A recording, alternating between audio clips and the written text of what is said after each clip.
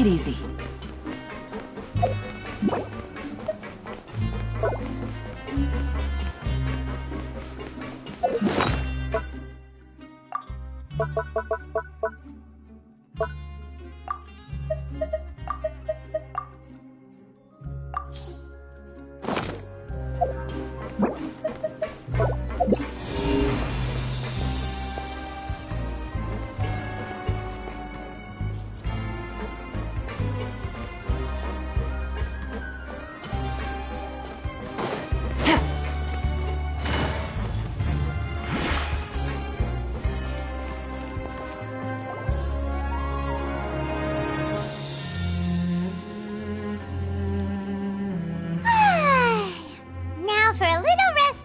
Breakfast.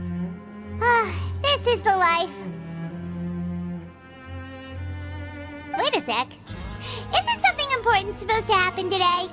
Oh, today's our big day! We're supposed to leave the Fortress of Mirapede! Come on, we've got to go complete the release procedures now!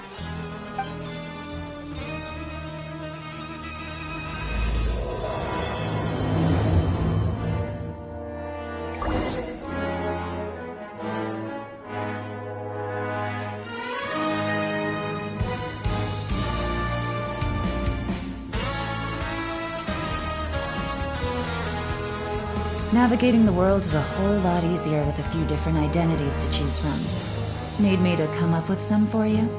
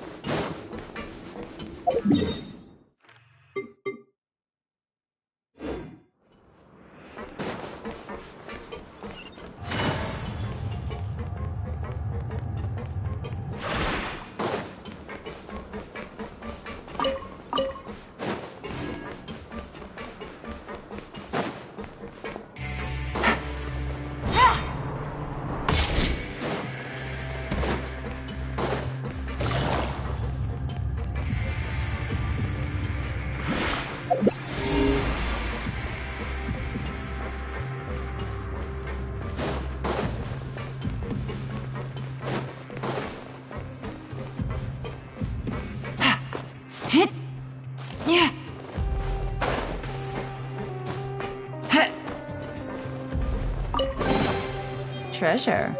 One way to draw your target out of hiding.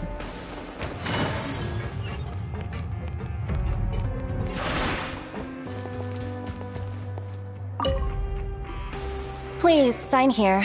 This document will be effective immediately upon signing, and you two may exit the Fortress of Mirapede via the regular channels. It's been so long since we've been to the surface. Let's hurry up and... Huh? What's happening?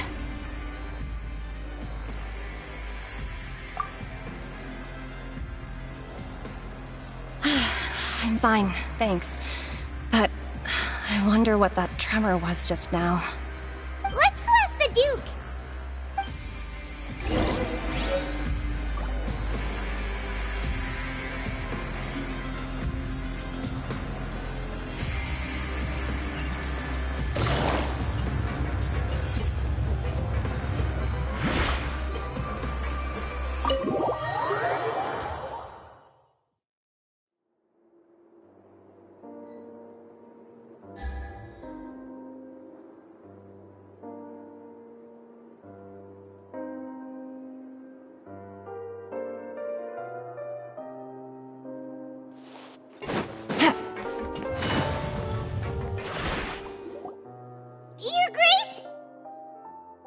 Ah, good to see you two.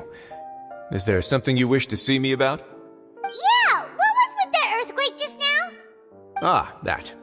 The tremor didn't originate from the seafloor. In fact, it seems it came from the surface. Over the years of serving as the warden here, I have developed a sense for distinguishing between what occurs on the surface and what occurs underwater. Besides, the seal that Monsieur Neuvillette set in place won't fail so easily. So the fortress is okay? If you recall our last incident, if there really were a problem, there would be crowds of inmates in a panic right now. Huh, you've got a point. Okay, seems we need to get back up to the surface and ask about what happened.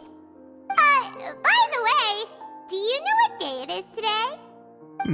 I believe today is this month's pipe cleaning day. Wait, seriously?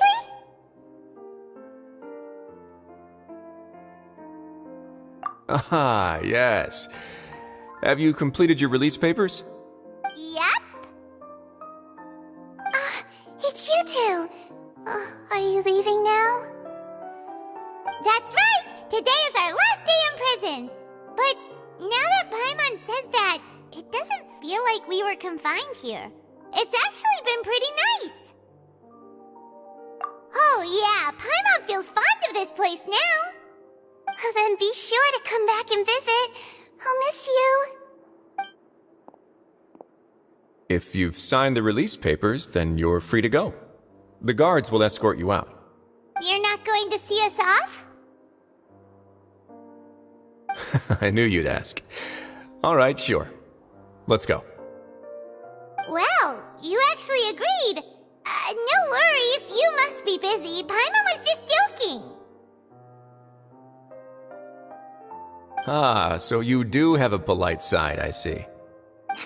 After being down here for so long, I imagine you must feel like you're lacking companionship. Shall I come along too? Yeah, don't worry, we'll come back to see you. Paimon really likes the cafeteria here. The chefs sure do know how to make good grub. I hope you won't be here as convicts the next time I see you. We'll do our best to stay out of trouble.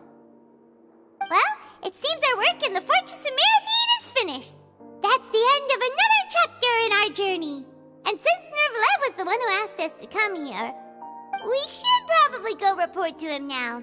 Next up, the Palais Mermonia. You're going to see Monsieur Nervilette? Please pass on our kind regards. I'm sure just your regards will do, no? I believe it would be the polite thing to do. You're right. I've heard the Palais has been terribly busy these days. Tell him that I hope he hasn't been overwhelmed by the recent string of troubles.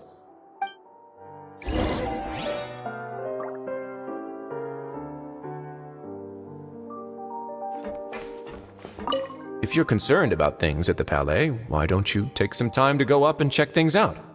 I believe you should still have some vacation time to spend. Thank you for being so understanding. It means a lot. It's been some time since I've gone to the surface. I must say that I've started to miss it a little.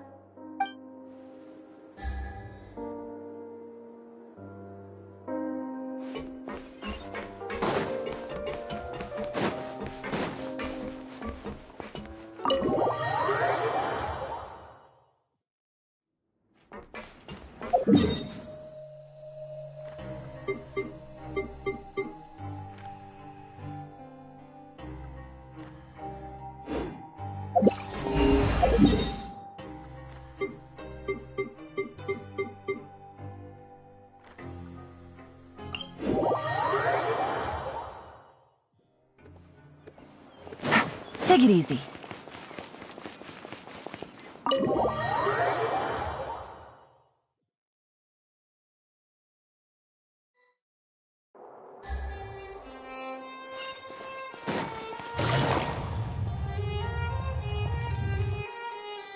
The Palais Mermonia sure is buzzing with activity today. Halt! Huh?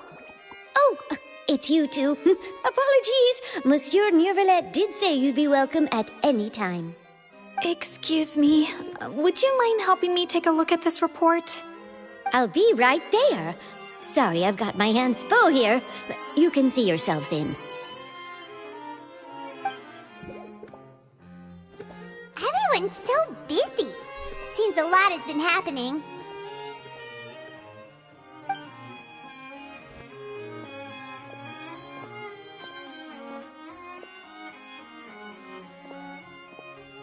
Nervalet! Hello.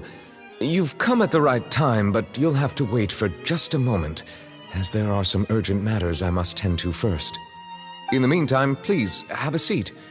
If you'd like to have something to drink, let the Melusine outside know. That's all right. We just ate. Very well, then. Let's take a break over there while we wait for him to finish his work.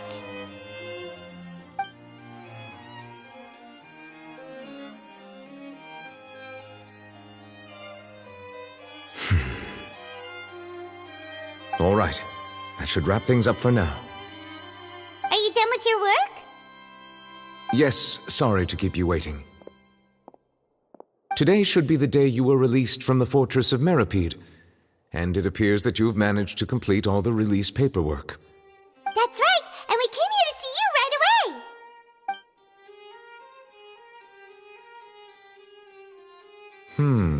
A massive whale. Do you have any idea what that might be? Judging from your description, that cannot have occurred in any ordinary waters, but rather something like the primordial sea. A whale of that size and shape cannot usually be found in the waters of Tevat. Therefore, we can only assume that Child is presently immersed in primordial seawater. Immersed in primordial seawater? But how?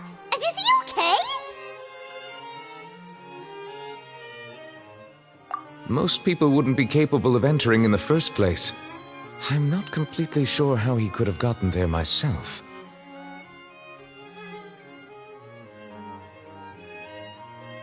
Yes? What is it?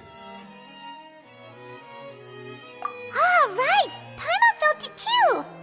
We asked the Duke and he said it wasn't from underwater, so we figured you might know something about it. It turns out that I have just received a report about this particular matter. In fact, that's exactly what I was busy with a moment ago. The source of the tremor was here on the surface near Poisson. After the shaking stopped, the water levels in the Poisson area rose at an alarming rate. The water levels rose? Oh no! What about all the people there?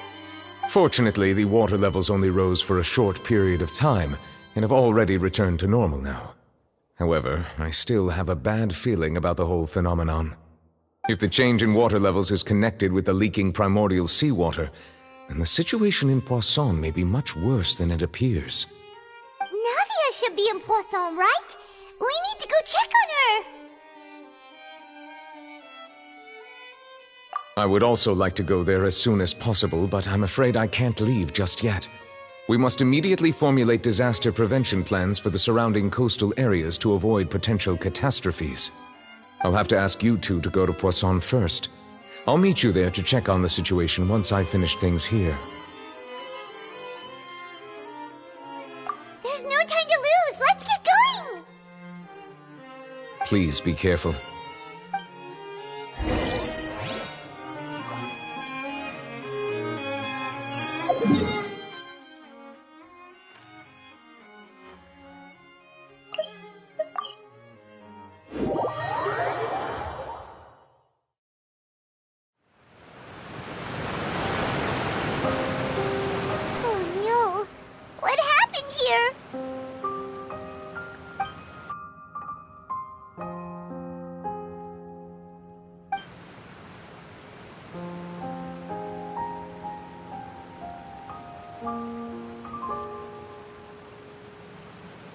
Navia should be around here, right? We need to make sure she's still... Paimon means we need to check on her.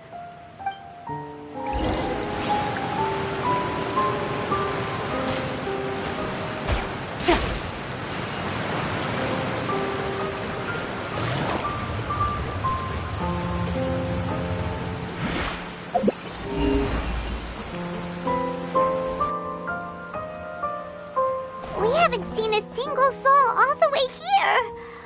Oh, this is getting scary. What will I ever do now? Look, there's someone on the roof over there. Just stay put. We're coming up. Watch your balance. All right, just hurry.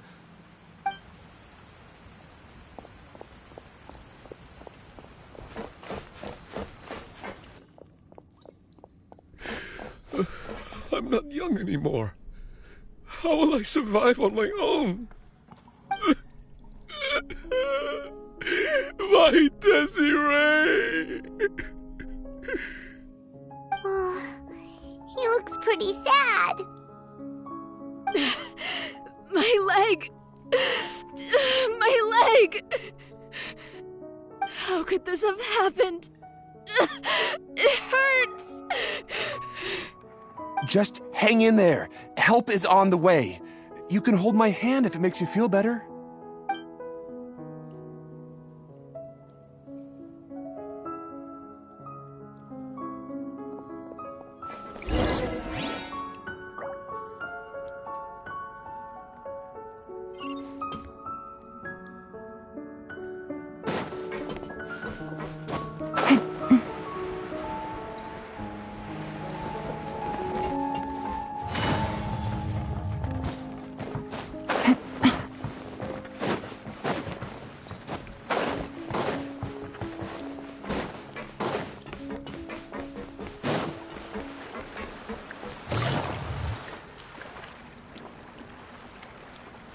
It's Navia! She's over there! Hey, Navia! Are you okay?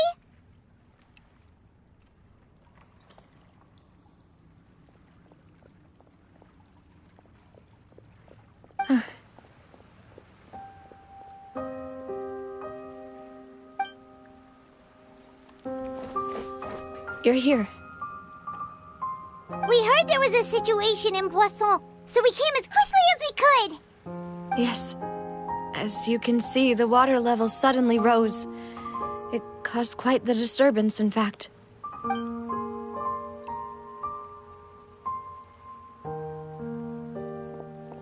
Demoiselle! There was a wounded resident next to a building southeast of here. We've already transported him to safety, but we've run out of medical supplies. He's wounded? How badly? He fell, so it's probably a broken leg. He's pretty shaken up. When the water level rose, he desperately climbed up to the roof. Once the water receded and he saw the ground, he became terrified and eventually... He jumped down then. Find the leader of Squad 1 and tell him to take the wounded resident to see a doctor. He should know where to go. Understood. I'll take over his search and rescue mission in the meantime. All right. You'll be in charge.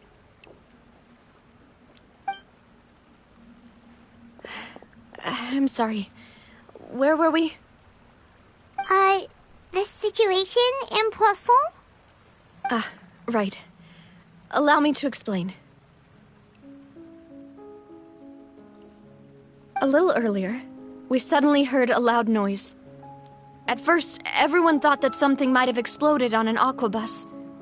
But before we knew it, water started pouring out from everywhere. The rushing water seemed a little odd, almost like the unique color of primordial seawater. Some people didn't realize the danger and thought it was just ordinary water, leaking from somewhere.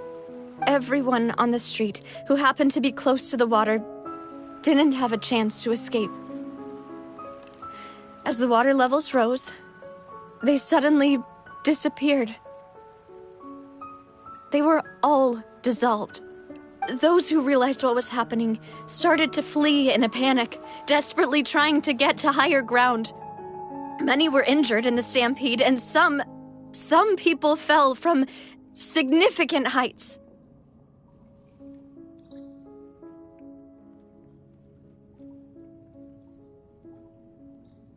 The Spina di Rosula initiated rescue operations as quickly as possible, but there have been a lot of casualties. Fortunately, the water began to recede after some time, and the chaos came to an end. The water that flooded the area contained primordial seawater, so the lower levels of Poisson are still hazardous. To ensure everyone's safety, I've asked the people there to leave as soon as possible.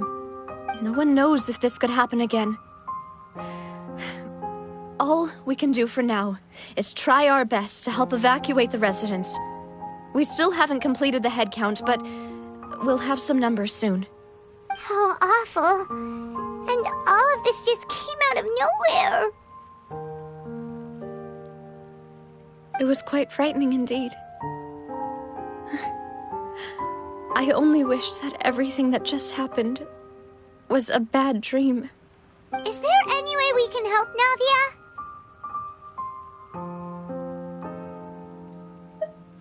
Thank you for being so willing to help in a moment of crisis like this. You don't know how much it means to me. I really can't express how grateful I am.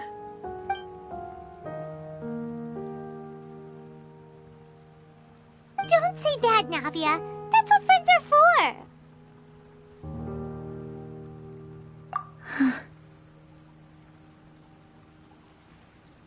Demoiselle! We've got a situation here! I'll be right there. Sorry, I need to go for now. And out she goes. Seems it might be a while before she can take a break.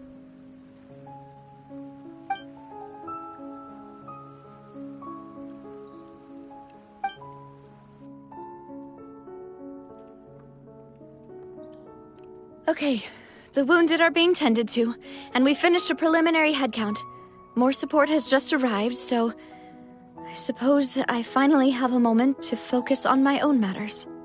Of course, we should remain ready for anything, and continue doing our best to rescue others.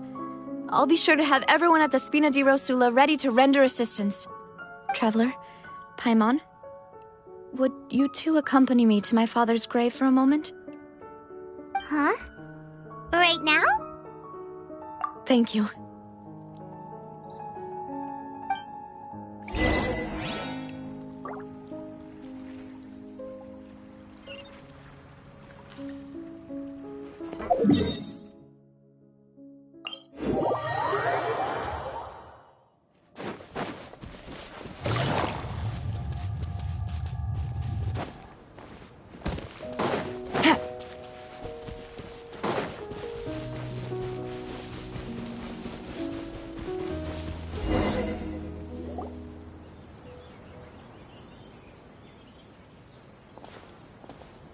Not a lot of people here, huh? Well, given the time of day and the whole situation in Poisson, Paimon doesn't think there'd be a ton of people here visiting graves. Right. That's how things are now. The living are so exhausted that they've no strength to spare any words for the dead. Navia?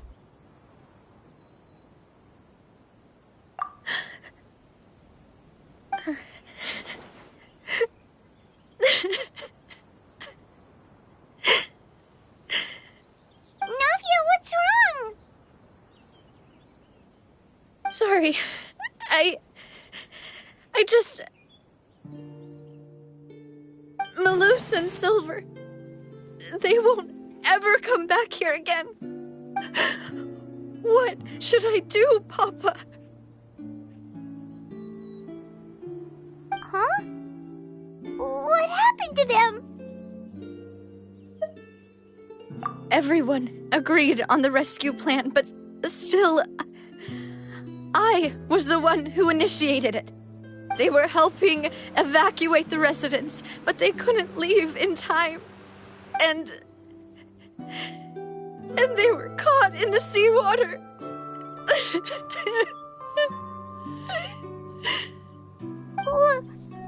What should we do? I've known them for so long. And I know they weren't afraid. But I could at least hold a funeral for my father. And I know where he rests. But as for Malus and Silver, they're just gone. I just can't.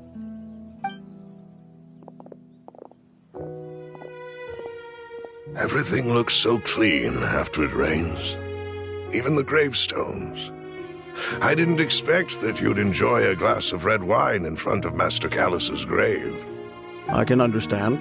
Besides, the scenery here isn't half bad. See, it's not just me. I always want to bring something when I visit Papa. Perhaps we might even have a picnic. He wouldn't be angry, would he? How could Master ever be upset with you, demoiselle? Yet the cemetery is the home of those who have passed, is it not? Everyone ends up here sooner or later, no matter who you are. Buying yourself a plot in advance, are you? No need yet. But when I do, I hope you'll let me be buried beside Master Callus, demoiselle. Hey, stop joking around. I'm quite serious. That way, it will save us both the trip to see each other whenever you visit your father's grave. That makes sense. In that case, could I be buried on his other side?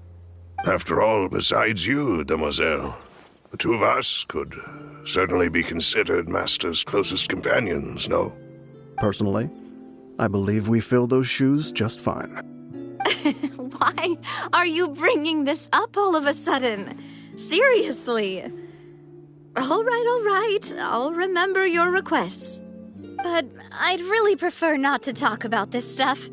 And what do you mean by saving me a trip? I'd make the journey even if I had to visit you two somewhere else. I'd promised to let them rest in peace here. But here I am breaking that promise. I'm sorry for letting you see me in a mess like this. I don't usually cry, really. Paimon doesn't know how to help you feel better. But, well, she understands how you feel. I had always thought I could make my wishes come true. But now that I think about it, that never solely relied on me. Many things can only be accomplished with someone else's help. Malus and Silver have helped me so much. But by contrast, I could do nothing for them. I'm so sorry. You can spend as much time as you need here, Navia. We'll stay with you. Thank you. Right now, you don't know how much that means. By the way, you can have a look at this. It's a list of victims from the incident that took place here. Obena, Khan, Burnett, Giverny, Francine, Karina, Daisy Ray, Joinville, Julianne, Esson, as well as Malus and Silver. So, everyone else is safe. But still... It's okay. I know what you're thinking. And you're right. We lost Malus and Silver. But we were able to save more than we anticipated. The overall outcome indicates that the cost was worth it. Right! Don't think that way, Navia.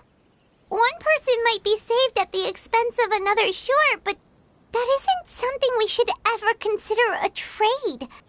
Malus and Silver were not the price for saving anyone. They're heroes. You're right.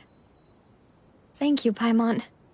What you said just now was pretty amazing, actually. I'll remember your words.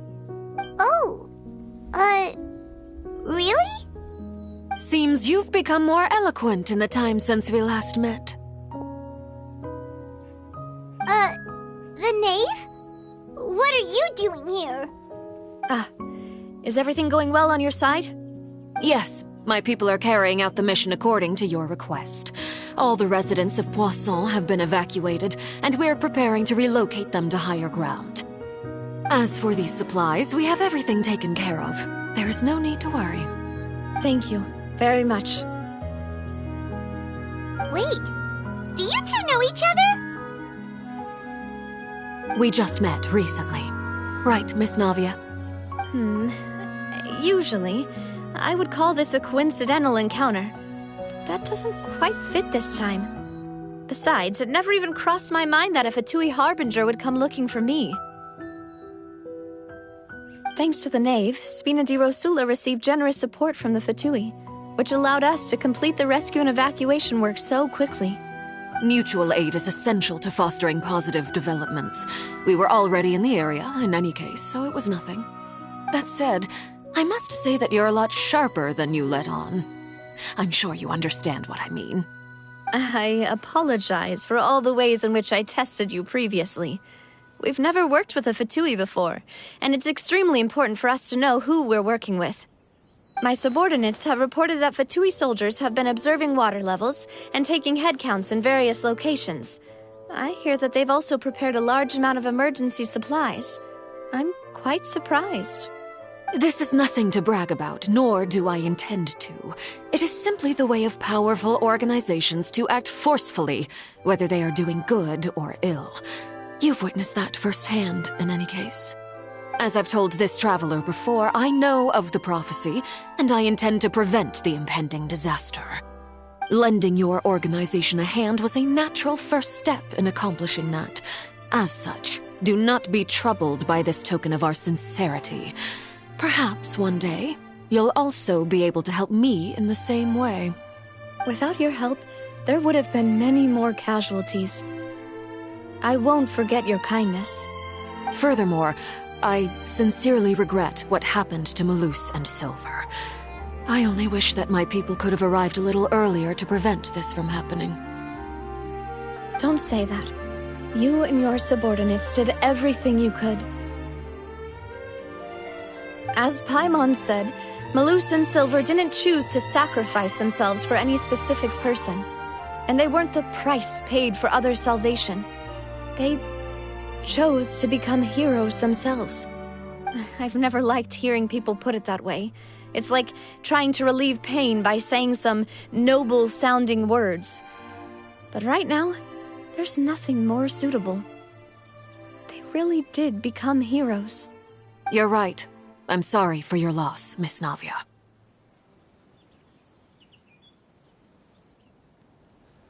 Water is life to Fontaine's people, and it also spells disaster. It's no wonder that people always say that prophecies represent fate. Fortunately, I've never been one for such opinions.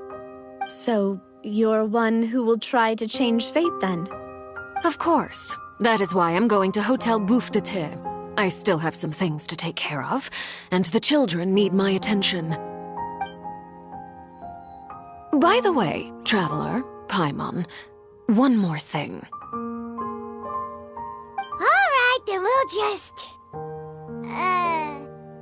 Huh? This isn't right. Paimon thought you would ask us to walk with you for a moment so you could tell us something in private. That is a clever and useful conversation technique, which I do like to use when necessary. But there's no need today. It would not hurt to have Miss Navia listening in. Traveler, I'm sure you remember that I said we could work together when we had the chance. You and I both know that there may be issues with the Primordial Sea. Previously, it was the Fortress of Meripede's sluice gate, and this time it was the water levels in Poisson. These are both signals. Indeed. Allow me to share the latest intel I've received from the House of the Hearth's intelligence network with you. During some recent investigations, a child claimed to have discovered some ruins near Poisson. The ruins date back to ancient times, and seem to be worth investigating in many ways. Judging by the dating of the ruins, they may be related to the prophecy and the coming crisis. The situation is becoming more urgent, so any pertinent information will prove extremely precious. My people initially came to prepare for ruin exploration. Unexpectedly, this disaster struck, and at present, we're all busy prioritizing the rescue effort. So that's why the Fatui were already in Poisson. I wanted to take the children along, but unfortunately, Linny, Lynette, and Fremine have all been dispatched to higher ground to assist affected residents. Linny told me that outside of the house, the person they trust most is you. Which is why I want to give you this task.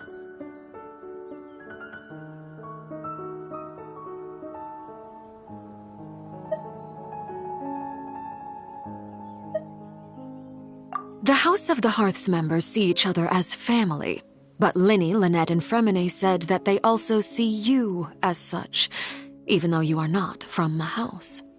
I'm sure you already understand how earnest they consider their friendship with you to be. Oh, that somehow makes Paimon feel kinda happy. The intel I just shared about the ruins could fetch a high price. But since the children consider you family, it's only natural that I freely share it with you. Got it! So all we gotta do is go to some ruins, right? We can handle that.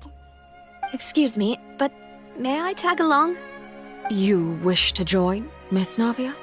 But are you sure you're up to exploring some ruins? You need to rest. Well, I'm sad, yes, but I can't just go back and plop myself into a chair by the roadside and do nothing. There's no point in being depressed while we still have a disaster on our hands. As my father's successor, I must live up to the hopes he had in me. Besides, I'm also doing this for myself. I need something, a distraction, to keep my mind off Malus and Silver.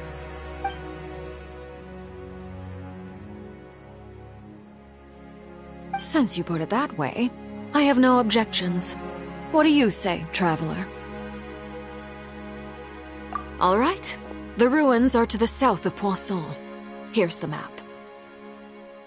Okay, the three of us will handle it. Come on, let's pack up and get going.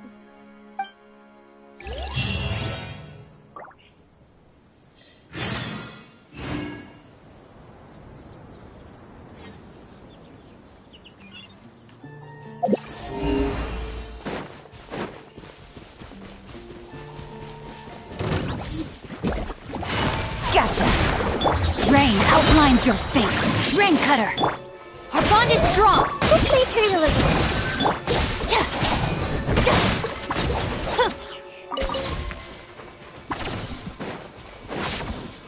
Body in 9.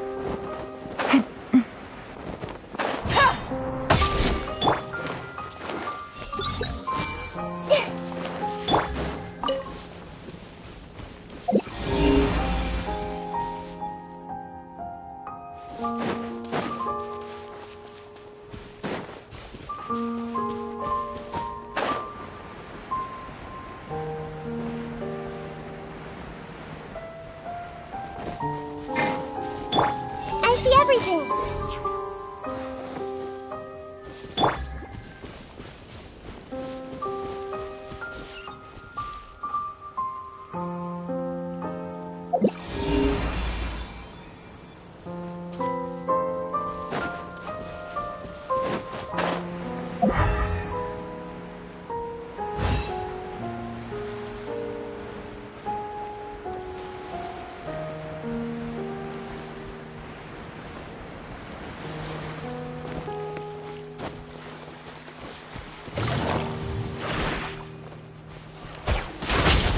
Take it easy.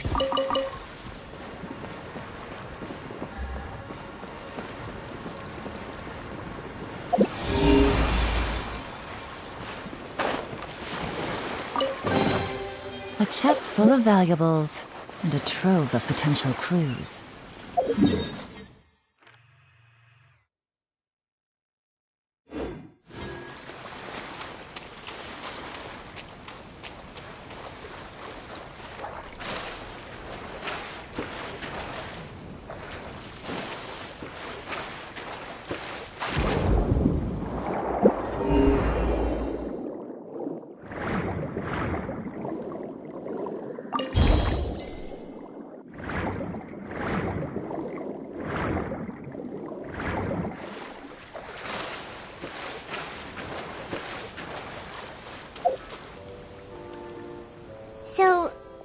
the ruins the knave was talking about?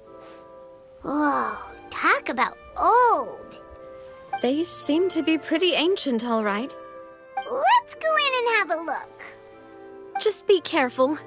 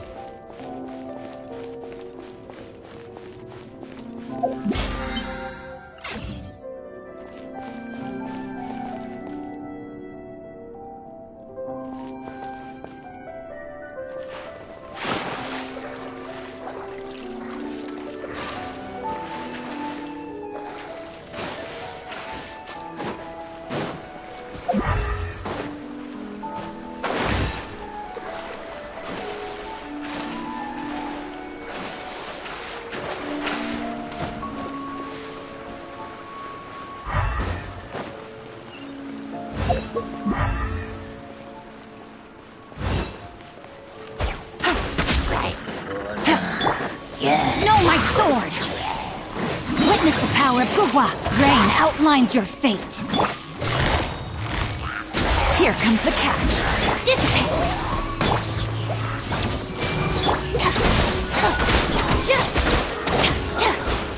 Gada Kundala.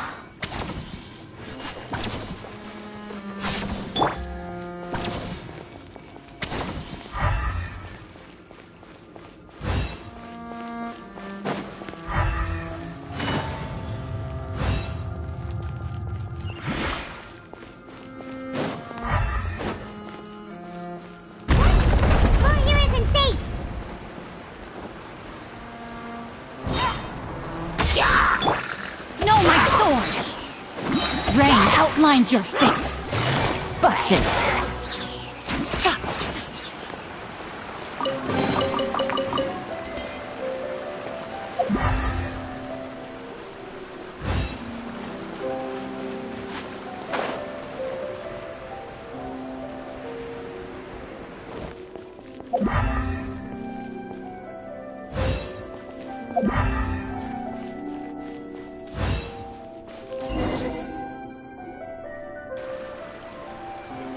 This place has also been contaminated by primordial seawater.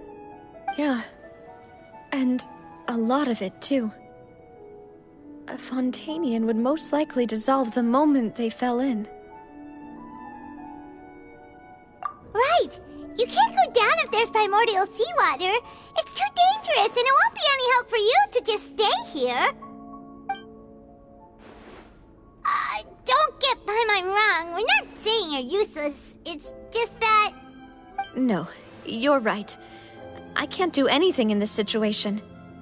I'll leave this to you.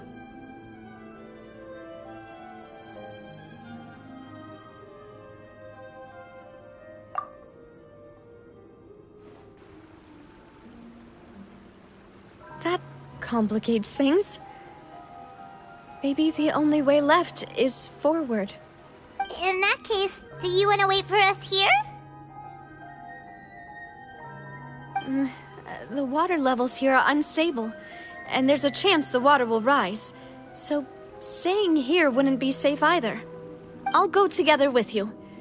Perhaps we'll find the exit just up ahead. All right. Come with us for now then, but please be careful.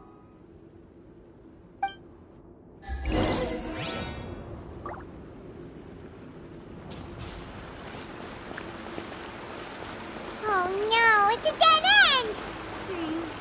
Let's try climbing over from the side.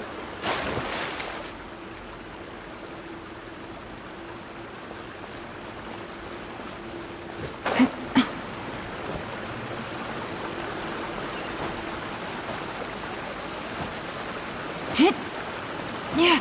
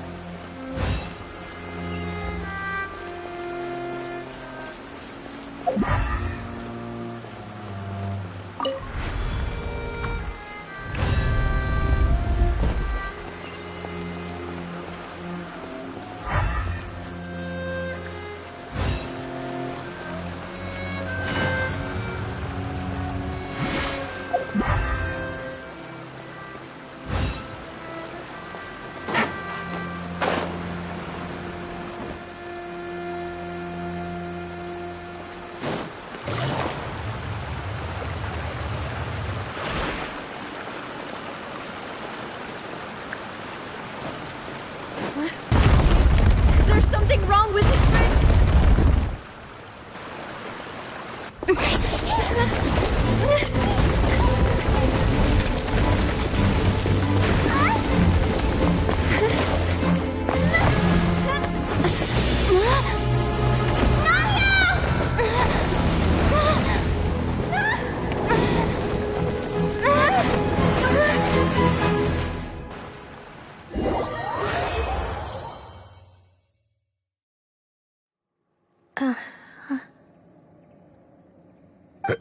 Demoiselle?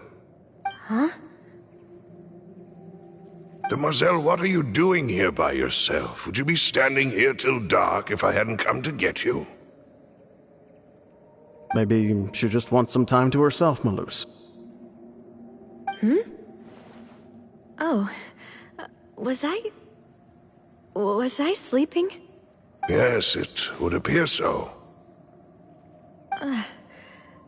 I must be tired. That's quite possible. However, you were the one that suggested we go out for a walk. Oh, right. I nearly forgot. It must have slipped my mind when I dozed off. I haven't had a nap today yet. Have I? This is a familiar feeling, yet something's a little strange. Is something the matter, Demoiselle? Oh, no. No, I'm fine. I was just trying to recall why we came out for a walk.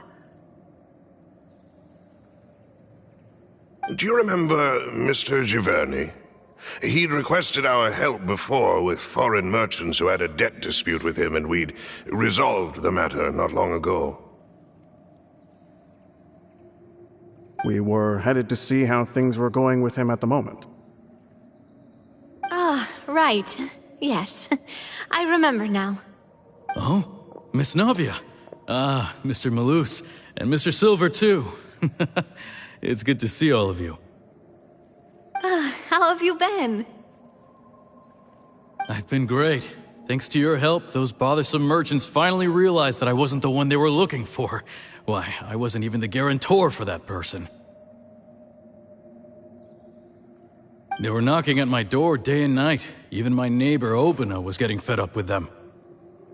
Sometimes force is required to calm someone down and get them to listen to what you have to say.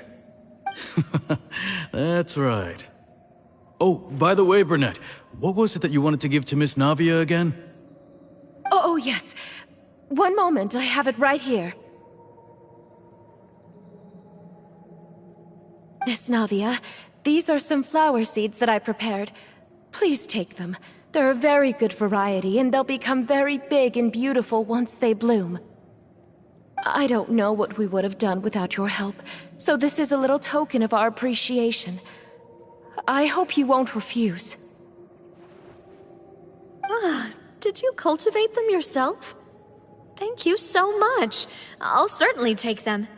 Malus, we do still have some empty flower pots at home, right? Why, we can have as many pots as you'd like, Demoiselle. Perfect. In that case, we'll swap out some of the decorative plants for some of Mrs. Burnett's flowers. Very well. Wait. Something seems to be off here. Excuse me, madam. If I'm not mistaken, your name is Burnett, correct? That's right. Is something wrong? No, it's nothing. This is the first time we've ever met, but your name seemed familiar to me. I must have heard it when I was discussing things with your husband previously. I've heard this name before. Sometime recently, I'm sure of it. And why are there so few people around here? Where did everyone go? We must mind the time, demoiselle. We still have important things to attend to today. Huh? We do? Like what? Well, now, did you forget? Miss Navia, here you are. I've been looking for you. Please, come to the Opera House. Your trial is about to begin. My trial? Wait, why would I need to go to the Opera House? Yes, she's right, demoiselle. It's just about time now, so we should get going. Oh? All right then.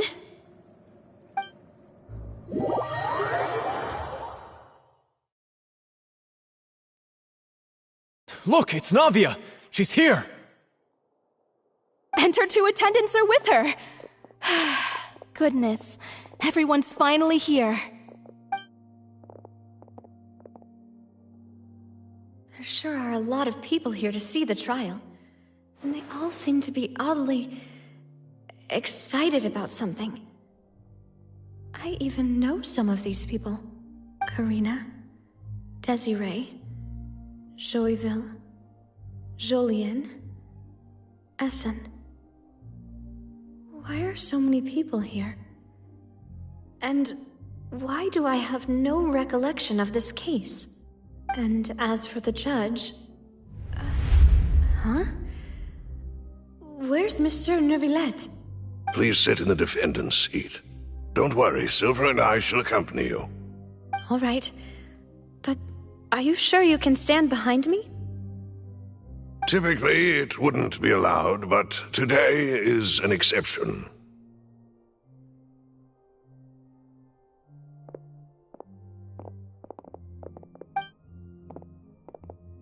Hey, what kind of place do they think this is? Come on, do they have any idea what they're doing? Seriously. Enough with the whispering! Could someone please tell me where Monsieur Neuvillette is? And why I'm standing trial? My dear Miss Navia, have you not yet realized what you've done? In that case, allow me to explain. As all here know, you are Master Callus's successor, the head of the Spina di Rosula, someone held in high regard by every soul in Poisson. After you took over the Spina, you treated all of us just like the late Master Callus had.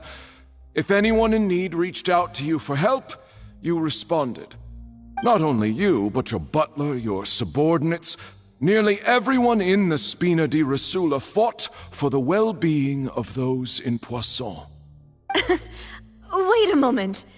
Aren't you just proving that I'm a good person? Yes, correct. Absolutely right. And that is why you stand accused. You have helped so many people get through so many difficulties. You are one with us. We are inseparable. We are one big family, all of us who are from Poisson, inextricably linked. And with you being so important, we couldn't possibly do without you.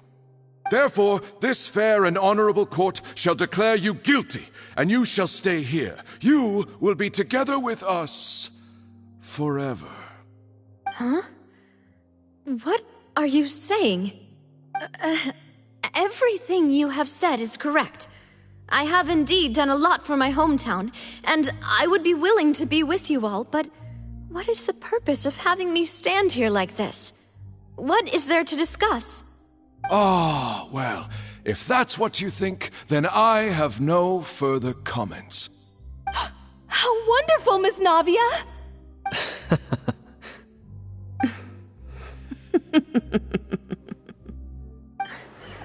I know all these people. Why are they laughing? I seem to remember now. Yes, I get it. This trial is... Wait just a moment. This isn't right! Melus? What was that, Mr. Malus? Our conclusion is very clear and unanimous. Let the court judge her now. She's guilty! Stay here, Navia! You're one of us! Demoiselle, don't admit guilt. This trial means to keep you here forever. I wish to exercise my right to defend Our Lady. Mr. Joinville, you only know of Navia's goodness, but nothing of her utterly independent mind. She was born a free and independent spirit. She has never been tied down by anything. Indeed, even the death of Master Callus couldn't stop her. Her actions cannot serve as proof that she identifies herself as part of any group. She merely acted as an individual, extending her hand to help others. Please do not mistake her actions as being otherwise. Really? As an individual, you say? Don't forget, we are all Fontanians here. This is the nation of justice, the nation of Hydro. Even if Miss Navia only voluntarily rendered her assistance, that doesn't change the fact that her beautiful soul must return to everyone. Water accepts all, blends with all. It will surely accept her kindness.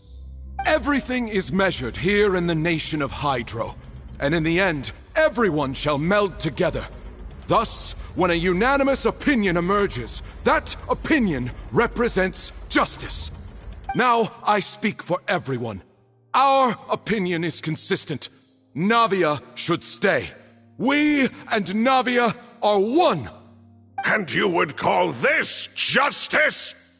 Preposterous. You are merely jealous that Demoiselle still has a chance to exist as an individual. Have you forgotten how much you all once longed to become individuals, to become independent? Do you mean to defy our justice? If your justice is flawed, then why should we acknowledge it? As you said, we can also have our own justice. Silver and I shall defend Demoiselle. And that is how we will enforce justice. Ugh, my head... It hurts. Demoiselle. Silver, it hurts. My head is spinning.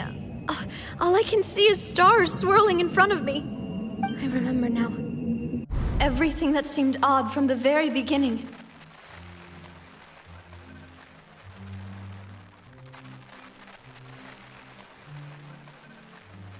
Karina, Desiree, Joyville, Jolien, Essen, and Mr. Giverny and Mrs. Burnett, who we met earlier. Even Malus and Silver.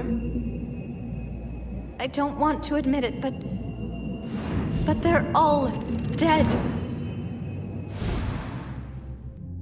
Don't be afraid, and don't admit guilt. We will protect you to the very end. Absurd! Who are you to say that she cannot be judged? We are the majority, and in the nation of trials, the majority is absolute justice. We are the will of all. Don't let them escape! We shall keep Navia here with us! Mr. Malus and Mr. Silver, must you be so stubborn? How could the two of you possibly hope to stand against the collective? Do not resist. This judgment is fair and just. Navia belongs to us. After all that happened, she should not be left alone in Poisson. What are you saying? No more excuses! She says we're jealous. Jealous? How could she possibly be an independent individual? What's with these people? Who's jealous of her? She belongs to us! Miss Navia, she... Silence! That's...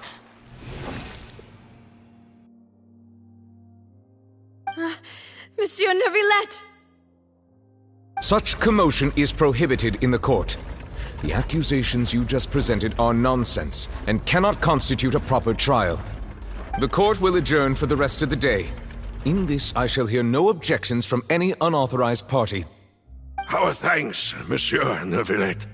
Please leave with me, Miss Navia, while there is still time. But... Go on now, demoiselle. This is your only chance to leave this place. What, can't bear to leave us behind or something? Malus. My apologies. I couldn't resist making one little joke once I realized that this shall be our last goodbye. Malus. Silver. Quickly! You must come now! Goodbye, demoiselle. Farewell.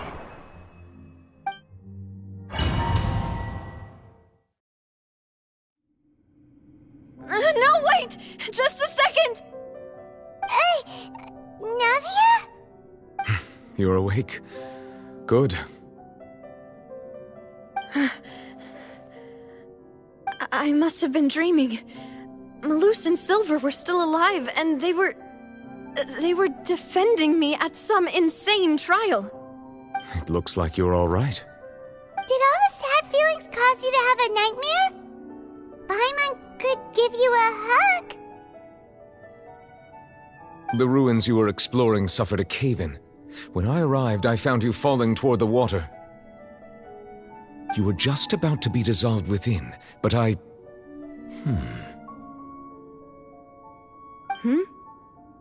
What is it?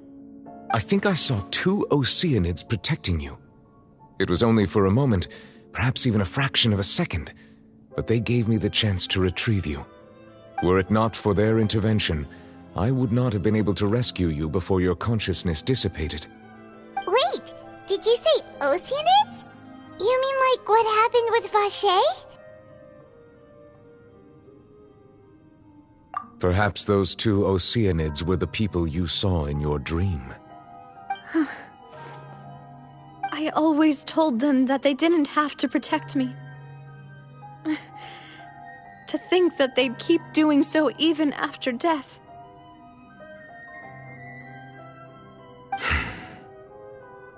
Please come with me.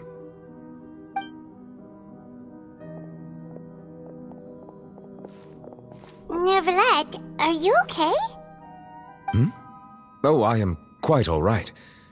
Perhaps there's something we could chat about?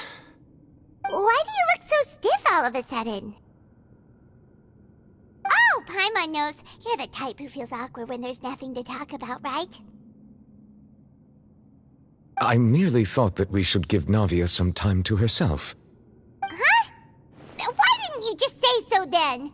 Don't you think it's even more awkward to call us over like this and then have nothing to talk about? I suppose so.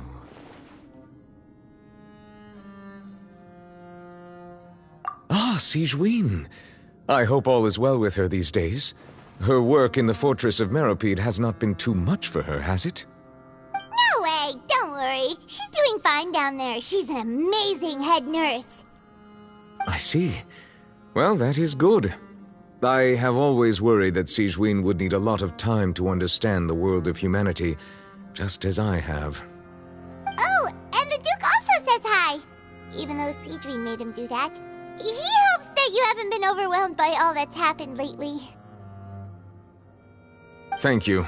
I have indeed been busy lately, and I also hope that everything is going well in the Fortress of Meropide. He still doesn't know what to talk about. Let's chat about something else then. So, Neverlet, you're probably quite the swimmer, huh? Yes, of course. This isn't going anywhere. Let's try something else. How did you find these ruins? Did the knave tell you? Yes, in fact. I had arranged to meet you in Poisson, but when I arrived, I discovered that the Fatui were helping the residents evacuate. They had even transported a large quantity of supplies to the area. Amid my astonishment, I ran into the knave, and we had a chat. She informed me that she had asked you to investigate the ancient ruins here. Yeah, we originally planned to meet up with you, but we thought you might still be busy with all those official documents. We didn't think exploring the ruins would take very long, and who would have thought you'd wrap things up so quickly?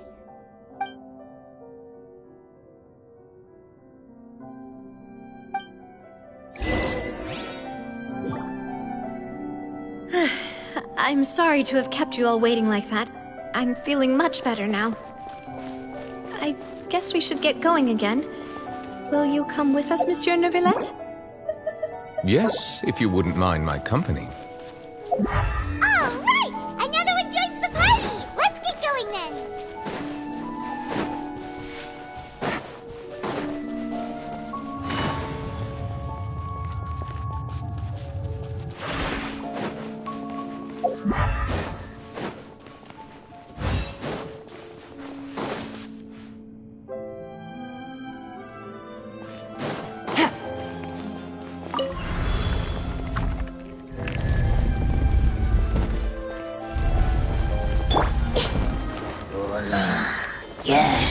Make yourselves at home.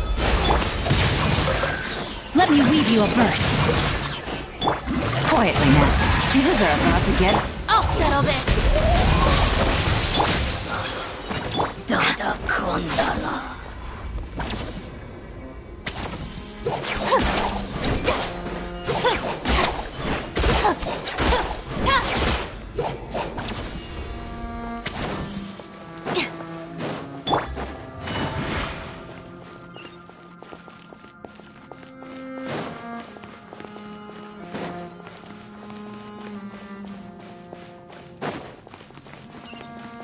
Oh no! Another unstable path! Watch your step!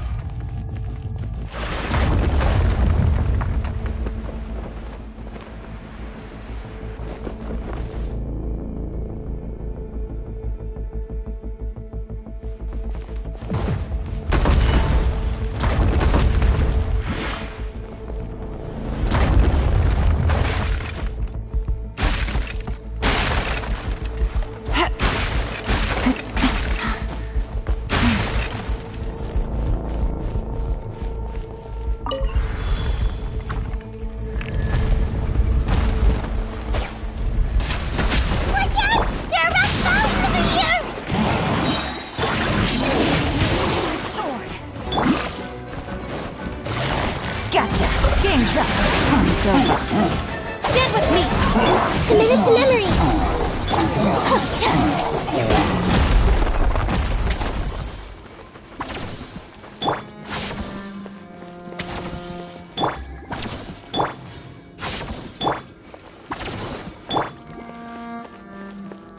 Rain outlines your fate.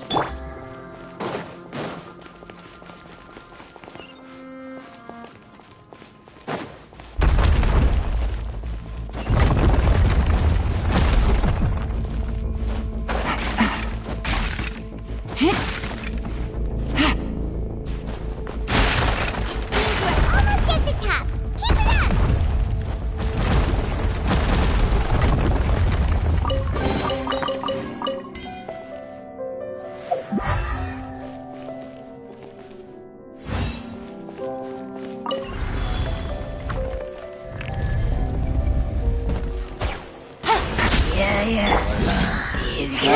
Roll! The Temple of Wisdom! I let my guard down.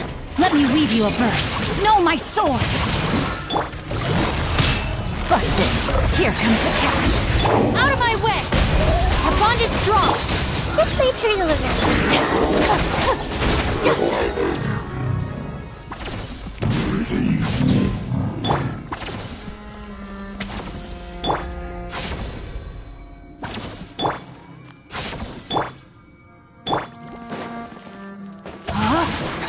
Stand with me!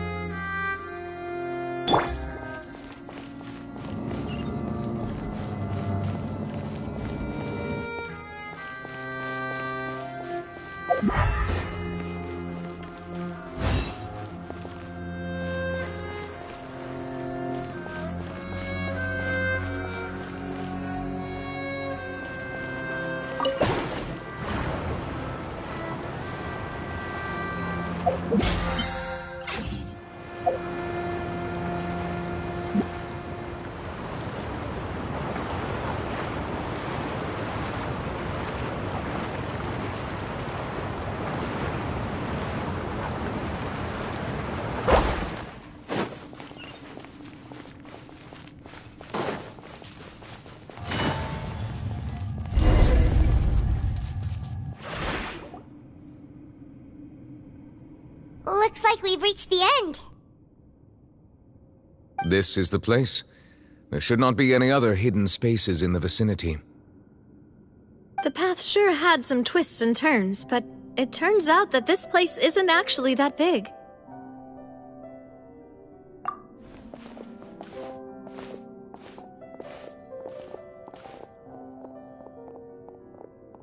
Stone slates? It seems like they were put here as an offering. Could we take them down and have a look? Perhaps we should just leave them be for now.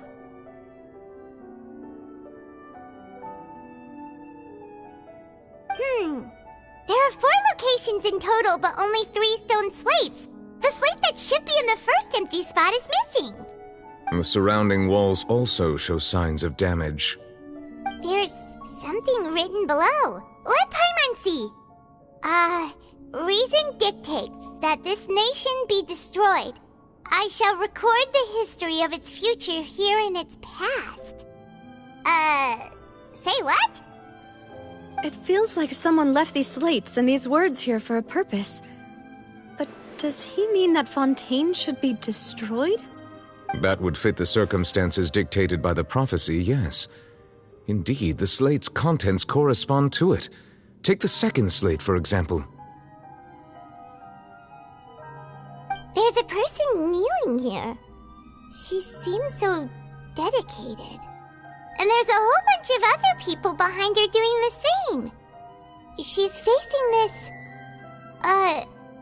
what is this? Some kind of island in the sky? And is that Lady Farina in the third image? Did the Hydro Archon fall into the water? And is that a ring of people around her?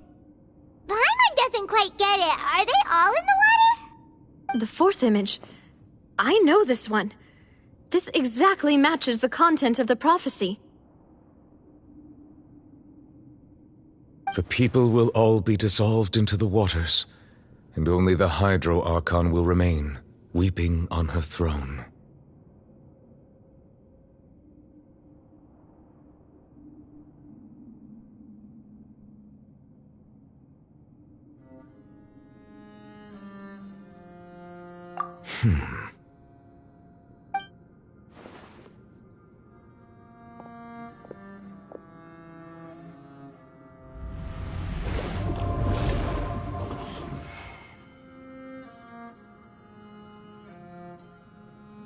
More information should be hidden in these slates, but I fear I cannot easily uncover it, most likely due to us missing the first slate. I am very sorry. Don't blame yourself, Monsieur Neuvillette. Deciphering ancient stone slates isn't one of your duties. Ooh, Paimon's getting the chills just looking at these slates. This says that it's the history of the future, right? That means the prophecy's sure to come true. I really hope it doesn't mean that. Still, Paimon feels like these images are kind of weird when you look at them together.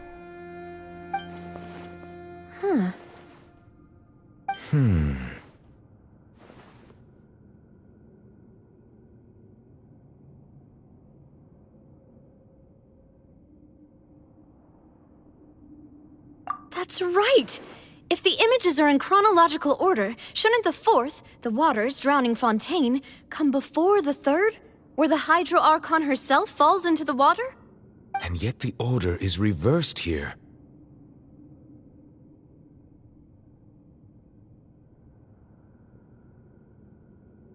If we go by timing, Lady Farina only emerges in the third image. That means that the person in the second image might be the previous Hydro Archon. Egeria, then. I had never met her, but her appearance here does match the records.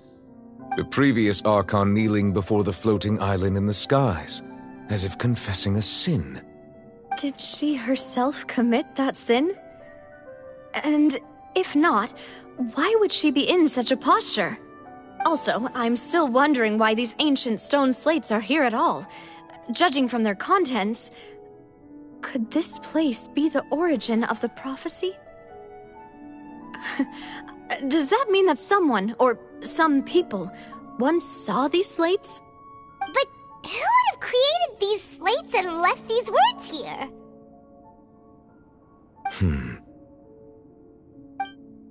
It seems that any further clues will have to come from Farina. In that case, there's no time to lose. There's nothing else to be gained here, so let's head back first. Yeah, we better get somewhere safe for now.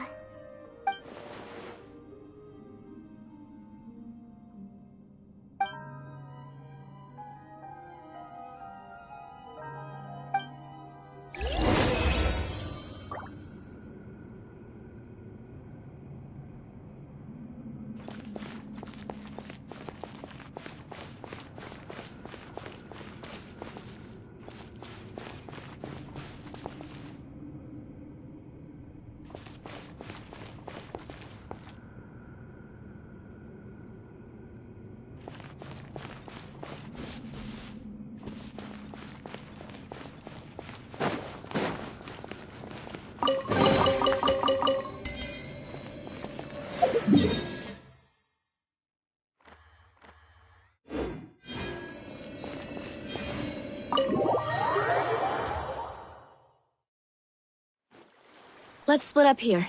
I'm going to check on what's happening with the Spina. You know how it is. There's some things you just need to be there for yourself. You still have energy for that, Navia? Paimon's already beat.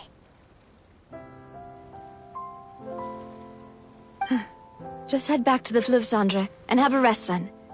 Thanks for keeping me company all this time. I'll depart as well. Thanks for your hard work today. Rest well, everyone. Traveler, I will go talk to Farina tomorrow morning to ask about the stone slates. I'm sure that you're concerned about this matter as well. If you have time, drop by my office. I will share the results of our discussion with you. Are you really gonna talk to her about this directly? Will that be a problem? Paimon's getting a little scared now that it's come to this. She has long been harboring secrets and will not give them up easily, which makes it all the more my duty to ensure that she understands the present situation. Alright, we'll leave it in your hands then. You're probably the best person to talk to her anyway. I will be carefully considering my words tonight. Traveler, Paimon, our safe house at the Fleuve Cendre is always open to you as ever, so please don't think you're an imposition. All right. I'll be on my way then.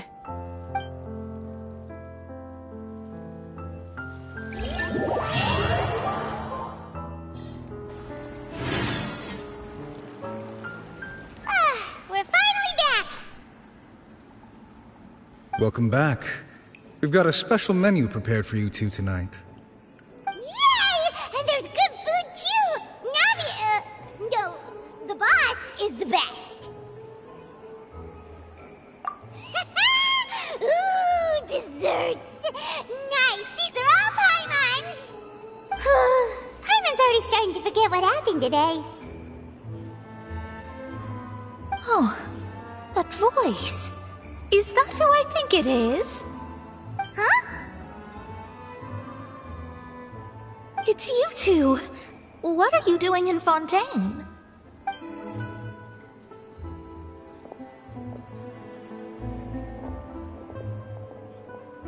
Mona?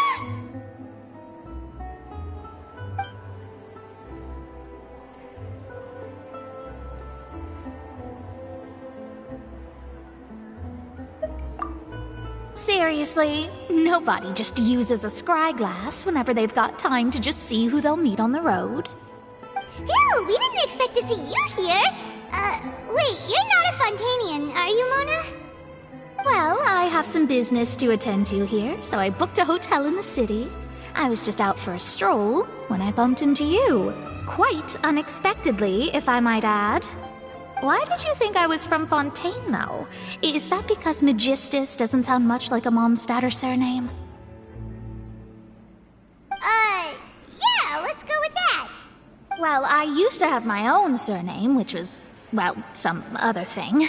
Either way, the old hag told me when she took me as her disciple that the first step to being a great astrologist's pupil was to change that name. There was nothing for it, really. She really is amazing at astrology, so I changed my name to what it is now according to her wishes. To my surprise, however, Megistus is not the name of some ancient house or clan. It isn't? Nope. Although it is used by us in place of surnames, it generally just means great. Wow! Imagine including a boast in your name. Wait, are you gonna have to put that into your genealogy as well? I reckon so. In any case, I'd give my disciple a name like this as well, if I were to take one. Astromancer Barbeloth Trismegistus. Whoa, that's a long one. Does it also mean great or something? My name means Mona the Great Astrologist. As for the old hag, hers is, in plain speech, the thrice-as-great Scholar of the Stars. Just take it as a title specific to astrologists. Thrice as great? That's so petty. I know, right? That's just how she is. She used to call herself Megistus, actually, but when she took me in, she changed her name to Trismegistus. Talk about excessive. Megistus is thus the calling card of our school, so to speak, which makes it about the same as a surname. It's all right if you don't get it. You can look into it further should you need to study astrology more deeply.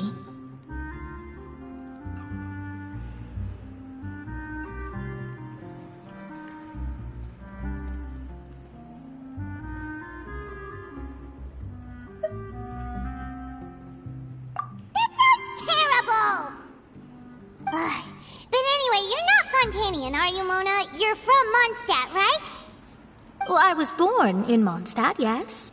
My parents migrated to Dornman Port, and I traveled with the old hag for a while, after which I settled down in Mondstadt City. Oh, that's a good thing then. At least we know you won't be dissolved by Fontaine's waters. Speaking of that, I'm sure you're aware that a bunch of things have happened here in Fontaine, right? I know you're not a local, but I'd avoid getting too close to any water that looks strange all the same. There's something ominous about it. Well, the water, I mean.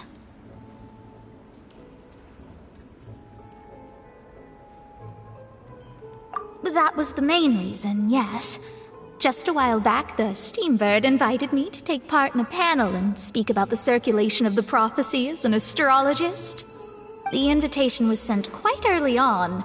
I don't think anyone expected Fontaine to be in this much trouble. What do you make of that prophecy, Mona? Just tell us what you think as an astrologist.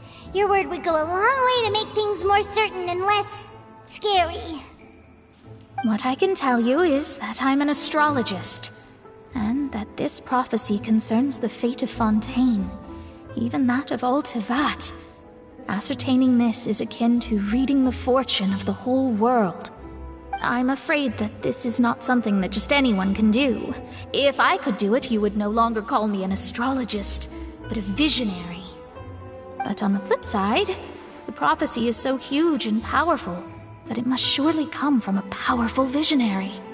Its contents involve the fate of the world.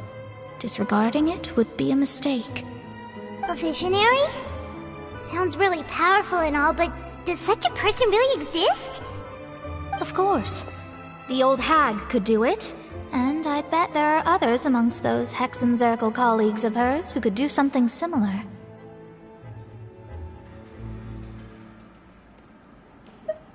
Huh? Are you sure? All right, I'll help you. It isn't often that I see you with such a serious look on your face. I'll tell you once I hear back from her. Thanks, Mona! You're amazing as always! Oh, well, this is something only I can do after all. So yes, your praises are quite welcome. That's the greatest of astrologists for you! Of all the people we know, you know the star's the best! Indeed, indeed. That's the spirit. Oh, sorry. I came to see what all the commotion was about. If there's anything you need, do not hesitate to inform the Spina di Rosula. Oh, whoops. Guess we were getting a little too carried away there. Well, I'll go tend to my own business now. If I receive any news, I'll be sure to come find you two again. And there she goes, quick as rushing water. And here we are with the Spina guy giving us suspicious looks.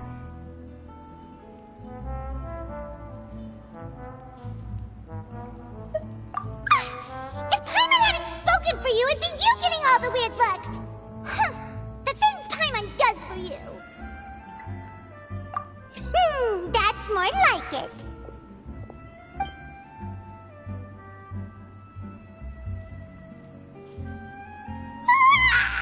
Good morning. To be honest, Paimon's still feeling kind of sleepy. But it's time to get up, Traveler. We agreed to go see Neuvillette, so let's pack it up and get going.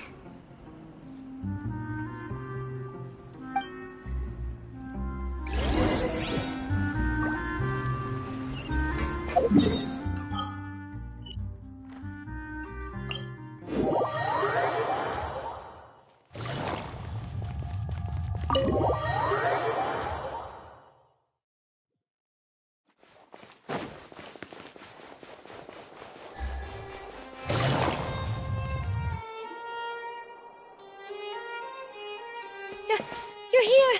Finally! Is something wrong? Monsieur Neuvillette and Lady Farina, they seem to have gotten into a dispute. Please go see for yourself.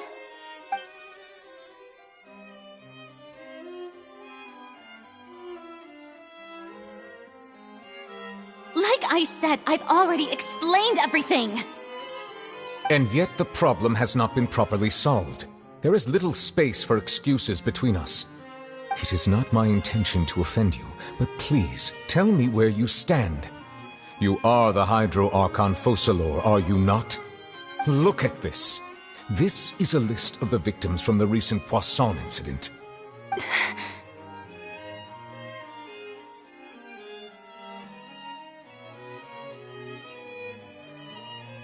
You mean... they're all... We did not arrive in time to avert this disaster, and I will not have it happen again. I will say this once more. You must tell me everything you know. Yesterday, I found 3 stone slates in some ancient ruins near Poisson. Do you know anything about those? Seriously? You're questioning me like this is a court case now. I don't know anything about that. But you found them in some ancient ruins, you say? That's correct, which is why I came to ask you some questions. There should have been 4 slates, but one of them was missing. The other 3 feature different images that seem to correlate to the prophecy. The prophecy? The second of these slates depicts the previous Hydro Archon Egeria kneeling before a floating island in the sky, as if confessing something. Do you know nothing of this either? I don't. I've never seen such slates. I'll ask you again. Do you really have no information regarding the previous Archon? My deciphering of the slates indicates that the Hydro Archon Egeria once had to confess to, or apologize for, a certain sin. If anyone would know about it, it should be you. All gods don't have the same secrets, you know. She was herself and I'm me. Is it really so strange that I know nothing? I understand your concerns, but I'm sorry. I just don't have anything to tell you. Forgive me for saying this now, Lady Farina, but I have long known of your various secret investigations into certain matters. There are several indications that you have been investigating the prophecy on the sly. This is not strange in itself, considering that you are the Hydro Archon. But it is strange that you should also claim to not know any of Egeria's secrets, as well as do nothing following your inquiries. You have never been as superficial as you have presented yourself to be, nor are you a fool. And yet, your behavior is very inconsistent.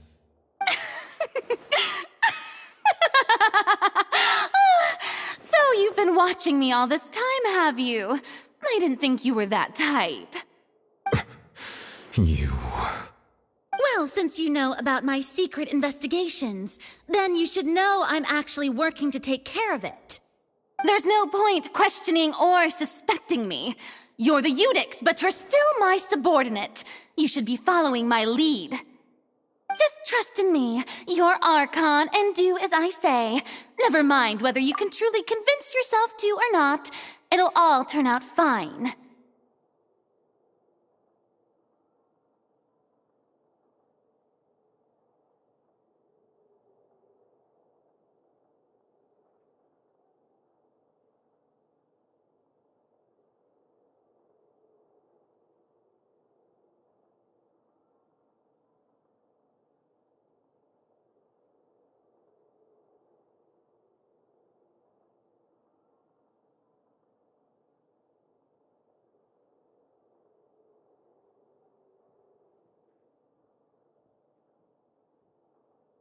That's all I have to say. We do not discuss this matter again. Oh, the opera's about to start. Toodles!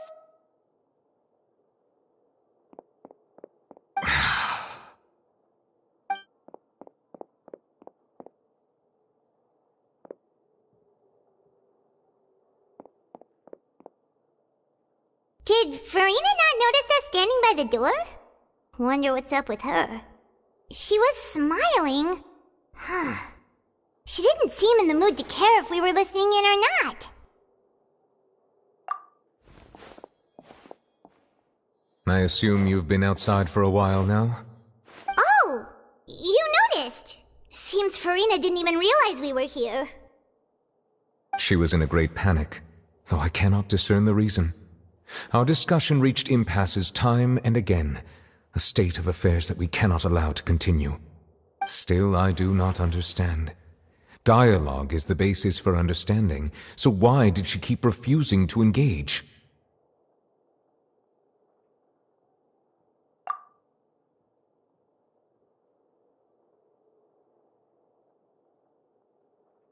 Everyone in her inner circle has noticed that she is hiding some secret. The issue is her attitude. I fear that she will not reveal anything unless absolutely forced to. We may have to create a situation in which she will have no choice but to speak. Oh?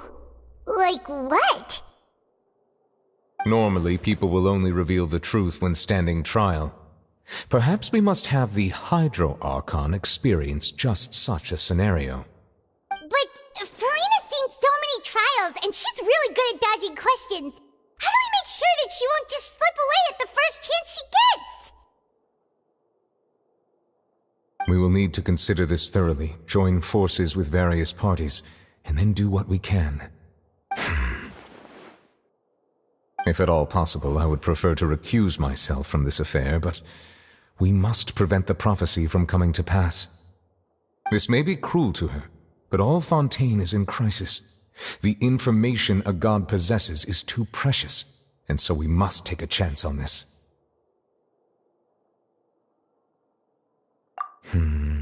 But who will lend us their aid to do such a thing?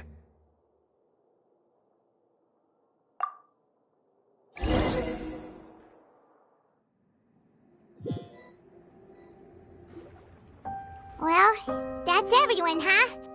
Speaking of which, it was pretty smart of you to think of hiding here. Poisson was just involved in a disaster, so it's presently devoid of people. That naturally makes it the best choice. And here you are drinking tea like it's the most natural thing in the world, huh? That's what family should do. Sit and enjoy a leisurely time together. It's nice to enjoy tea here, you know? Care for a cup? Lend me your ears, everyone. Or perhaps one of you might like to start us off. How about you, friend? Me? No, I don't think I can. Then, how about you, good sir?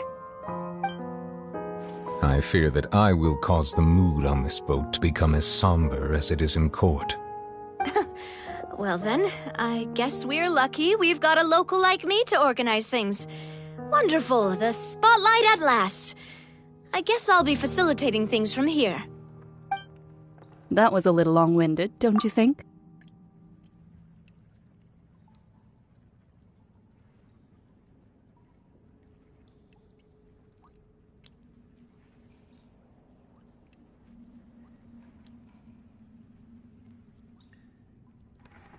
Oh, you might be right. Anyway, to cut to the chase, our friend here, the Traveler, has brought us together to discuss something. As for what that is, well, let's start by saying that we'll be pooling our efforts together to create a series of traps. Oh, how intriguing. Well, it's just an expression, really. One that I just learned from Chlorand, and used on the spot. So, let's invite her to explain in detail. A round of applause, please.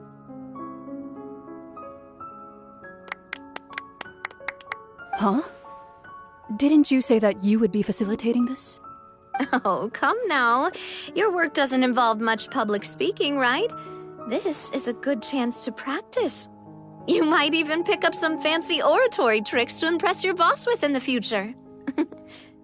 I see. And what does my boss say? He is glad that you consider him your boss. Do go on.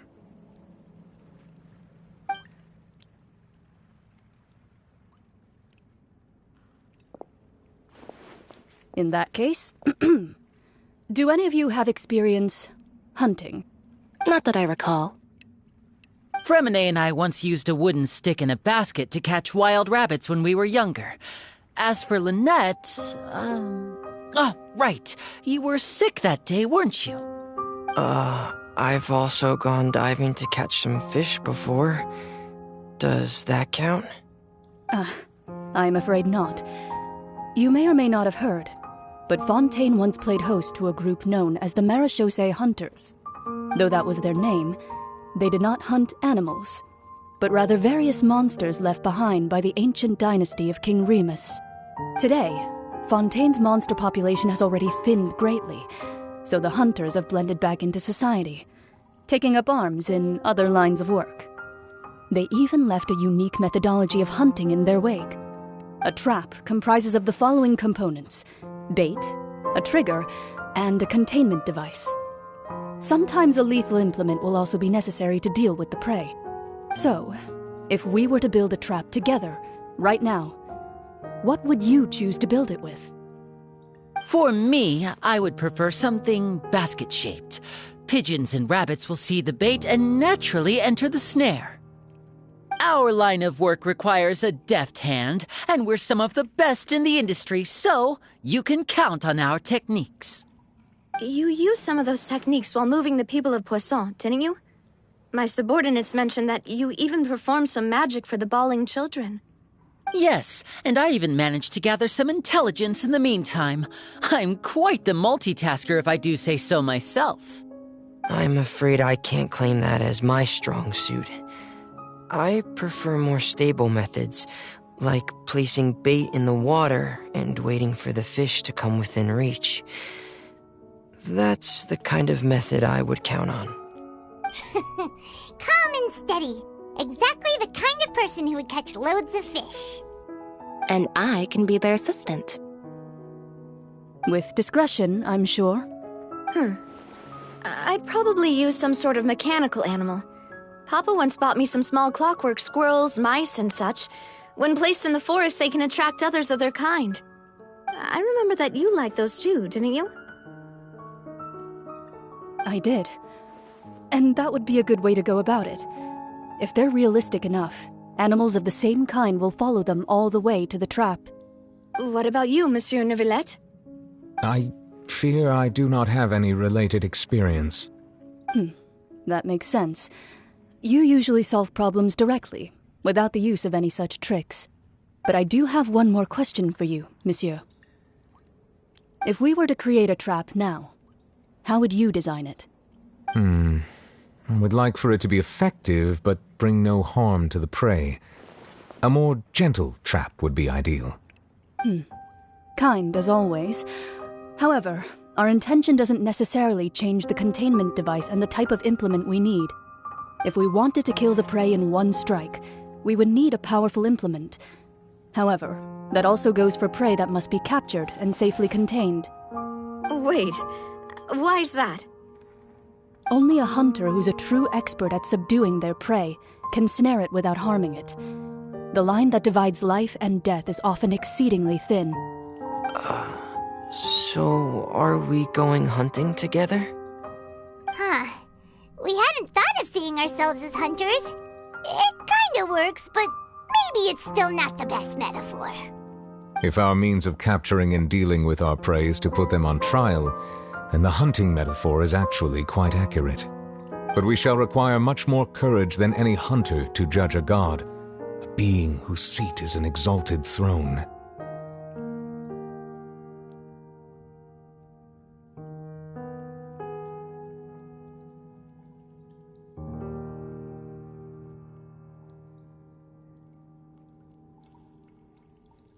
Oh, so that's what's going on. Sounds very interesting.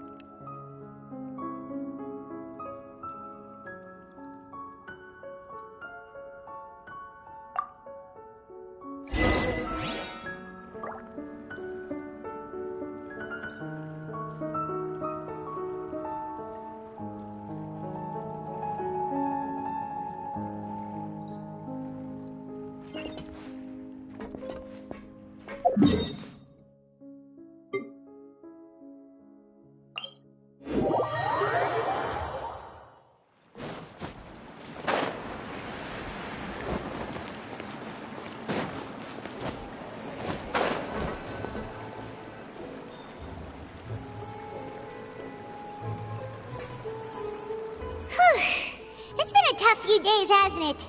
So much has been happening. Paimon didn't think the meetings would go on for so long, but everyone seemed pretty fired up, huh? Paimon thought they'd be at least a little frightened. Well, Fremine was, now that Paimon thinks about it, but everyone else just looked a little surprised. Well... It's hard to say. Paimon doesn't have any experience with this sort of thing. But with you around, Paimon sure will do great. After all, you're the most reliable person in the world, aren't you? Huh?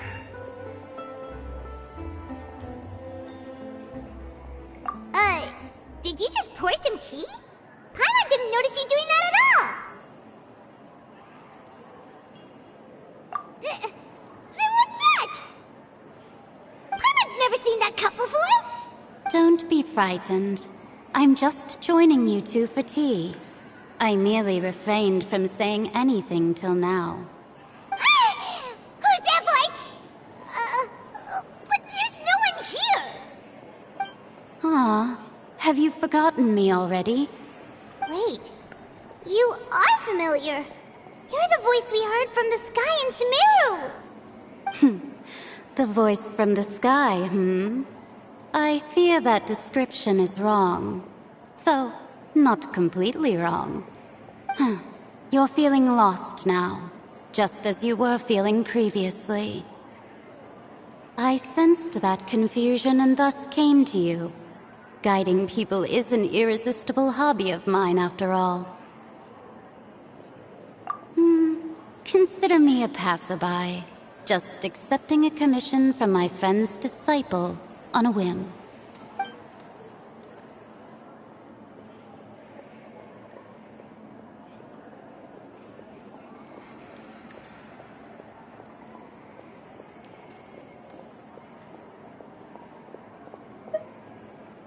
The prophecy. Yes, what has been prophesied will be fulfilled. You may view such things as the history of the future. What? Then is there any way we can stop it? I believe you have witnessed a failed attempt with your own eyes. Can everything in Tevat so easily be changed?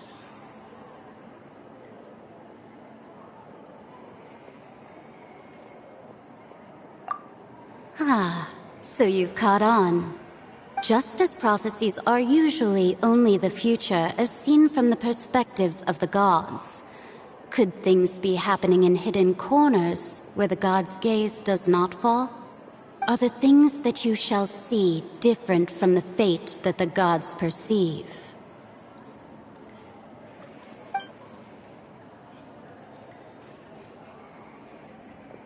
What is she talking about? It all sounds really impressive and important and stuff, but it also sounds kinda scary.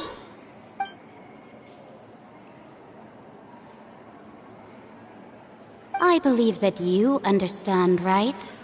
Some things are insignificant, but others you must reach out to change. Ultimately, fate shall serve as your only guide, no matter what will happen in Tevat's future. All you need to do is to play your part. This was good tea, by the way. Thank you for your hospitality. Well, that'll be all for today. The voice. It's gone.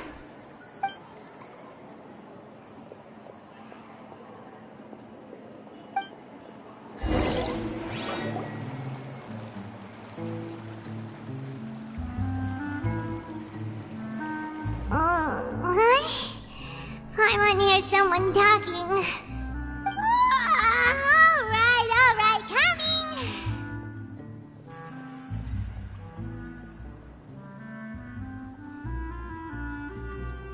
Hey, it's you who's getting lazy, okay? Well, I see I've walked in on some lively banter. Fine, just fine. I went to take part in that Steambird panel. It turned out to be more interesting than I expected. Not all Fontanians are pessimistic about this. One journalist mentioned that sitting around and waiting for the end to come would be wrong, and that they should make their own rescue preparations. I agreed, so we had a brief chat with her. Did she have pink hair by any chance? Why, yes! It was Charlotte. You remember her, right? That daredevil journalist? I'm in full support of her view. Prophecies are very important, but how can people allow their lives to be commandeered by just a few words? That's right! Paimon's glad to hear something sensible for once. Ah, yes. About what we had discussed before. I did try, but I'm afraid I couldn't reach the old hag. I'll try again tonight, but I wouldn't get your hopes up. Huh?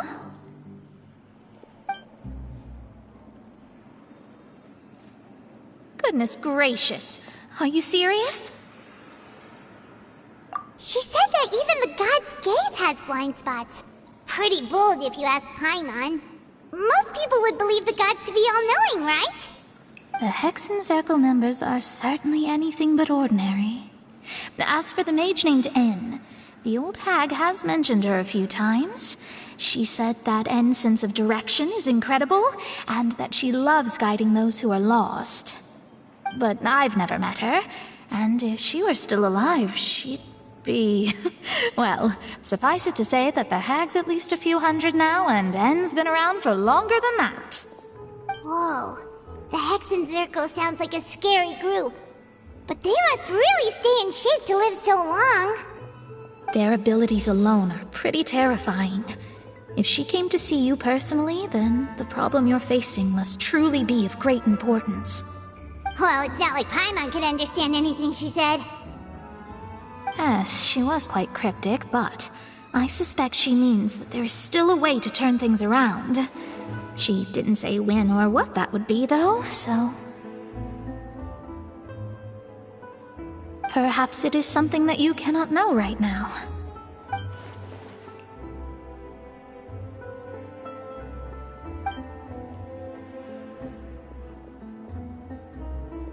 Traveler, Paimon, are you two all right?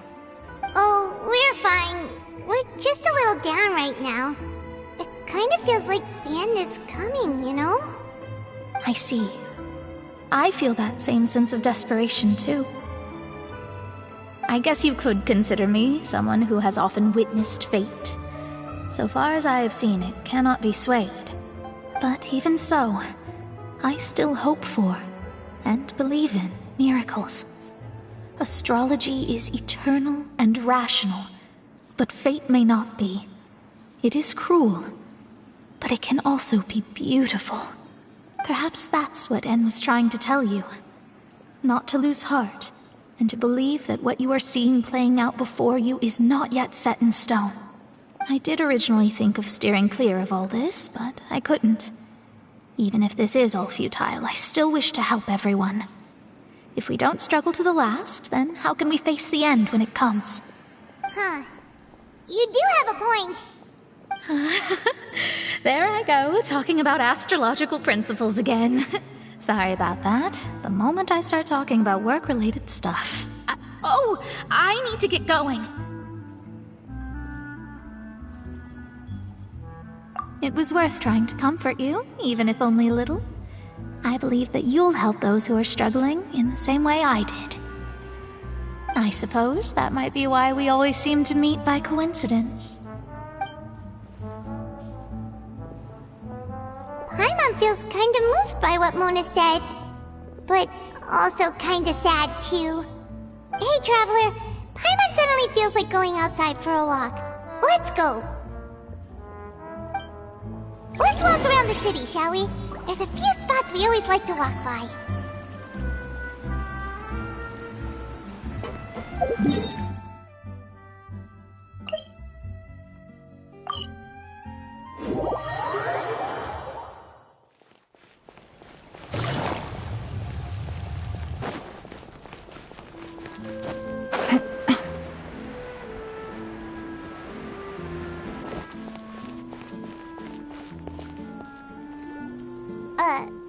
Huh?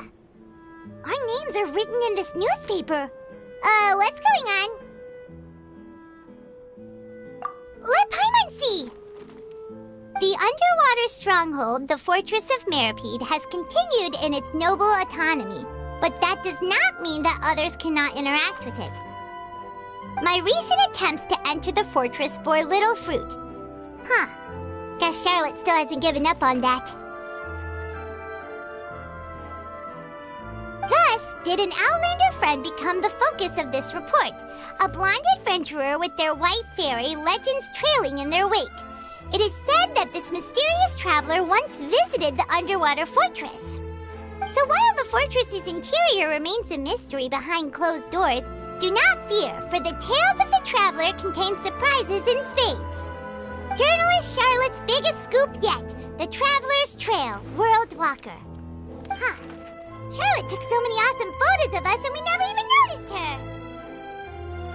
She hasn't been able to get a hold of anything at the fortress, so since we're easier to find, she's using us as the subject matter instead? Ugh, seriously? Well, fine. Those headlines and photos do look cool, so Paimon will forgive her this time.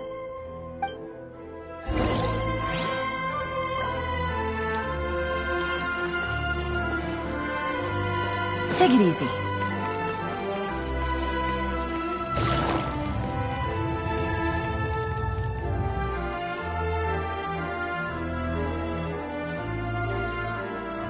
We're here! Paimon's hungry. Should we go in and get something to eat?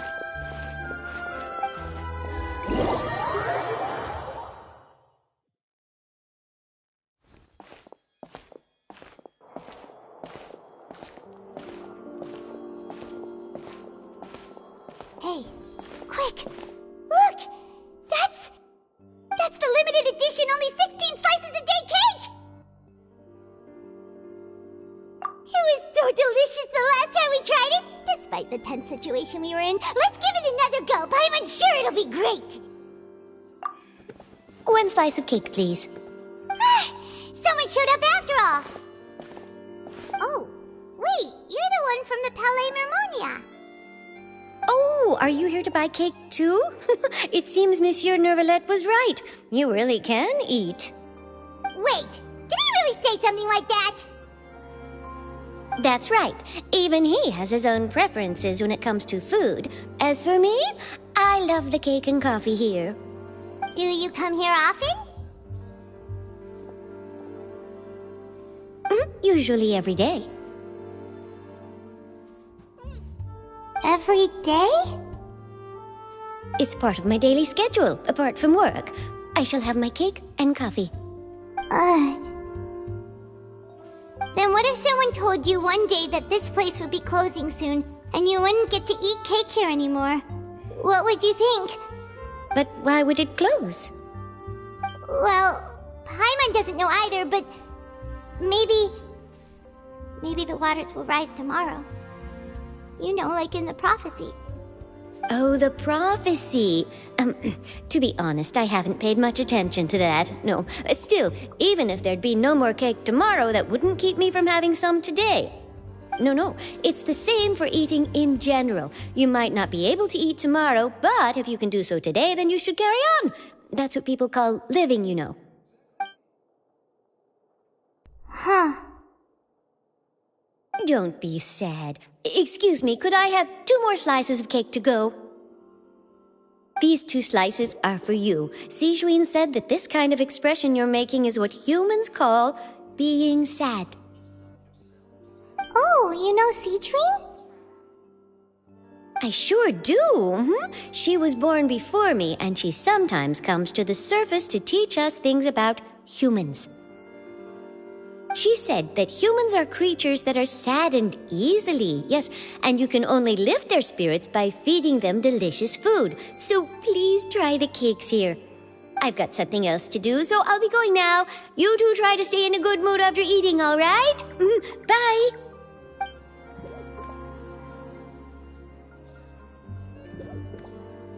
And there she goes. All right, let's dig in. I'm sure this cake will be delicious.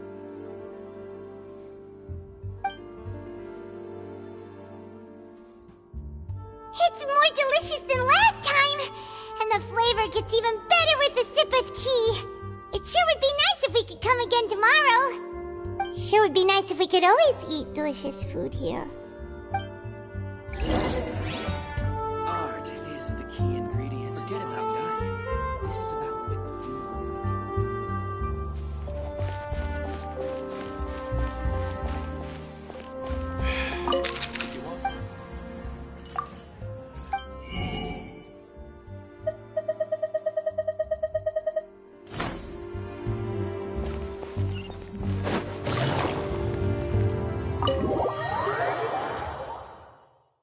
Oh, we're near the Seabird office. Let's go look for Charlotte and have a chat.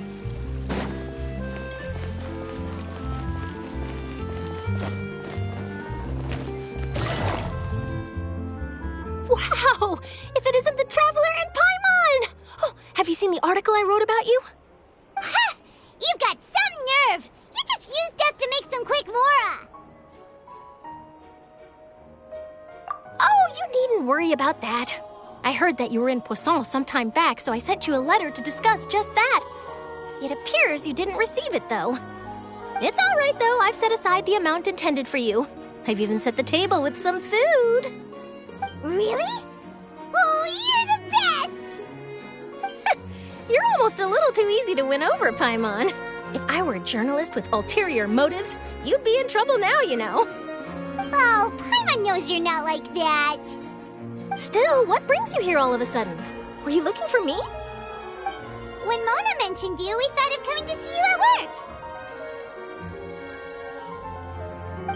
I see. It seems you've already bumped into Mona here in Fontaine. So she mentioned me? What did she say? She said that you're a real daredevil of a journalist. Nice. In which case, can this daredevil journalist dare to request an exclusive interview with the legendary traveler and Paimon? Huh? So your article in the paper today doesn't count? Oh, of course it doesn't. That was more like live photography. What I'd like to do is dive deeper and ask you to talk about the things you've seen and experienced.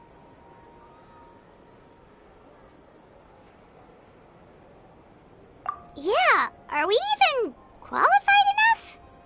Why not? If I say you're worth an interview, then you're worth it. But not right now, of course. I'll need a few days to prepare. Oh, in that case, we'll just chat when you have the time then? Oh, so that's a yes? Ooh, splendid! I'll tell the editor-in-chief immediately. I'll have to apply for lighting, a venue, some props, and... Whew, so much to get done now. Talk to you later.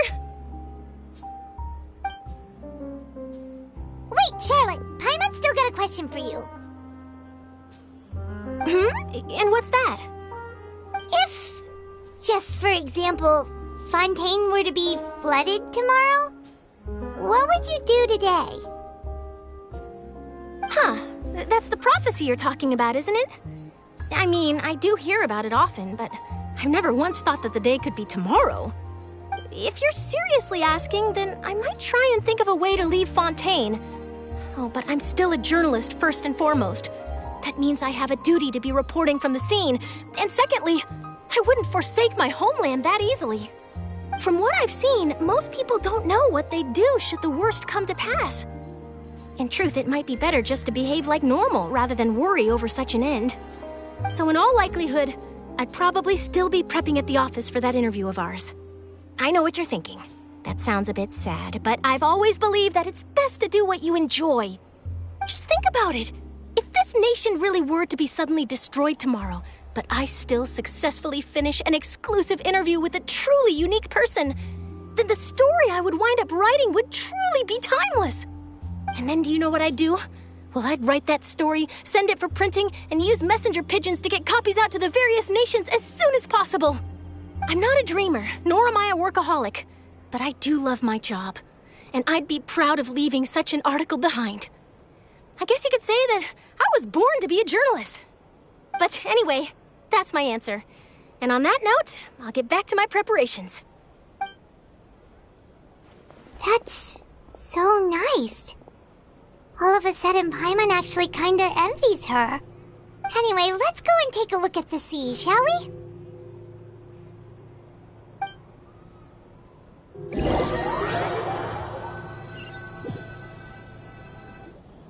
The sea breeze and scenery can be a pretty soothing combo, huh? Paimon's been thinking. If it wasn't Fontaine, but all of Tevat that would be destroyed tomorrow, where would we go and what would we do? No, Paimon should ask, if you could choose, what would you like to do?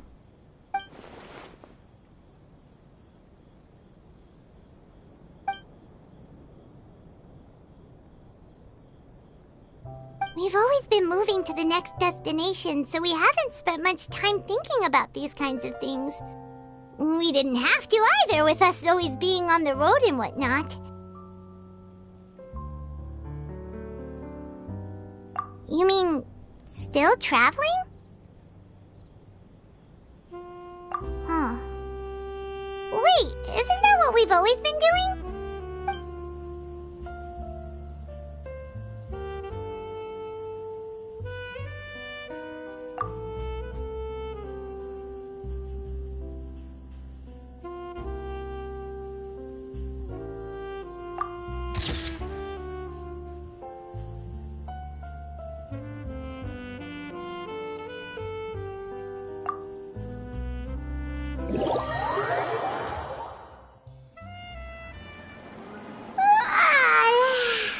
Feels like you'll grow mold if you stay here long enough.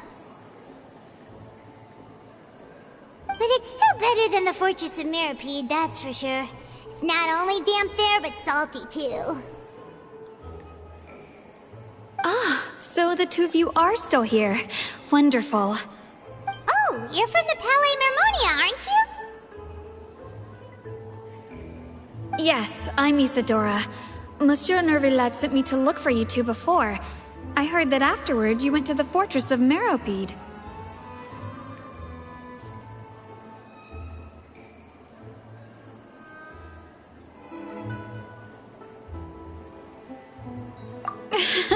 Not at all. I'm well aware that you're friends of his. Actually, I'm here to pass along a message from him. Yes, inside the Opera House. The Maréchaussée Phantom has declared the incident a small-scale riot. A riot? Well, that said, I don't personally think it was that serious. Lady Farina was watching a performance at the Opera House, and while she was resting during an intermission, some other audience members suddenly started harassing her, loudly accusing her of doing nothing about the prophecy crisis. And before she could respond, others started to join in. The crowd continued to grow, and protests against the Hydro Archon started to break out. So people have started to put the blame on Farina. Guess they finally found an outlet for the pressure they've been under due to the prophecy. I agree. People will naturally rely on gods, as is customary. But the moment people feel threatened, gods are also the first to be blamed. So what happened after that? Is Farina okay? Seeing that the situation was spiraling out of control and that further argument was pointless, she claimed that she'd gotten tired of this and left in a hurry. The Maréchaussée Phantom had their hands full maintaining order and did not catch where Lady Farina had gone. Only when things had stabilized did we realize that she had gone missing. So, you mean she's still missing?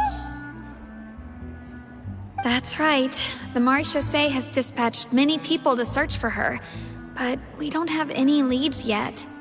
That said, I don't think there's much to worry about. She is a god after all. Even if she were to fall into the hands of rioters, what could ordinary people do to her? Good. Monsieur Nervillat sent me to tell you about the situation, but he didn't say anything else. Don't worry, this is more than enough to go on. Thanks for keeping us informed. Ah, is that so? Well, alright then. In that case, you two take care. I'll be heading back to the Palais now.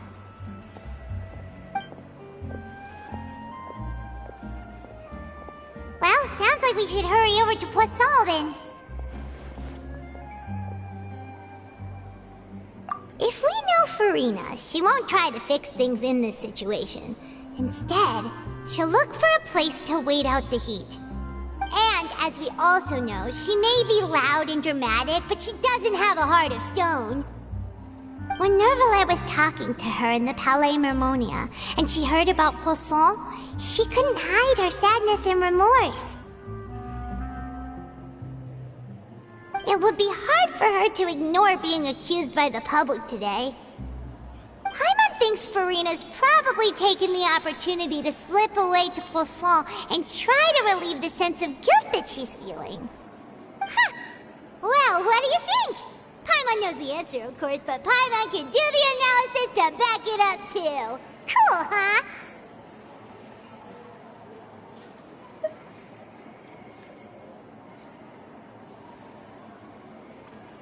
In that case, there's not a moment to lose! Poisson, here we come!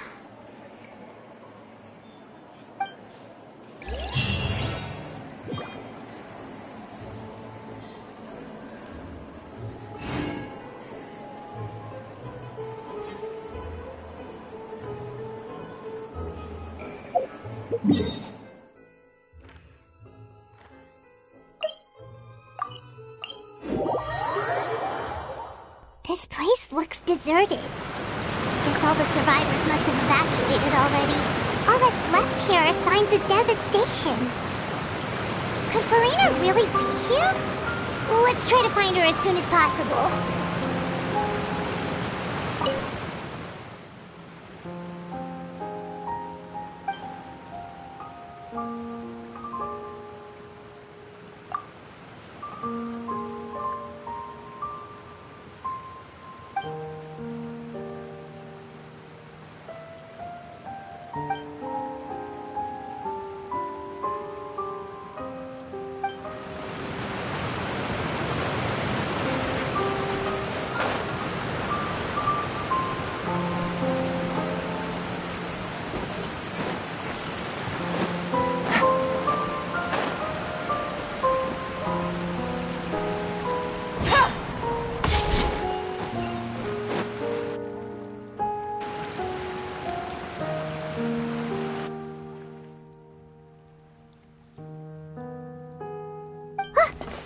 Farina, right over there.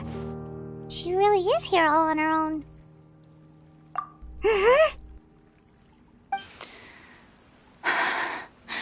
Should I just give up? This is all meaningless. What was meant to happen did happen after all. Everyone's dead. I'm sorry. I am so sorry. Give up, Farina. There's no point in holding out. I'm sorry. But what can I even do other than to repeat meaningless apologies over and over? Who's that? Don't worry, Farina. It's just us.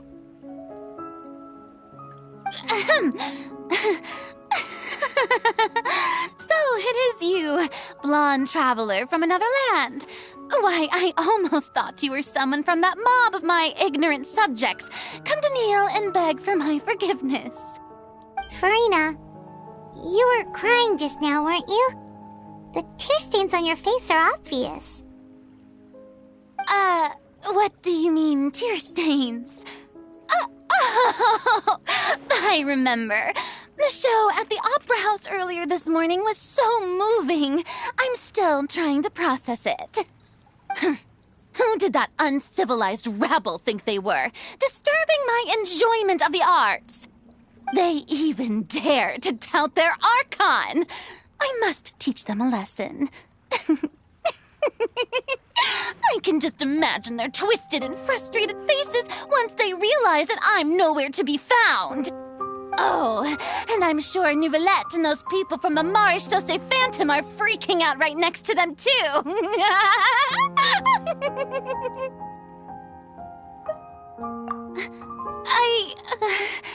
Of course not.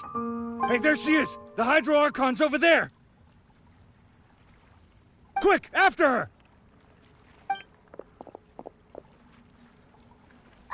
Farina, those people seem to be after you. They are? They're just some rabid fans who want to cut the line because they haven't been able to meet me in person, aren't they? That's against the rules. I can't let them get their way. Farina just ran off! Quick, we have to catch up with her!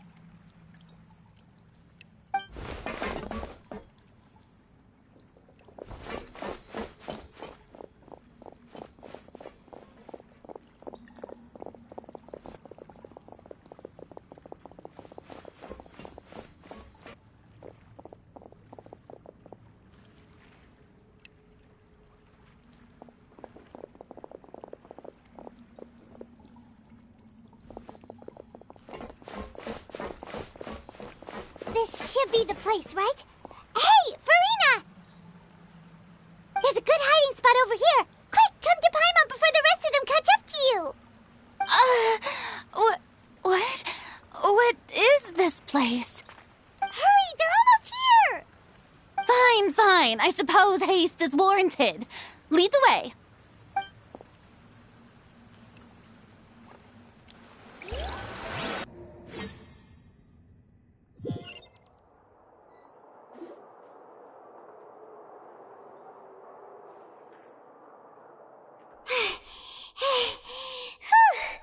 Paimon's exhausted.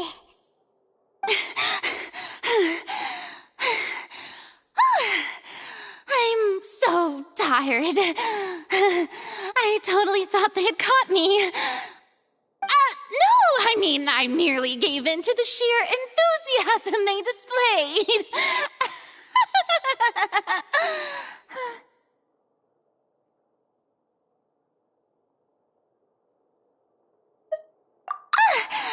You're right. Yep, that's a good girl.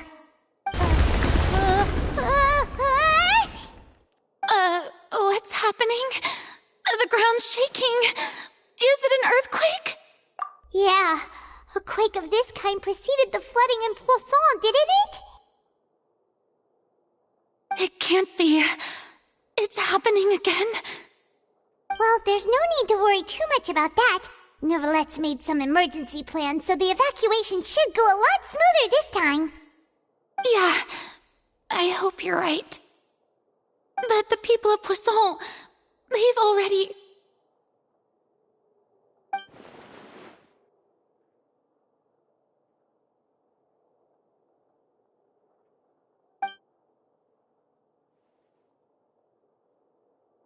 It's true. I've been investigating the prophecy for hundreds of years. I once had informants all over Tevat, searching for clues and feeding information back to me. I've tried all kinds of ways, too, to hold back the sea. Anything to keep the coastline from advancing. But all my efforts proved to be futile in the end. Really, the truth has been clear to me for a very long time. We cannot make an enemy of the divine. No matter what we do, the will of the heavenly principles will have its way, and the prophecy shall be fulfilled.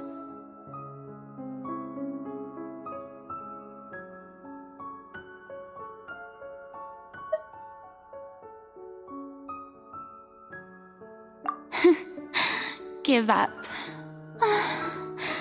I do love the sound of that phrase. It would mean finally coming to terms with fate, but also for me to finally be free.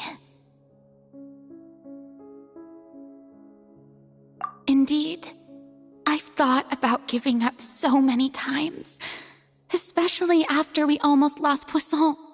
Fate is really unreasonable, isn't it? It has no heart and obeys no rules. The prophecy has only just started to come true, and so many people have already lost their lives. But just now, it all became clear to me. I still don't have the right to come to terms with fate on behalf of everyone else.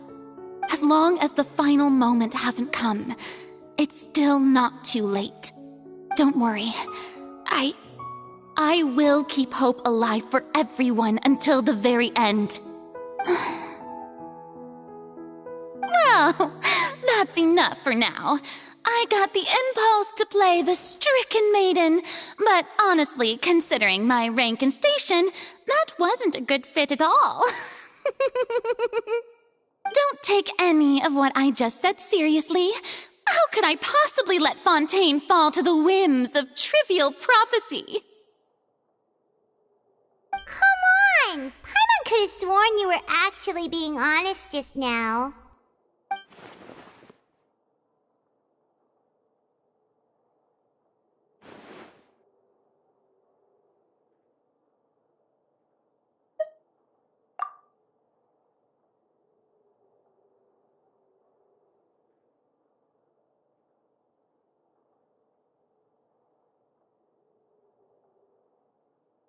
Share my burden.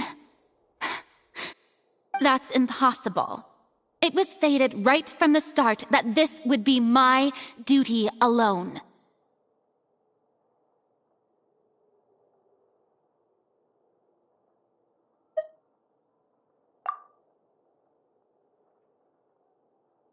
A witness.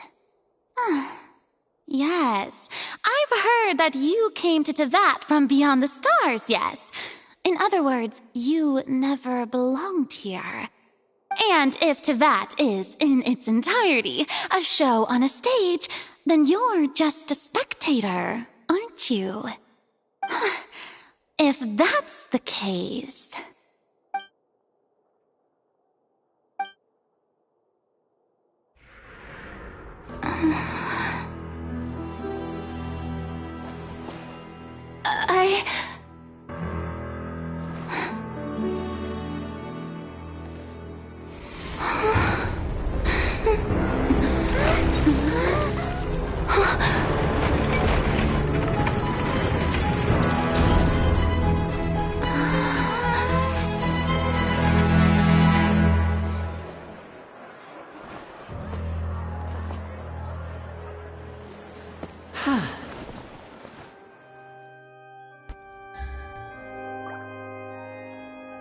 Ladies and gentlemen, this concludes my opening performance.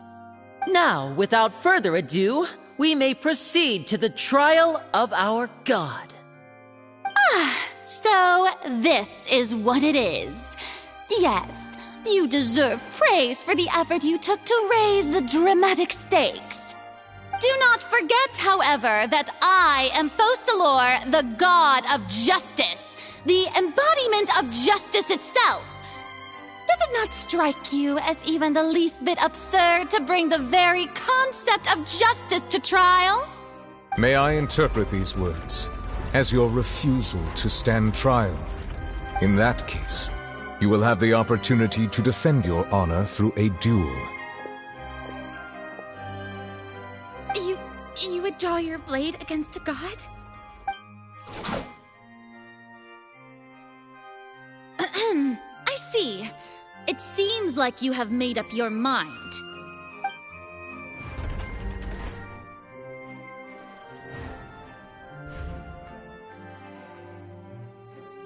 Paimon can't believe it. She just surrendered. What the heck is going on? Did I just see an Archon surrender to a human? Wow, how utterly humiliating. Lady Farina, what is the meaning of this? Shh! It would seem that there has been a misunderstanding. To be clear, the raising of both hands is not always an indication of surrender. Looking for excuses again, huh? I raised my hands just now to indicate my acceptance of the trial. No duel shall be necessary. I will admit that I've been running away for a long time. I'm sorry, everyone. I was unable to protect the people of Poisson. It is my duty to stand trial for my crimes. You are not the only ones to be disappointed in me. I, too, am exceedingly disappointed in myself. But now, it is time for the Hydro Archon to show you her courage and resolve. I, Farina, will use this trial to show the world the true meaning of justice! This time, I will protect you. Applaud and rejoice! One of the most outrageous and fantastical arcs known to the opera epiclese is now unfolding before your eyes. Mark my words, this shall be one of the most exhilarating and brilliant shows ever to grace the stage of Fontaine! The trial of the Hydro Archon, Focalor, will now begin! Woohoo! Oh, now we're making history! Why does it feel like Farina just took over the whole thing? Like, come on! Didn't she just get forced to stand trial for her crimes? Also, even though she's still acting super dramatic, she is taking this seriously this time, right? All right, then.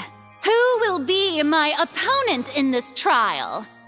The court asks the prosecutor to please take the stand. Is that so? Very well. Then please speak, witness of Tivat, my accuser and fated opponent.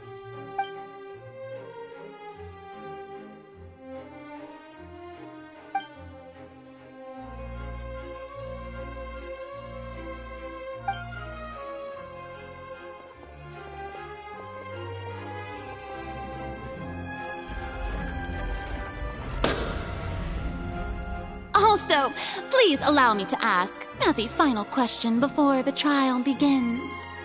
Just how much work did you do to force me onto this stage? Well, we did do a lot of prep after the meeting that day.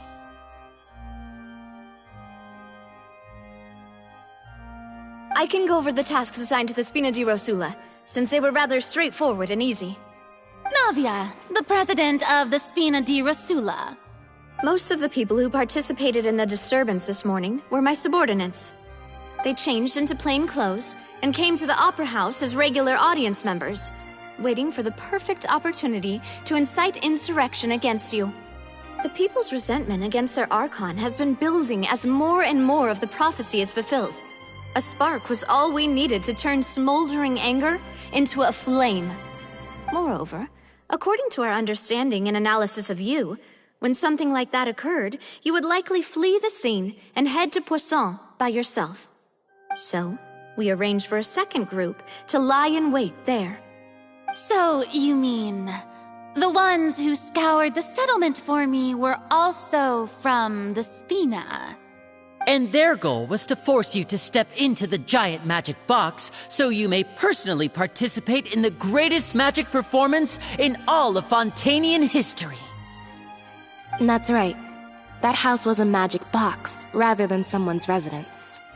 As the super ultimate version of the setup that I used when I first performed at the Opera Epiclese, the volume of the box was increased by a whole order of magnitude, and the distance it traversed was the entire gap between Poisson and Aranias.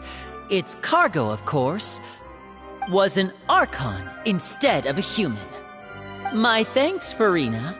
Without your help, we could never have pulled off such an extraordinary performance. You're welcome? Of course, this performance was only made possible with Father's support. The House of the Hearth spent a massive amount of labor in Mora to pull this off. We had to select a location, construct the giant magic box, dig a tunnel, and open up a path through the water. It was a lot of work for all of us. So, in other words, the earthquake that we felt within the giant magic box was just a normal tremor from the transportation of the whole house? That's right. It wasn't a sign of another disaster to come.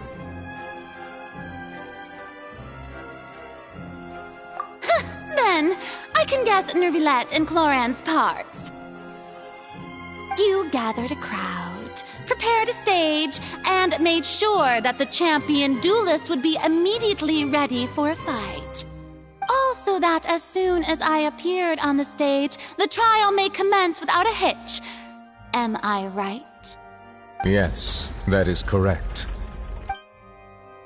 Well, Clorand, I must commend you for your courage. Only the most outstanding champion duelist in all of Fontaine would accept a duel with an Archon without flinching. Thank you. As for you, Traveler, I suppose your role was to keep me distracted with conversation once you found me in Poisson. You'd make sure that I didn't notice anything amiss before revealing yourself as my prosecutor once we'd arrived onto the stage. Oh?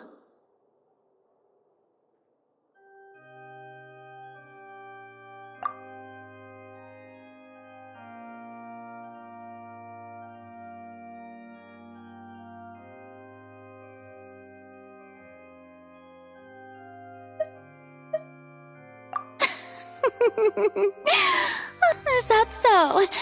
Then I suppose I must have missed my final chance. It's fine. It matters not. What's done is done. The stage is already set, so there's no reason to disappoint the audience. Let's see this trial through to the very end.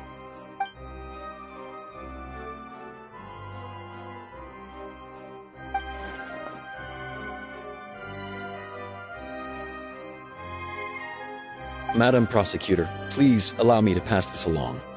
This is a document that Miss Charlotte applied for and received permission to share with you during the trial. According to her, it should speed up the proceedings. Huh? Charlotte wanted to give us something? Oh, so she's here too! Hey, Charlotte! Oh, Leb Hymansi. Isn't this the exclusive interview that she did with us before? So she's already finished it, huh? Wait, then that means this document is a perfect timeline of everything that's happened ever since we stepped foot in Fontaine! So in other words, we can refer to this anthology of evidence every time we want to use something from our journey as evidence for an argument! Let's quickly confirm the information in it. Just think of it as a refresher, alright? Here defeated the Hydro Archon in the very first duels you took part in at the Opera House. That's one for the history books, all right.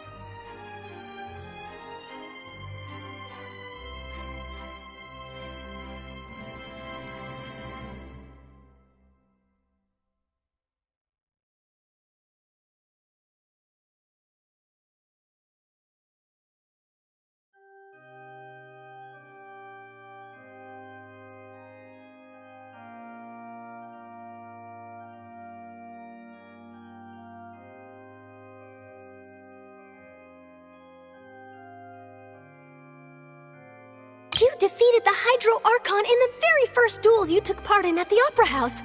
That's one for the history books, all right. You defeated the Hydro Archon in the very first duels you took part in. I didn't think that you'd wind up getting to the bottom of the case I'd been following all this time. I guess you could also see this as a happy coincidence.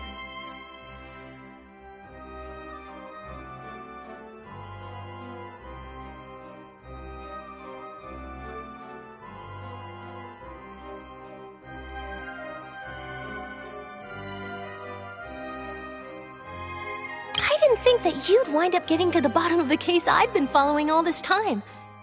I guess you could also see this as a happy coincidence. This is the first time Monsieur Nervillette had a difference of opinion with the Oratrice. Even the Hydro Archon can't figure it out. This is the first time Monsieur Nervillette had a difference of opinion with the Oratrice. Even the Hydro Archon can't figure it out.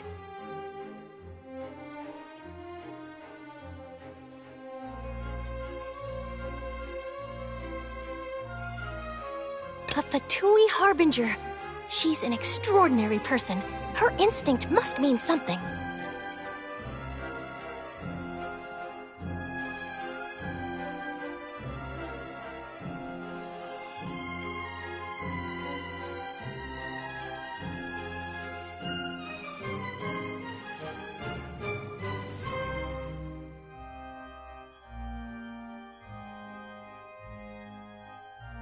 The fortress of Meripede was almost destroyed in a single day. That I didn't witness that scene personally will always be a source of professional regret, I think.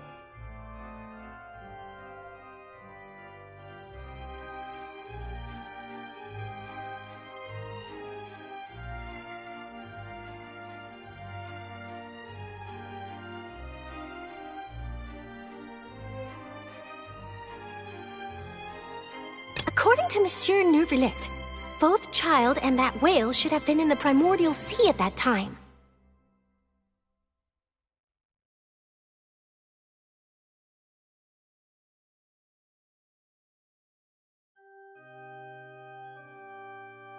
I nearly lost my awesome friend Navia. To be honest, that still gives me shivers. I nearly lost my awesome friend Navia. To be honest, that still gives me shivers.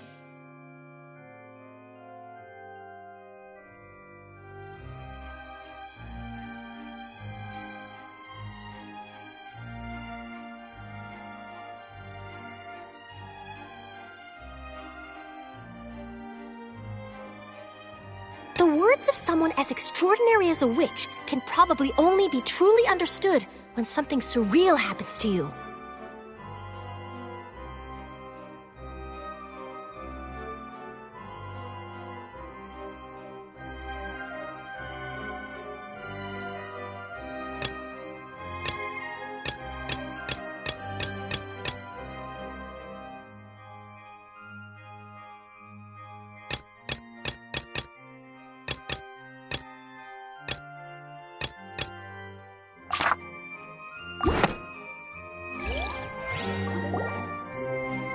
The prosecution and the defense are both in position. The trial shall now begin. Oh, come on, Nervillette. There's no need to repeat all the unimportant legalese. Just fast forward to the part where the prosecution lays out my offenses. As the defendant and the lead actress of this performance, I still haven't even been informed of my supposed guilt in all of this. Of course, it is only natural for humans to struggle to understand the actions of a god. However, you will need more than that to convict me of a crime. That's true, but my charge here is unrelated to your conduct as an Archon. Instead, I would like to charge you as a fraud who's never been the Archon in the first place. Wait, what was that? Lady Farina's a fraud? Hey, I came here thinking that we were going to try the Hydro Archon for forsaking her duty, but did I hear that right? She's not our Archon at all? Charge accepted. Lady Farina, do you plead guilty to the charge?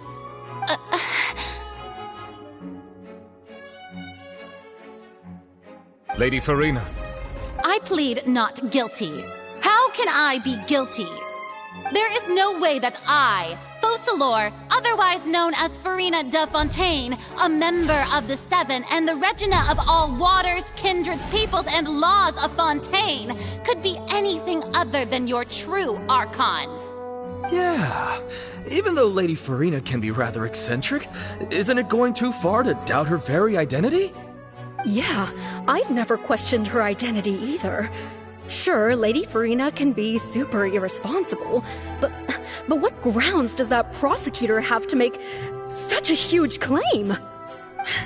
I have cause to believe that common sense will prevail in this case. Many of the members of the audience have known me as the Hydro Archon ever since they were born. There would be no fooling their memory. See? Even the Oratrice has decided to show me its favor. Are you sure you want to commit to a charge that will never be upheld? If you wish to drop the case, I can promise you as the God of Justice that you will not have to face trial for making a false accusation. We will treat everything that's happened as a dramatic spectacle and move on with our lives. What do you say to that? Huh. An argument with near impossible odds, huh? We have to not only refute Farina's claims, but also overturn the long-held beliefs of the people.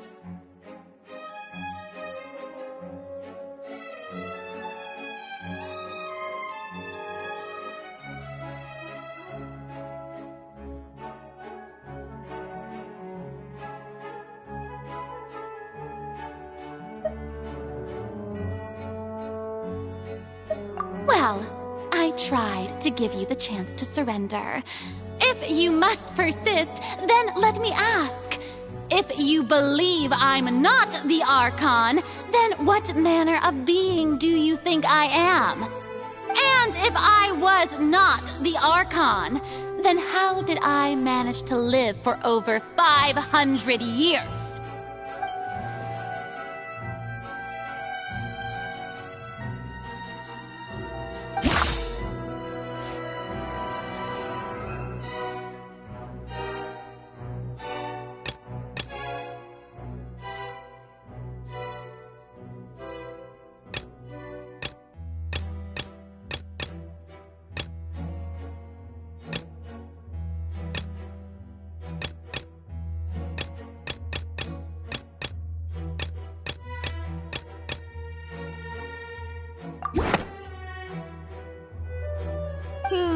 That doesn't sound right.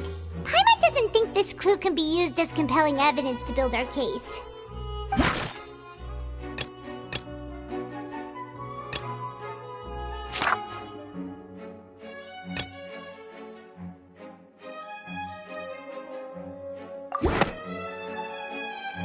First of all, you may be a member of another long-lived race, which would allow you to naturally possess an extended lifespan. And second of all, even if that wasn't the case, there could be other ways to extend your life.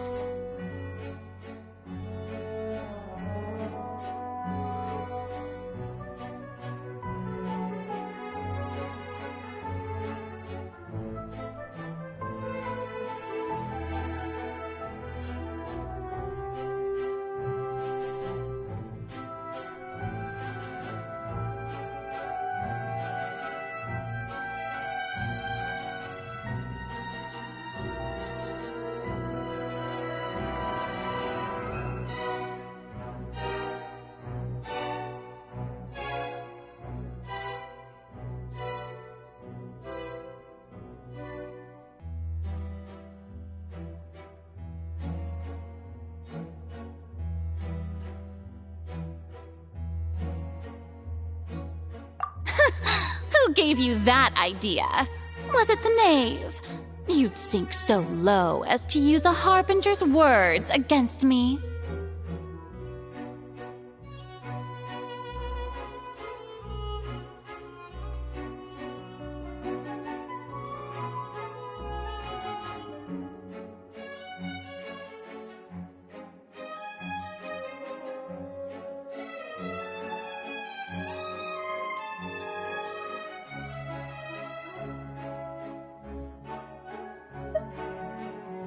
A curse?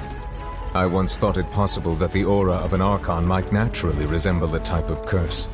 But in light of this claim, perhaps what I sensed was not your divinity, but a curse after all.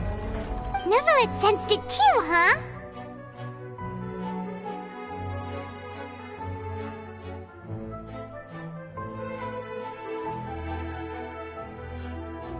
Lady Farina is actually a human?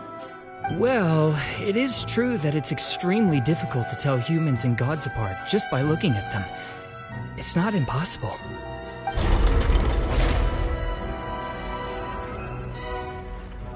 Well, don't start celebrating too early now. Even if I have been carrying a curse like you said, how does that prove that I am merely a human being?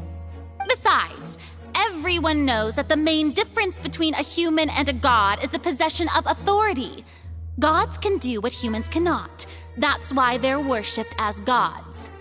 For centuries, manifestations of my authority have served the nation of Fontaine. One need only to turn their eyes towards the Oratrice Mécanique d'Analyse Cardinal in this very opera house, or consider the indemnitium that is used in every aspect of life.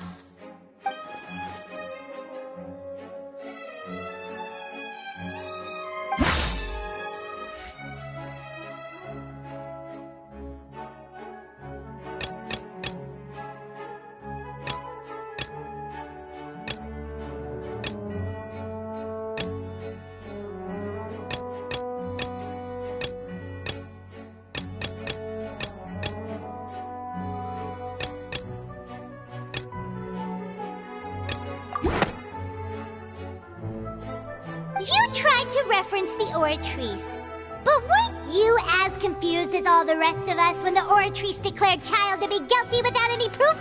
Otherwise, you should have come up with a good explanation for that by now. Didn't I make myself clear at the time? The decisions of the gods are naturally difficult for humans to comprehend. There is no need to provide an explanation. Lady Farina, I believe a reminder of your current circumstances is in order. While the court is in session, the principles of justice and the law must come before all else. While you are an Archon, you are also first and foremost the defendant in this trial. You will prove yourself unable to defend against the prosecution's charges if you continue to withhold vital information against the rules of the court. I never thought you'd use that kind of rhetoric against me. That was no trick of rhetoric, Lady Farina. I've merely reiterated the rules of the court. Rules that all should respect and follow. So, you neither knew why Child was declared guilty, nor did you understand the structure and operations of the Oratrice. Instead of having been created by you, the manifestations of authority you mentioned have been made by the real Hydro Archon, haven't they? The real Hydro Archon? Well, now you're really losing me. It is true that I did not know why the Oratrice gave out a guilty verdict that day. But the Oratrice handed out that verdict unilaterally, and it has been operating independently ever since it was first created. You can't argue that just because a divine creation is flawed, that the god behind it must also be no god at all. She's still throwing out all kinds of excuses. Seems like she's confident that we won't be able to produce proof that she has no power over the Oratrice.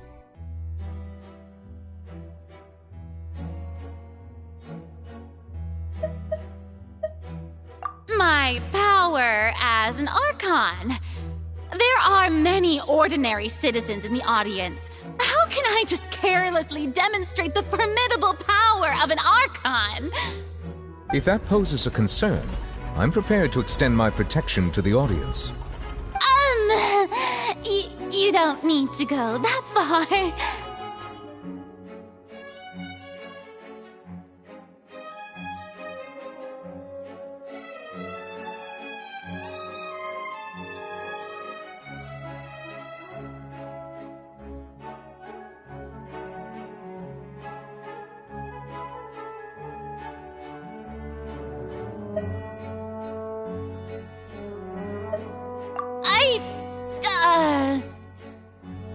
Aren't you the Hydro Archon? Or is it that you can't even wield the power of Hydro, much less the authority of a god? Indemnitium! Yes! It's all because of Indemnitium! All Archons derive their power from the faith of the people, and I've converted the people's faith in justice into Indemnitium! Thus did I give up all of my divine power to provide everyone with energy for their daily lives. Have you ever seen a more magnanimous god? Isn't that a huge stretch? Yeah, no matter how generous an Archon can be, how could they give up all their power? Can a god with no power even still be called a god?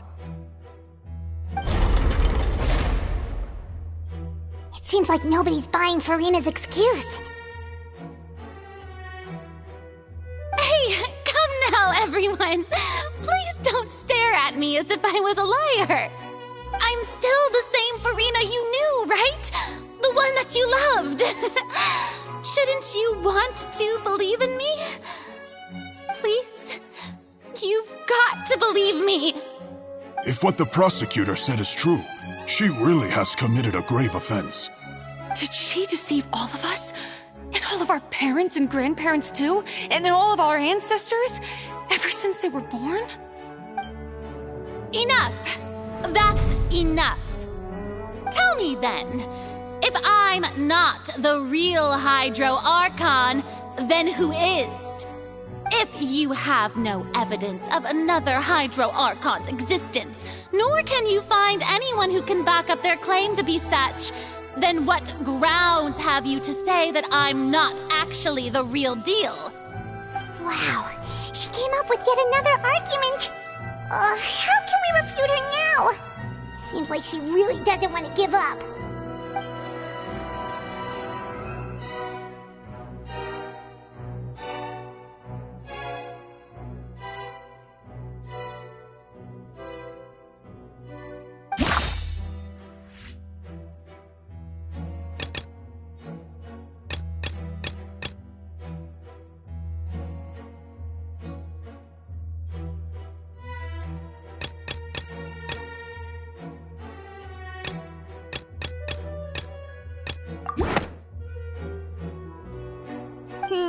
That doesn't sound right. Paimon doesn't think this clue can be used as compelling evidence to build our case.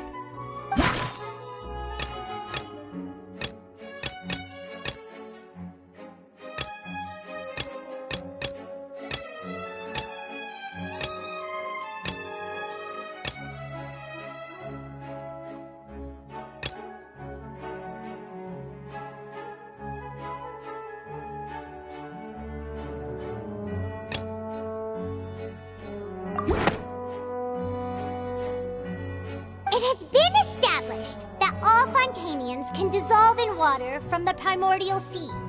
And that means...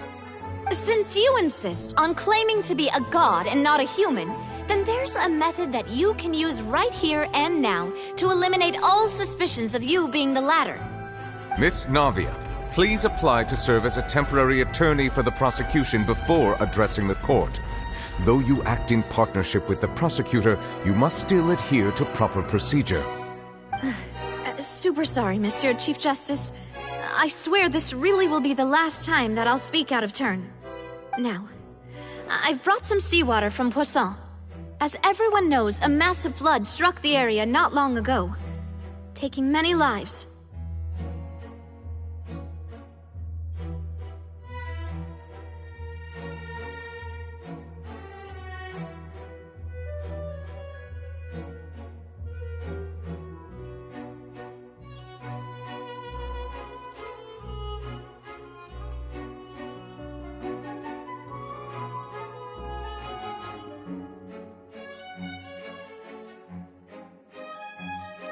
including those of some of my closest friends. So, Miss Farina, would you dare to touch some of this seawater? If we are to believe that you are indeed the real Hydro Archon, touching this seawater would have no effect on you. All it should do is strengthen your case. But if you don't dare to touch it, then we would have basically proved the reverse. Oh, and I must remind you that after the disaster at Poisson, nobody wants to see any more people dissolve. I do hope you'll act prudently and choose the simpler path of admitting guilt. Navia from the Spina di Rasula. The Spina has governed Poisson for many years. I guess her suggestion is valid. If Lady Farina is indeed just a human, she's probably Fontanian like all the rest of us. Would she really dare to try?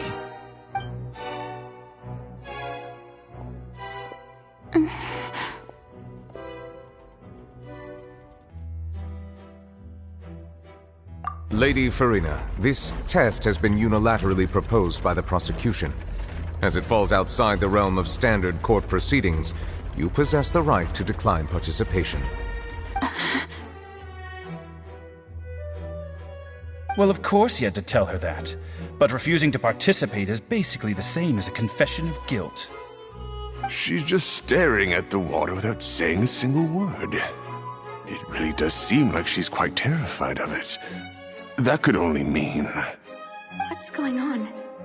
Is she really planning to... that's not what we thought she would... Due to the inherent risk of the test, Lady Farina, you may...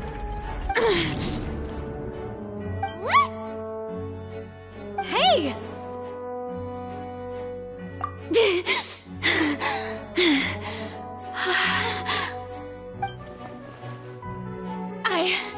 I'm fine! Look at me, everyone! My hand is still here! I haven't been dissolved! Will you believe me now? I really am your Archon! I'm nothing like a normal human who would fall apart as soon as they touch this water! Really? Was this not the most obvious thing in the world? Miss Siegewin? If you're present, Miss Siegewin, please come forward and attend to the defendant. Siegewin? Don't be nervous. It'll just take a few seconds. Let me see. That should be enough. Please announce the results of your evaluation to the court, Miss Siegewin. As everyone doubtlessly saw, Miss Farina was displaying symptoms of hyperventilation and flushed skin. These indicate that she was experiencing the adverse effects of exposure to primordial seawater. The extent to which she was affected is the same as other humans when exposed to primordial seawater of a similar concentration. Thank you, Miss Siegewin. Lady Farina, you may return to the defendant's stand. Oh, wait. What did she just say? I didn't get dissolved! Shouldn't that be enough to prove my innocence? Well, considering your tendency to run from your problems, we did originally prepare a direct sample of the seawater around Poisson. However, after extensive discussion, we exchanged it for a sample that is not concentrated enough to dissolve an actual human. After all, on the off chance that something entirely unexpected might occur, we don't want anyone else to lose their life to the sea. Yeah, so out of regard for Farina's life, you secured a low-concentration sample and asked the head nurse to serve as an expert witness. It's a great thing that the direct sample wasn't actually used. Farina could have... I can't believe... you...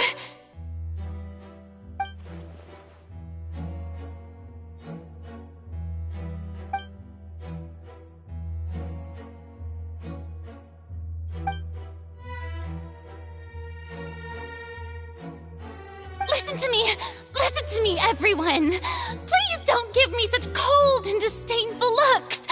What happened just now didn't prove a single thing! Think about it! How can you conclusively prove that an Archon can't also be affected by the primordial seawater? Also, if I was really just a human, Why would I dare to just put my hand in that kind of water?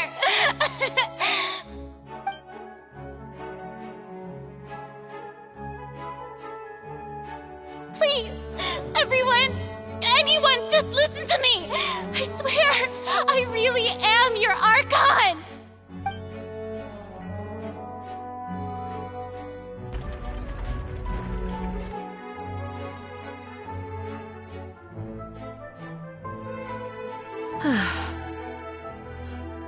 I don't think anything she says at this point will sway anyone.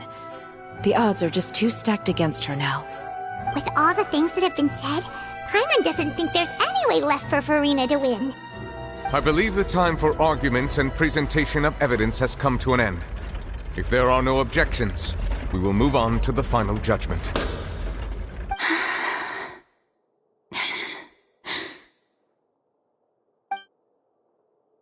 I don't think anything she says at this point will sway anyone. She's too stacked against her now.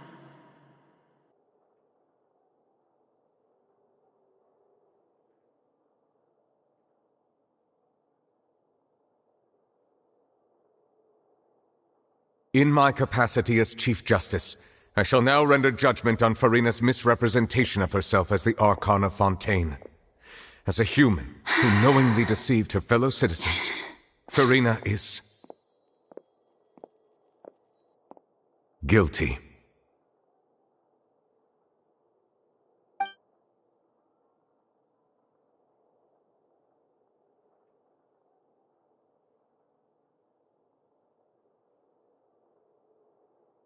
We shall now turn to the Oratrice Mécanique d'Analyse Cardinale to render the final verdict on the charges.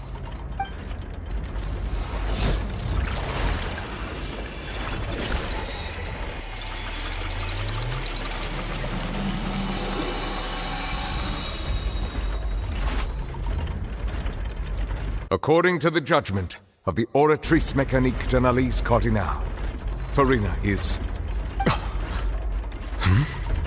Well, what's wrong? What's the Oratrice's verdict?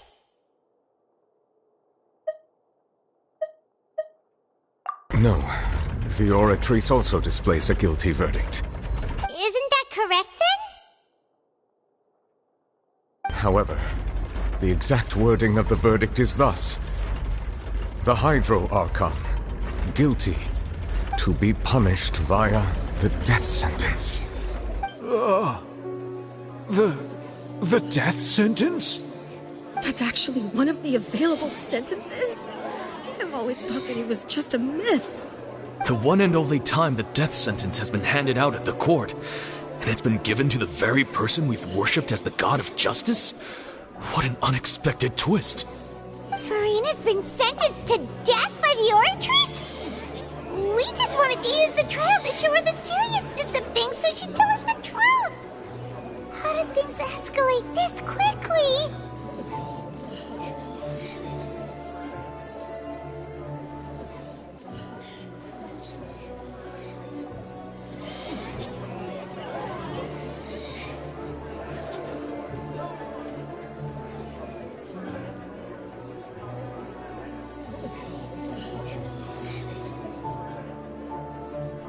This outcome is indeed quite strange.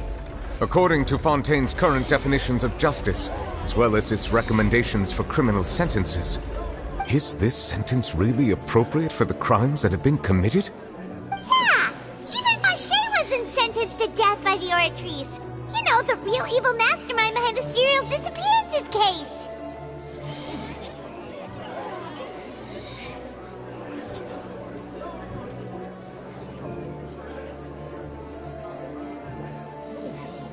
Indeed. Not only is Furina's sentence overly excessive, the very point of our trial today was also to prove that Furina has never been the Hydro Archon in the first place. But now, the Oratrice seems to have deliberately invoked the title of the Hydro Archon. What does this mean?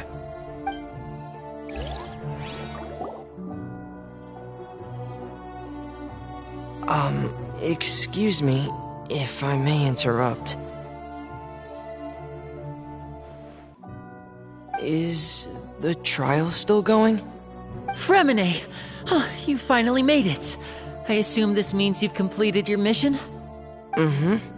Any mission Father assigns to me will always be top priority.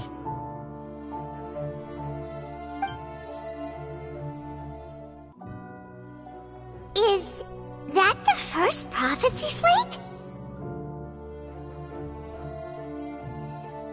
Huh. So the knave privately arranged for Fremenade to try and find the missing slate. I looked everywhere and finally found it at the bottom of the sea. It took me a long time to get around some dangerous stretches of water. But has the trial already concluded? Then doesn't that mean I've come too late? Oh no. Father will be disappointed in me. Thank you for your hard work, Mr. Fremenade. Please allow me to review the record left on the slate. Traveler, I believe that you have already seen the other existing slates, and would like you to come here and confirm their contents.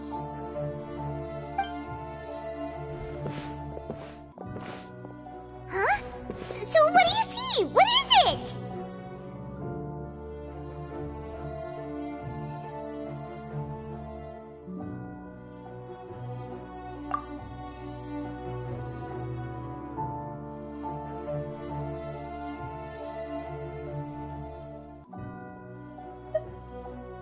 I believe I've now made sense of the Hydro Archon's crime. It has to do with Fontaine's lost history. Huh? Isn't the Hydro Archon just guilty of deceiving her people? Oh, wait, no, that's Farina, and we've already proven that she's not the Hydro Archon. So when you say Hydro Archon, do you mean the real Hydro Archon we've been kinda talking about? In truth, everything that you've encountered in Fontaine up until this point can be traced back to the contents of these stone slates. However, I'm uncertain as to how much sense they currently make to you. Okay, let's try to recall the contents of the other 3 stone slates. Paimon will do her best to help you remember.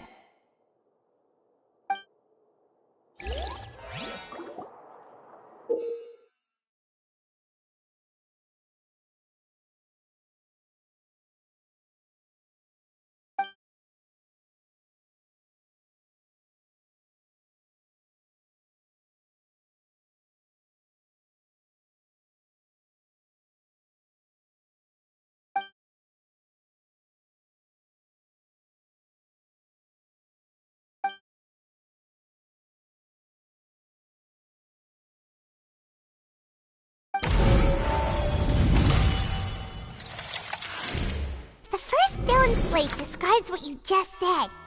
It seems to show the previous Hydro Archon using her divine power, and then the Oceanids turn into humans. Does that mean that Fontanians are transformed Oceanids? Oh, Paimon wasn't expecting that. But if Oceanids can turn into humans, then perhaps this process can be reversed as well. The second stone slate shows Celestia floating in the sky, and the Hydro Archon and her people worshipping it together. But the heavens still brought judgment down upon them. This must be the point when the Hydro Archon and the Fontanians were branded with their original sin. Does this mean that the original sin and the Hydro Archon sin are the same thing? The third slate shows the Hydro Archon sinking into the sea surrounded by many people.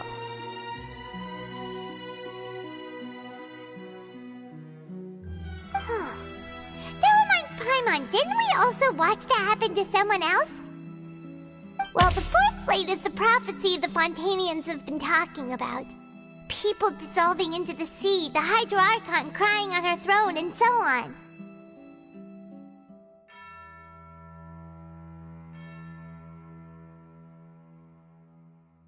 We didn't believe that such a crazy disaster could happen at first, did we? But after that incident, it was just a question of when and not if.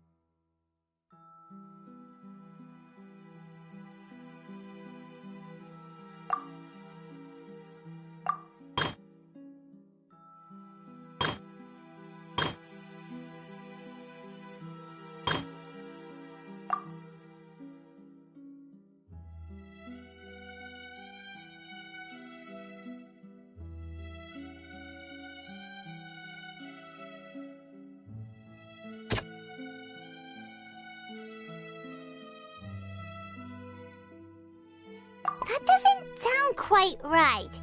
Let's...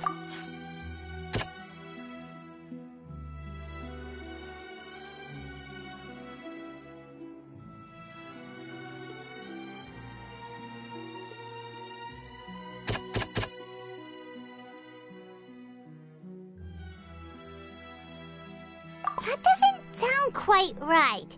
Let's think about this some more.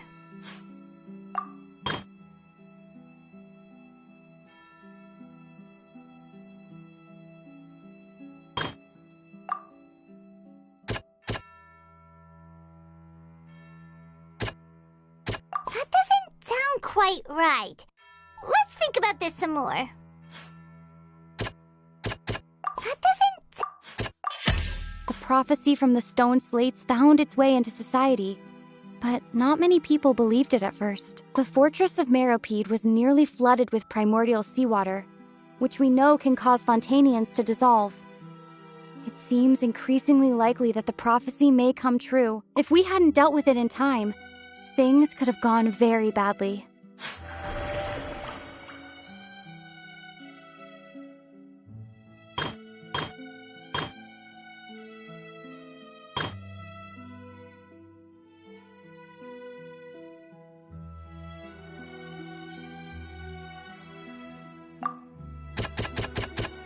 That doesn't sound quite right. That doesn't sound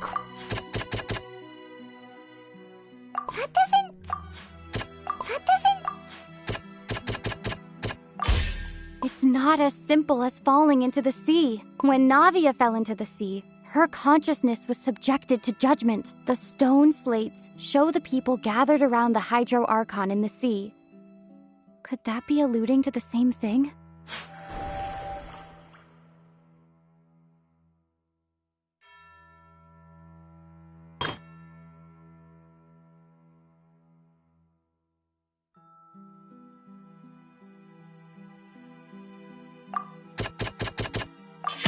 Perhaps what is about to take place has all happened before. The true sin of the Hydro Archon that Nervilette mentioned, and the original sin cast down on the people of Fontaine by Celestia, as recorded on the stone slates.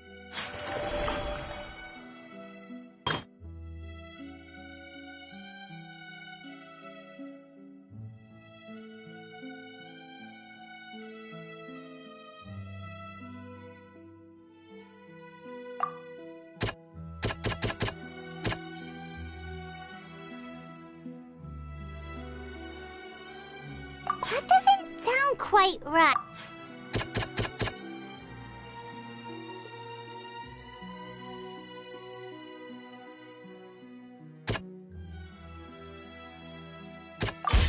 We know from the case of the serial disappearances of young women that Fontanians can be dissolved in primordial seawater. And the first stone slate tells us that long ago the Hydro Archon used her power to turn Oceanids into humans. This might be the reason that Fontanians can dissolve. They'll dissolve into the primordial sea but won't cease to exist. Their essence will flow in the seawater, converge, and take the form of an Oceanid. The Hydro Archon was sentenced to death in court, shocking everyone present. Perhaps this means that her sin was actually Fontaine's original sin. Navia fell into the water inside those ruins, and she nearly dissolved.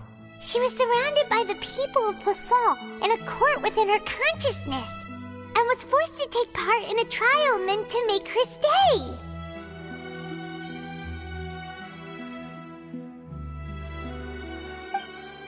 The eruption of the primordial sea at the fortress of Meropide was the surest sign that the prophecy was about to come to pass no matter what.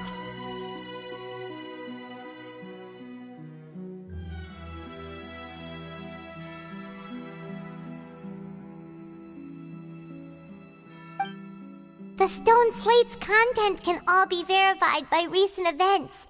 If we combine what we know together, loads of truths should come to light.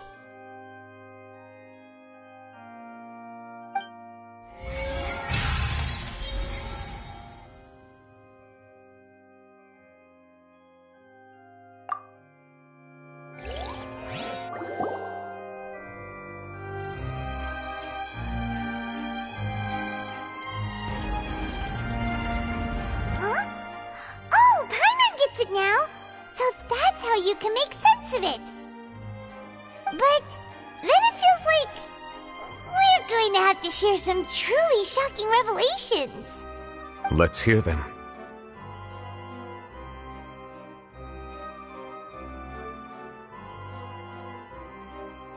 Incredible. Linny, did you hear that? We're not real humans. All Fontanians were originally created by the late previous Hydro Archon, with Oceanids as their basis. The evidence for that can be found in how only Fontanians could dissolve in primordial seawater, and how all the girls Vacher dissolved were also turned into Oceanids. Oh, and according to Navia, when she was about to get dissolved, she also saw everyone gathered around for a trial, all of them in the shape of Oceanids. Indeed.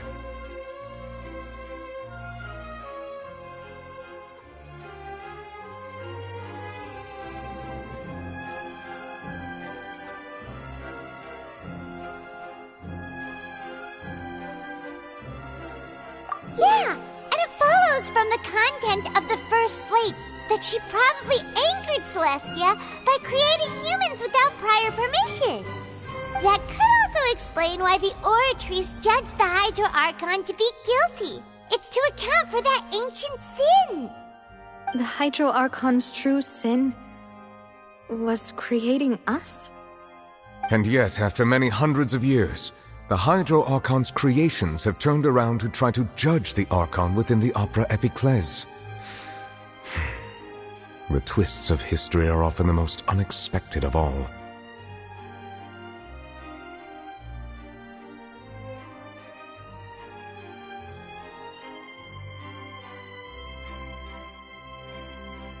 Yeah, isn't the image here just like when Navia fell into the sea? So wouldn't it be trying to show the image of the Hydro Archon also falling into the sea once the prophecy has been fulfilled in the fourth slate?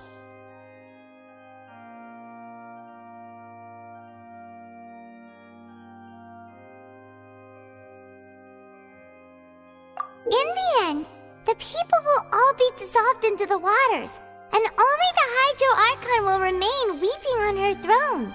Only then will the sins of the people of Fontaine be washed away. Did Paimon get all that right?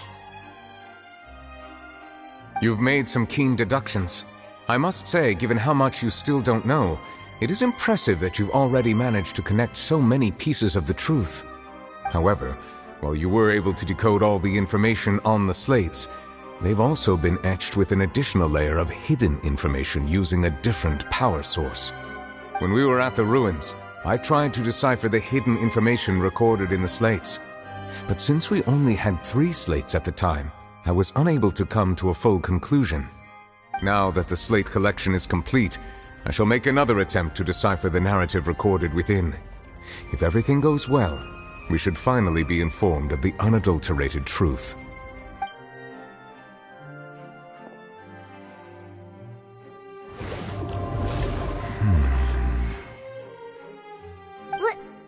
Well?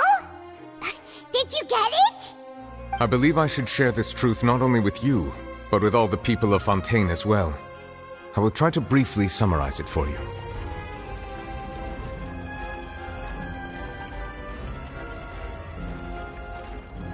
Your hypotheses regarding the origin of Fontanians and the sin of the Hydro Archon were both correct. In the Fontaine of old, the previous Hydro Archon sensed the yearning of her Oceanid familiars for life on land.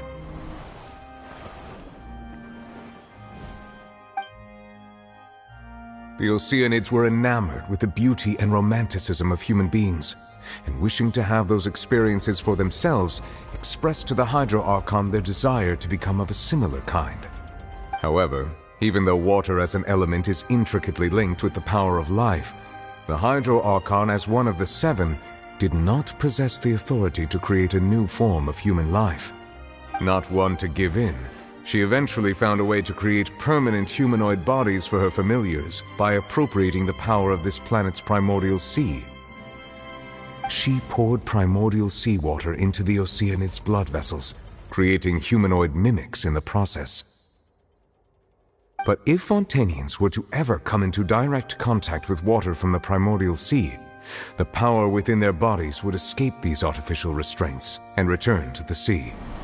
As a result, their forms would collapse, and they would be reverted to their original forms as Oceanids. Of course, the Hydro Archon never received permission from the heavenly principles to create a new human race. And thus, the Hydro Archon and all of her creations came to shoulder the original sin of appropriating the power of the primordial sea. That is the true history of how the people of Fontaine first came into being. So we were all Oceanids before we turned into human beings? That's way too much information for me. I think I'm just going to pretend that I never heard a single thing. Wait, but if that's the truth, we can't let the Hydro Archon be sentenced to death. After all, her only sin was creating us.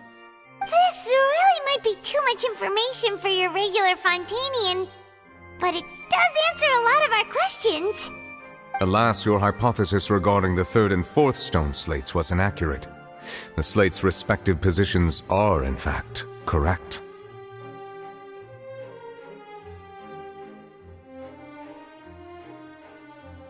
A key point of the visual on the third slate is how all the individuals depicted in the water are humans rather than Oceanids. They have not been dissolved, which implies that the water depicted in this slate is not water from the primordial sea. The nation of Fontaine is the nation of Hydro, as well as the nation of trials and justice. Instead of being the literal element, the water in the scene symbolizes judgment and justice. You may also recall Navia's experience. When she fell into the sea, her consciousness was surrounded by that of many others who intended to hold a trial to determine her fate. Therefore, the meaning of the third slate is that the people of Fontaine shall try the Hydro Archon at the court of justice.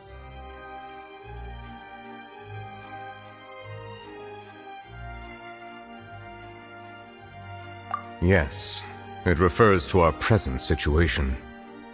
I think I'm following now. So, what you're saying is, even though we decided to put on this trial to avoid fulfilling the prophecy, in truth, everything we've done has happened exactly as the prophecy foretold. So now, it seems, we're the ones making sure it comes true. What should we do? Huh. No matter what, the prophecy will be fulfilled. Is this what it feels like to be a prisoner of fate? If that's the case, does that mean the scene in the fourth slate will also be fulfilled soon? Traveler, I would like to point out another small fallacy in your deductions. About the fourth slate, you probably thought that the eruption of primordial seawater beneath the fortress of Meropide served as the surest sign that the prophecy was about to come to pass, yes? However, I believe that rather than being a sure sign, that eruption could in fact only be a small warning of something far worse to come. As for the root cause of the catastrophe, I believe you've already encountered it once before.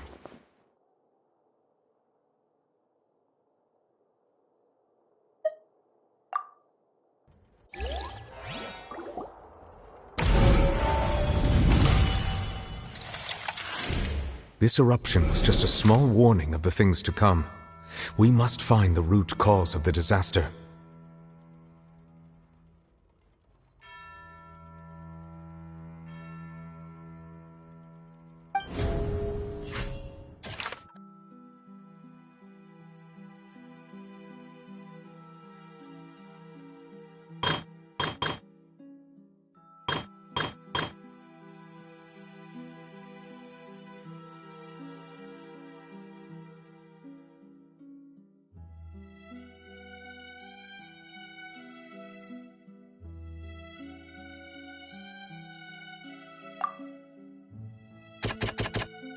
That doesn't sound quite right.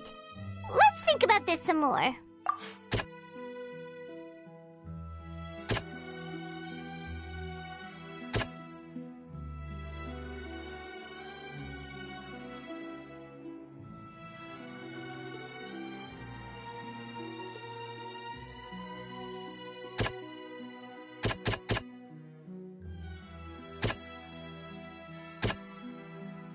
That doesn't sound It was both dream and reality. If we're talking about a true culprit, that could only be that thing inside the primordial sea, right? The truth, the original sin, the trial, and the root cause of the disaster.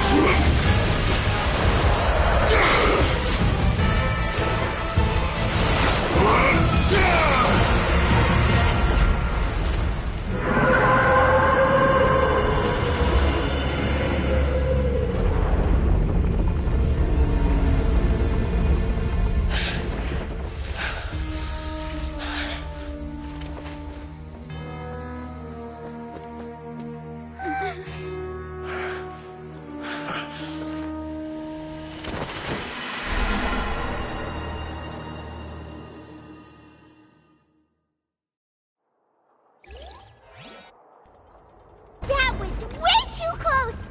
How did that thing just burst into the Opera House? Wait, was that the huge whale you saw in your dream?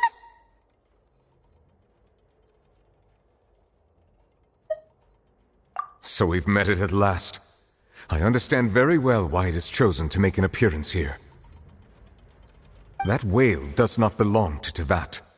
It is a monster that has traversed the stars, weeping all the while. It has been greedily consuming the energy from the planet's primordial sea, using it to grow. That is the main cause for the rising sea levels. And once it has finished consuming all of the energy contained within the sea, its next step will be... You said that when the Hydro Archon first created Fontanians out of Oceanids, she filled their blood vessels with primordial seawater.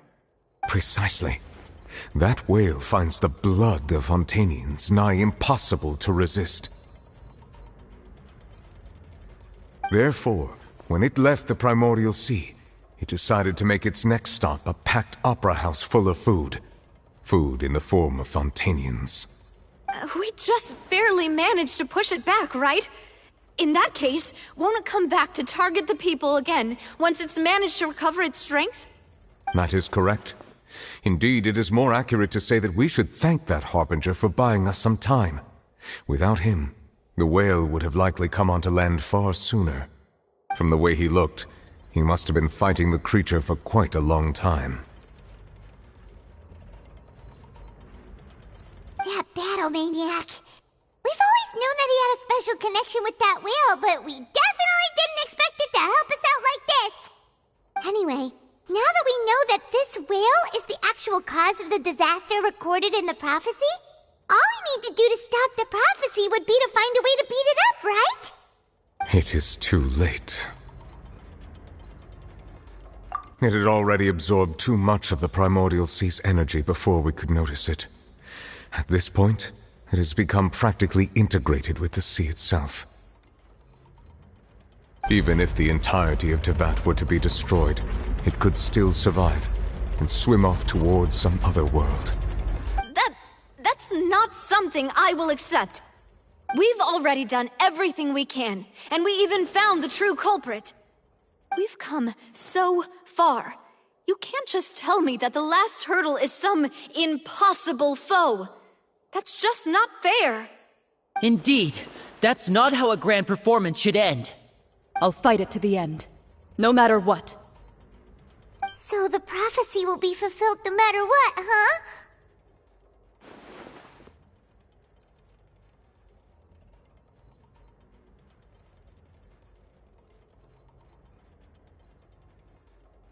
The prophecy.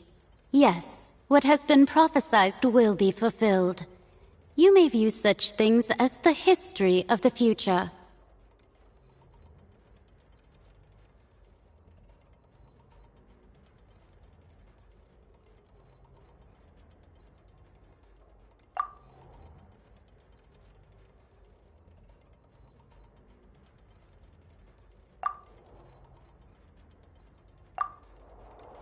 Just as prophecies are usually only the future as seen from the perspectives of the gods, could things be happening in hidden corners where the gods' gaze does not fall?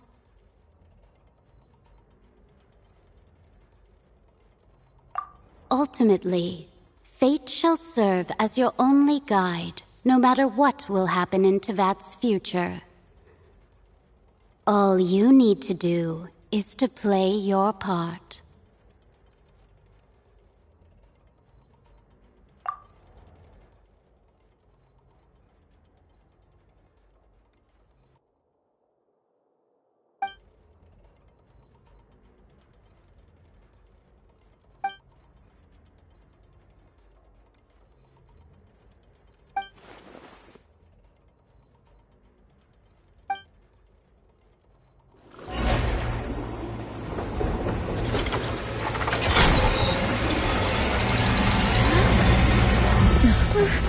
What's happening with the oratories? I believe it is preparing to carry out the death sentence.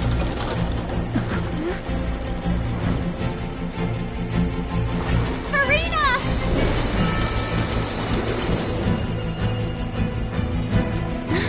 No, I still need answers.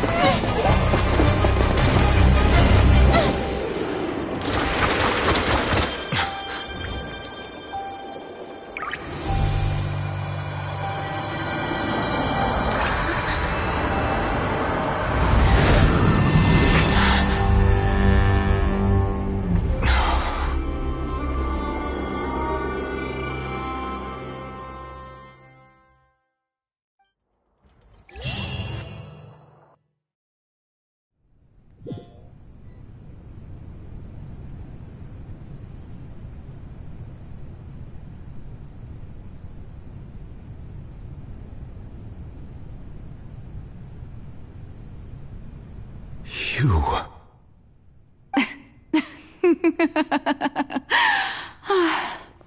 Sorry. That shocked expression on your face is just too amusing. I couldn't help myself. You are not Furina. Who are you? Ah, the sweet sound of bewilderment. Marvelous. A sure sign that my attempt to deceive everyone was a resounding success. But to answer your question, I am Focalor. You know, the god. Focalor? Why did you deceive us? Oh, that wasn't my goal, of course. Goodness, no. But I had to fool everyone else too, if I was to stand any chance of deceiving the heavenly principles. Deceiving the heavenly principles? It's all because of that pernicious prophecy. Dreadful, wasn't it? Everyone doomed to dissolve. Fontaine condemned to be flooded.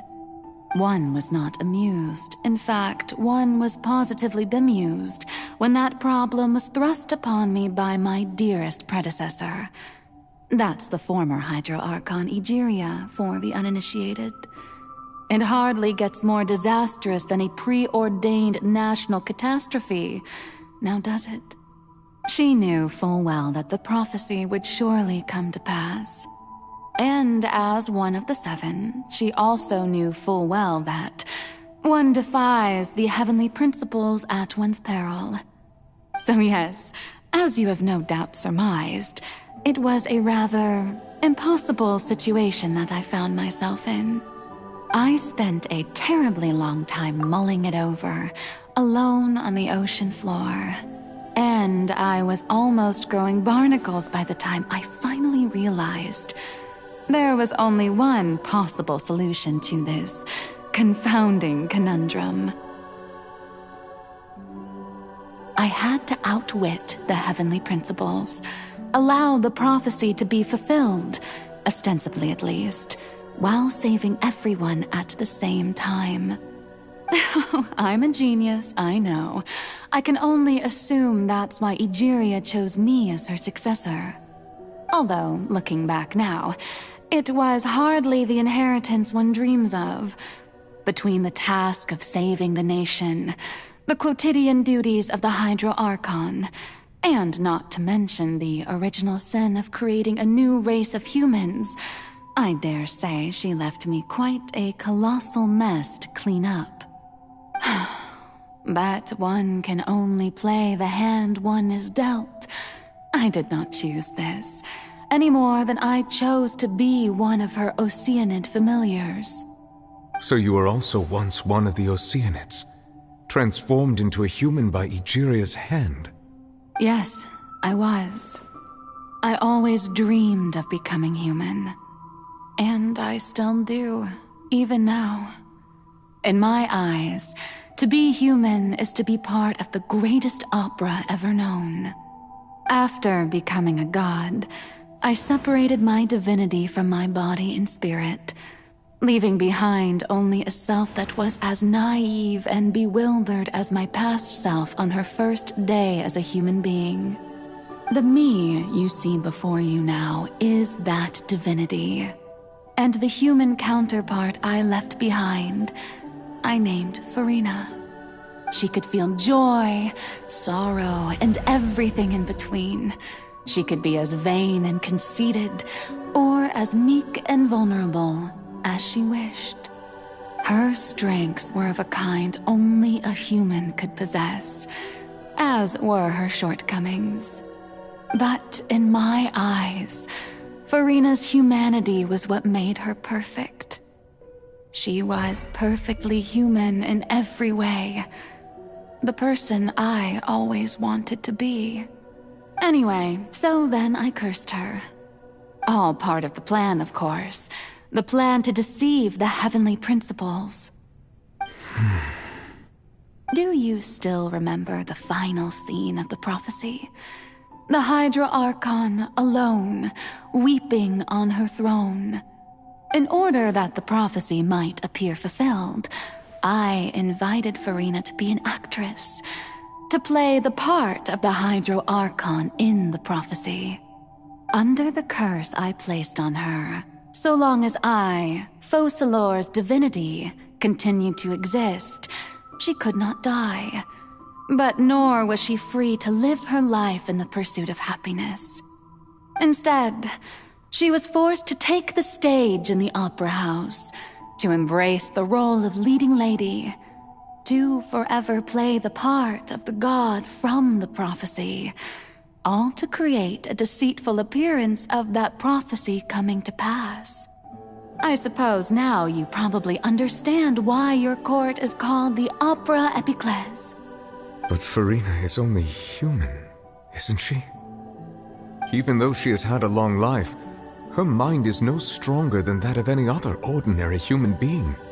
I cannot begin to fathom what she has had to endure. It must have been torture for her. It has indeed. And although she is, in a sense, me in human form, I most definitely owe her an apology for it. It's been 500 years, and all along, she's been playing her part in the most unimaginably long, unbearably lonely, and agonizingly painful opera of all time.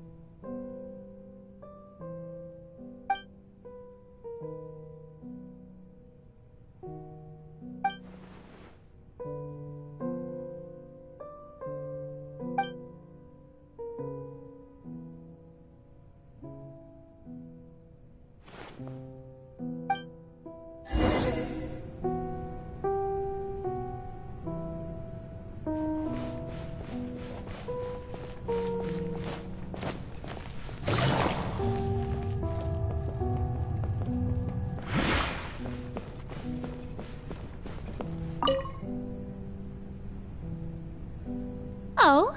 Who permitted you to come onto the stage? Now, I understand your admiration for my august self, but I must ask you to keep to the rules.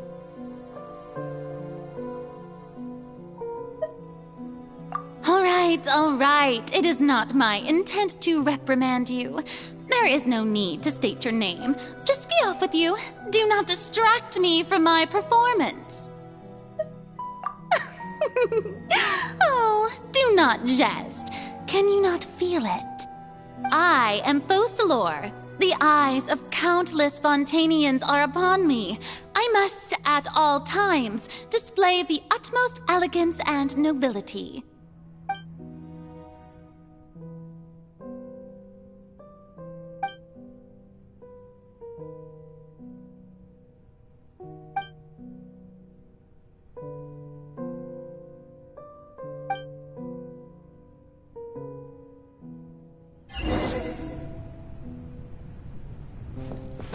Take it easy. Dear audience, the performance is experiencing a technical difficulty, but worry not. The guards shall resolve it soon enough. No, my sword! Rain outlines your fate. Gotcha. Game's up. Fun's over. Our bond is strong.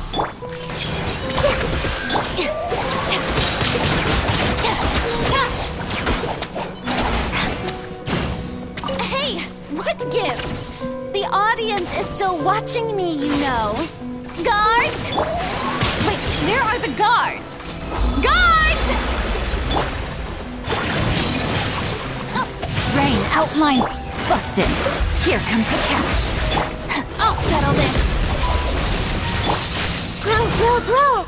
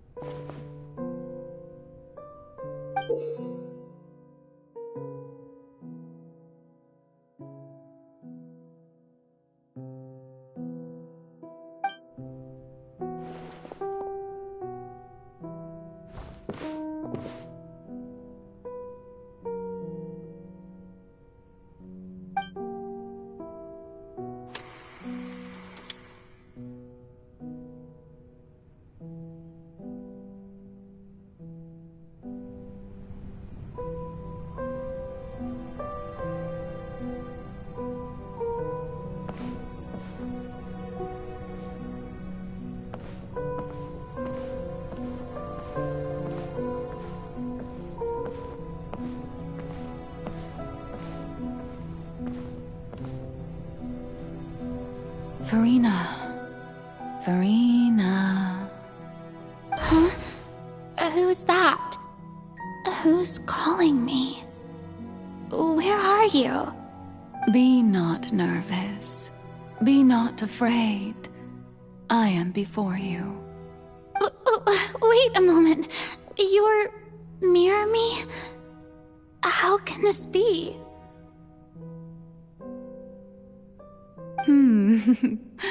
Mirror you, huh? You know what? That's not bad. Let's go with that. Mirror me? What do you wish to say? The prophecy. Have you heard of it? What prophecy? Wait. I know. I think. I don't know why, but it's in my head somehow. The people will all be dissolved into the waters, and only the Hydro Archon will remain, weeping on her throne. Only then will the sins of the people of Fontaine be washed away. Oh, very good. You know it well. What's going on? I can't seem to remember anything clearly. The only thing I know for sure is this prophecy. Will it really come to pass? Yes, it will. And that is why I've come to you. Disaster will come to Fontaine sooner or later. Things will develop just as the prophecy declared. There is no escaping it. But doesn't that mean everyone will die? I'm a Fontainian just like them. Will I dissolve too? Oh, don't worry. Magical meetings exist in this world precisely to give people a chance to turn things around. It is the reason why you met me today. I will tell you how to save everyone, but you may have to suffer somewhat. Oh, so there's still hope after all. Goodness, you frightened me. You spoke so much and with so much certainty. As for the suffering, well, I will admit that the first thing that came to mind was, why do I have to be the one to suffer? But if the prophecy will come true, I'll also die anyway, right?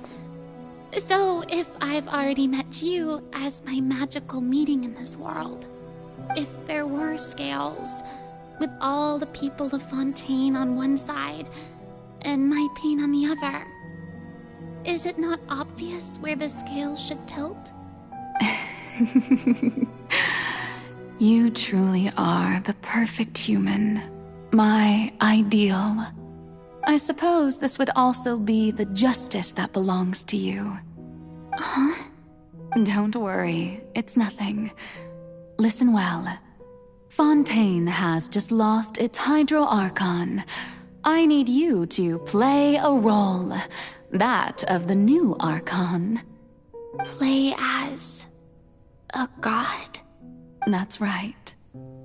You must begin a never-ending masquerade. You must never let anyone suspect your identity. If you can keep it up, then I shall have my way of defying this prophecy. But should your identity be revealed, then all hope will be lost. But how will I do this? A human assuming the role of a god without being exposed. Don't worry. What you must do is not to turn yourself into a real god. You simply need to play the role of a god as humans imagine them to be. Being a human yourself, I'm sure you already know what such an entity would be like. Remember, your true challenge will not be pursuing divinity, but contending against humanity. I'm still not sure I understand, but I'll try. I'll try to do this. So, how long am I going to have to play this role? To accomplish this mission, you will have to stay on the stage for many, many years. You will endure and not grow old until your task ends. But I promise you, all will eventually end in a magnificent and dramatic trial, and everyone will be saved. A trial, huh? How exciting. I'll be looking forward to it.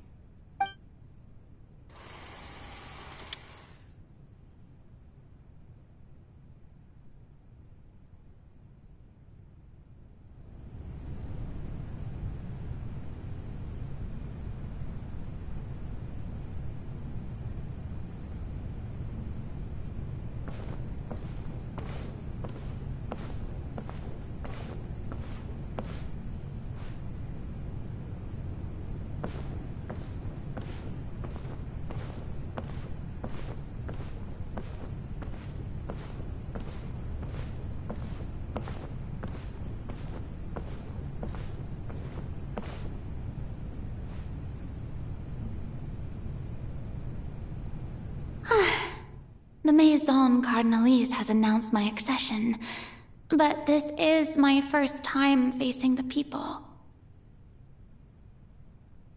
What should I say to most appear like a god? To be honest, I still don't know. Perhaps I should first try to act natural.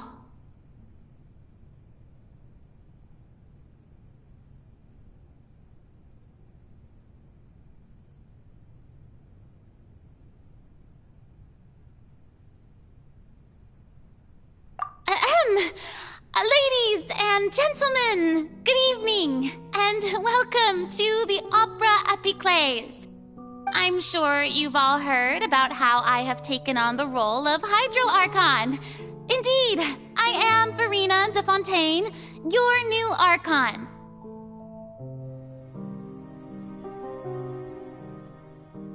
In truth, I know little about becoming a nation's new god, but it will be my honor to guide you all.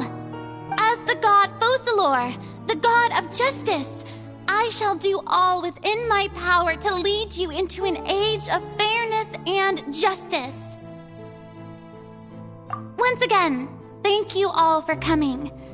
If you should have any questions or suggestions, please send them to the Maison Cardinalise. The future of Fontaine will require us to work together, after all. This should do it.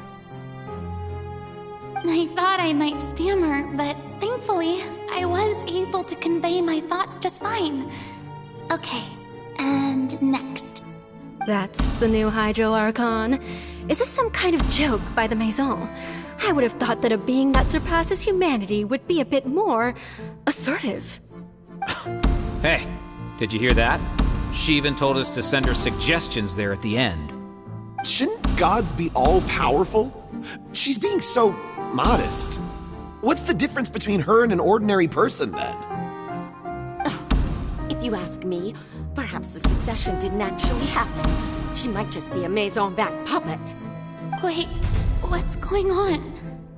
Why is everyone suspecting me of being a fake? Oh, this is bad. If I get exposed here, there'll be no saving the people from the prophecy. Right. Mirmi said that I just need to play the role of a god as humans imagine them to be. Calm down, Verena. Think. What do the people want? How would they imagine a god to speak and act? Assertive, with a strong sense of presence. One who can dispel all doubt. That is the character I'm fated to play.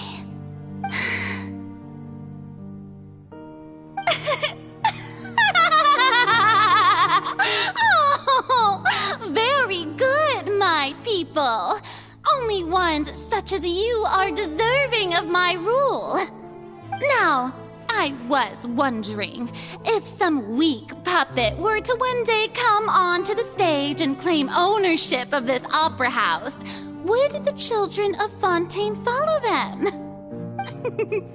Well, it seems that you would all see right through them. Having passed my test, you are qualified to witness wondrous trials alongside my august self, here in this opera house. You may consider my previous act a door gift of sorts. I thought it was a debut that suited the atmosphere. Now then, let us be reintroduced. Ah, so that was just a performance. How could I have forgotten that we were inside an opera house? Her personality. It's quite shocking, to be honest, but I suppose it's a better look than before. Such a fascinating and bold deity. How wonderful! Our future may yet be bright after all. It seems I've turned them around. Best follow this flow and restart my accession speech. My dear people, whether you acknowledge me or not, whether you trust me or nay, I say to you, keep faith in your ardor for justice. We have heard it said that this nation's sins can no longer be washed away. Well, I say that justice is most fragrant when it blooms amid sin. The scales of justice should not weigh heavy in the hands of its god. On one side, it must carry fairness and justice. And on the other, praise and applause. May law be the prayer on our lips. May judgment be our worship. Let us light the fires and drink to the future of Fontaine. There is no trouble in this world that justice cannot solve. All that is needed is for you, my people, to believe in it, heart and soul. So long as I, the Archon Focalor, stand within the Opera Epiclese, so long as I stand before the Oratrice, I shall even judge the gods of this world!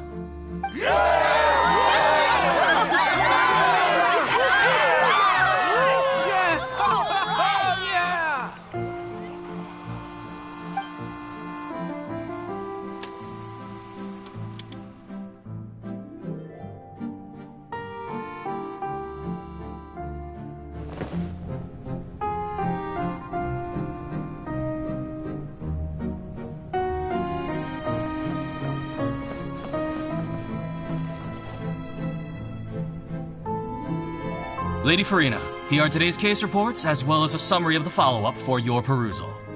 Come now, was I not just at the Opera House in person? Leave these kinds of things to Neuvillette. Besides, none of these trials were the one that I'm looking forward to the most. If I may be so impertinent, what kind of trial are you truly looking forward to? A magnificent, dramatic, and wondrous trial. A trial to end all things.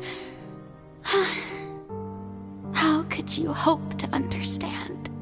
That's true. I fear I lack the ability to grasp your divine thought, Lady Archon. No need for fright, and do not take what I said before too seriously. Go now, do your duties. The trial I await. It will come one day.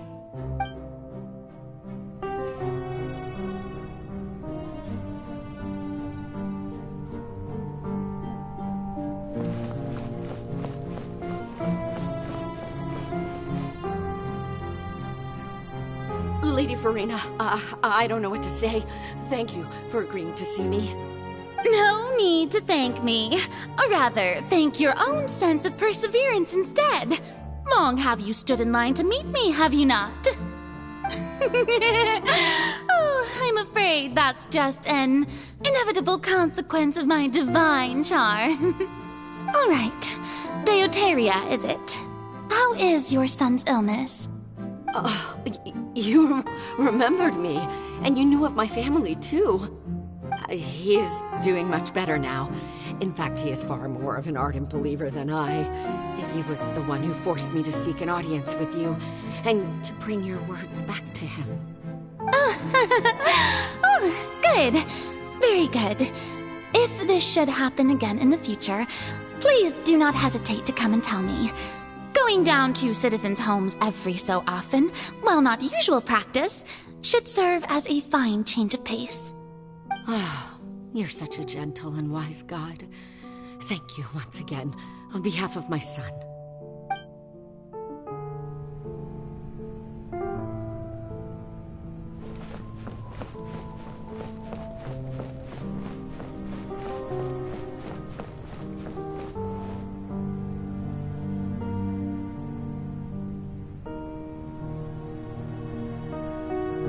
Lady Farina, here are the latest hydrological reports. As for the specific parameters you asked to take note of, I'm afraid things still don't look good. I see. It's as I thought then. As your god, I did already expect this, but I wanted to see how far your human wisdom would allow you to analyze it. All manner of signs indicate that the prophecy will still come to pass. Forget it. That's not something you need to worry about right now. Well, as I understand it, the Fontaine Research Institute is also trying to find a way to counter the rising water levels. Really? Have they found anything? I'm afraid that they haven't found any effective solution thus far. Oh, is that so?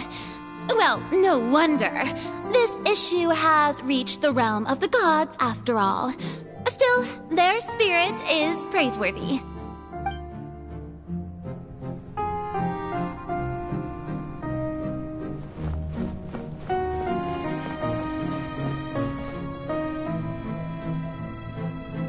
The day is finally over.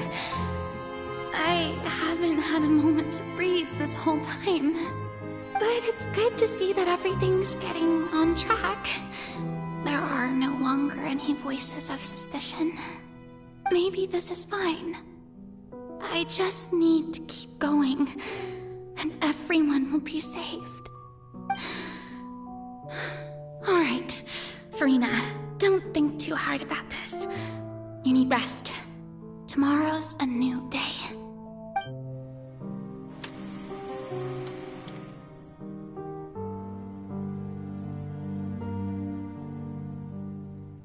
Lady Farina, here are the new trial reports for the latest cases, as well as a summary of the follow-up.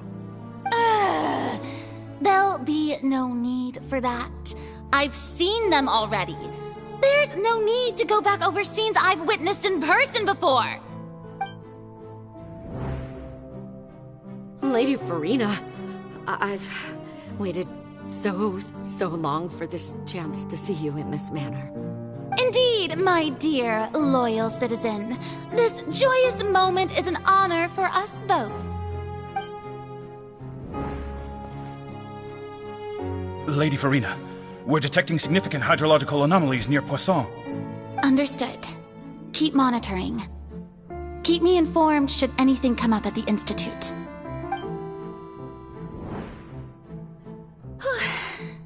I don't think I let anything slip today. I must show the people that there is nothing to worry about. I just don't know when these days will end. I feel utterly exhausted. Best to rest early today, too.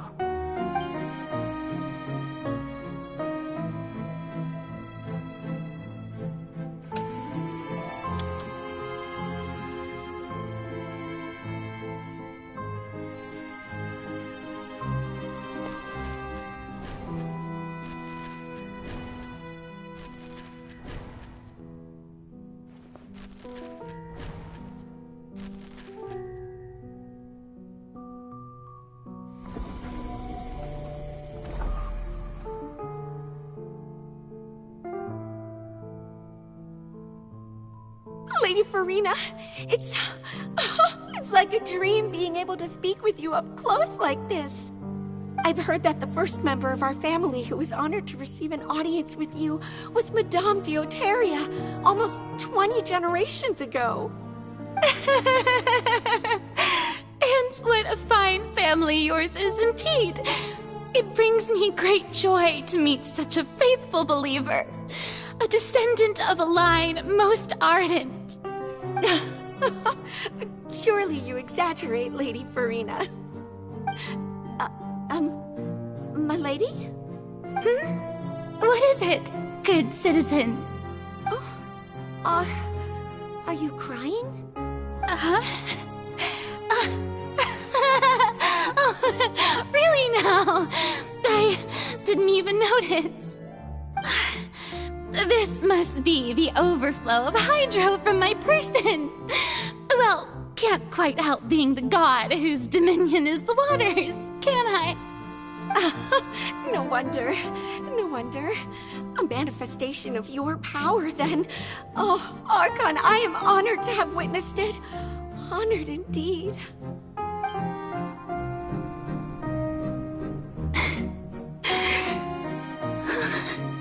So interminable.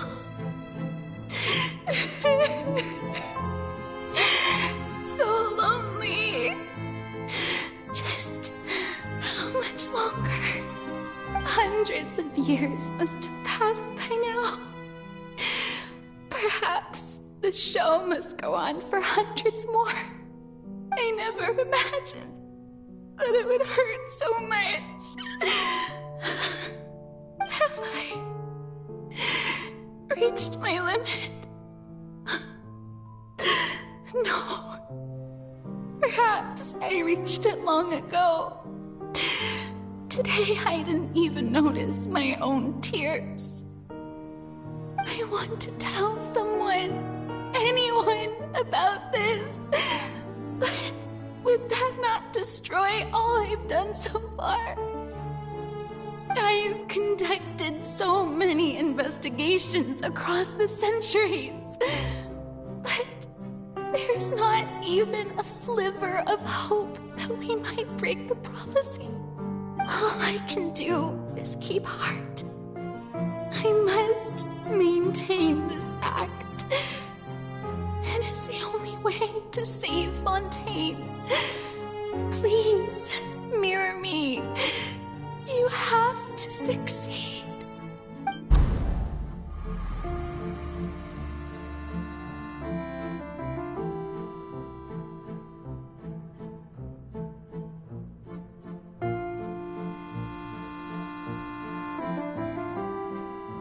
Farina, you don't have to shoulder this burden alone. Although I don't know what you might be keeping from everyone, your people are more than willing to share your burden with you.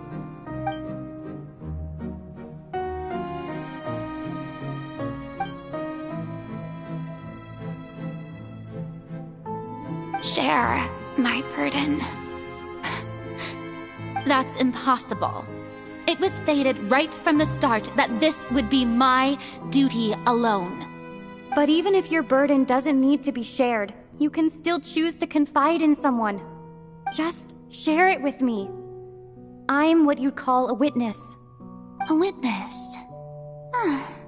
Yes, I've heard that you came to Tevat from beyond the stars, yes. In other words, you never belonged here.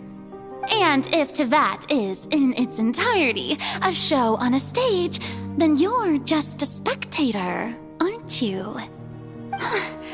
If that's the case... She's right. I could confide in her, couldn't I?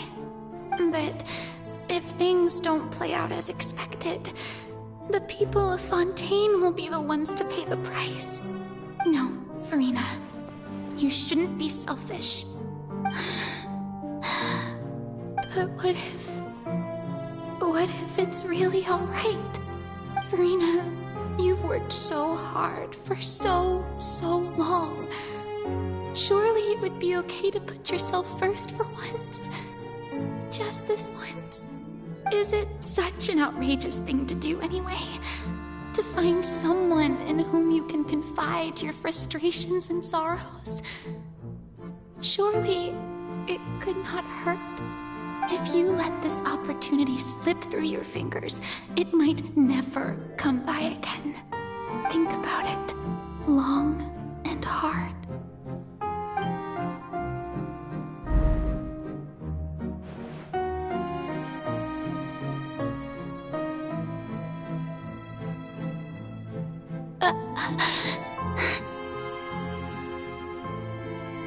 No, I have nothing to say. I am Farina, the Archon of Fontaine. Everything will surely get better. All you need to do, dear spectator, is to witness my performance until the curtains fall.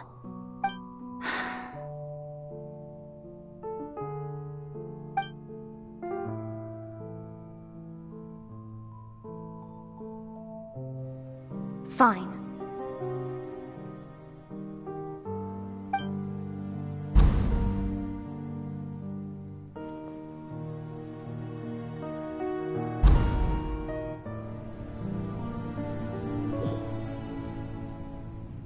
So even Farina doesn't know the truth? You've never once let her in on the full plan? Yes, it had to be done. To deceive the heavenly principles, you must first deceive yourself. She did very well. If she had let her resolve falter even once in these 5 centuries, Fontaine would have been doomed to the most tragic fate. It seems that, Trusting humanity was the right decision after all. I believe that I understand how your deception works, but that is only half the truth, is it not? How would you build on this foundation to save the people of Fontaine? That is the most important thing. Ah, good. Of course, the Iudex of Fontaine has pinpointed the crux of the issue. I'm sure you've long sensed that the Oratrice is no simple machine, yes? I've always suspected that it had its own consciousness, and Lenny did mention that he heard a human voice within the core chamber. It now seems that that person was you, hidden within the machine all along. Am I right? And then I became one with the Oratrice, taking Fontaine's gnosis with me. Yes, it would seem so, wouldn't it? Alas, your understanding of this device still lacks sufficient depth. In truth, it is no enactor of justice. It is, in fact, a device created to kill the god of justice. I beg your pardon? Oh, you have it. And to be more precise, not only will the Oratrice take down the god of justice, it will also take down the divine throne upon which she has been placed. I mean, did you think I would be the sort to enjoy peaceful repose while Farina suffered? My work over these last 500 years has been to constantly accumulate indemnitium within the Oratrice. But really, some have already discovered that only a small fraction of the energy generated by the device was ever used to provide power to Fontaine. The vast majority had to be, accumulated to enact this death sentence. It was all a part of your plan, then? Both the trial and the sentence? Indeed. This power, accrued over 5 centuries, could have sustained Fontainians for millennia had it only been used for that purpose. Almost all of it has now been stored within the Oratrice. But only power of this magnitude could hope to destroy the Hydro Archon's divine throne, shaking the rules established by Celestia and breaking through the institution that is the Seven.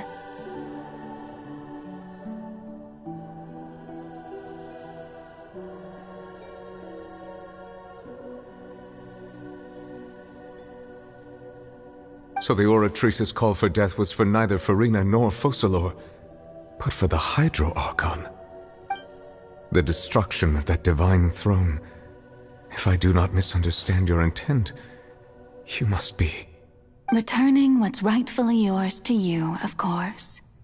In other words, this was all done to return the authority of the Hydro Archon to the Hydro Dragon of this planet.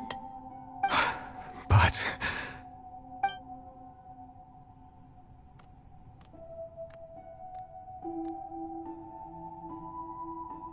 Oh, what? Getting sad again, are we? The authority of the ancient dragons shall soon be yours once more, O Hydro Dragon Sovereign. And this is the face you make. All you've done throughout the years is just so you can sacrifice yourself at the very end. I've never quite seen it that way, you know. Even now, I'm quite pleased at how well my deception worked.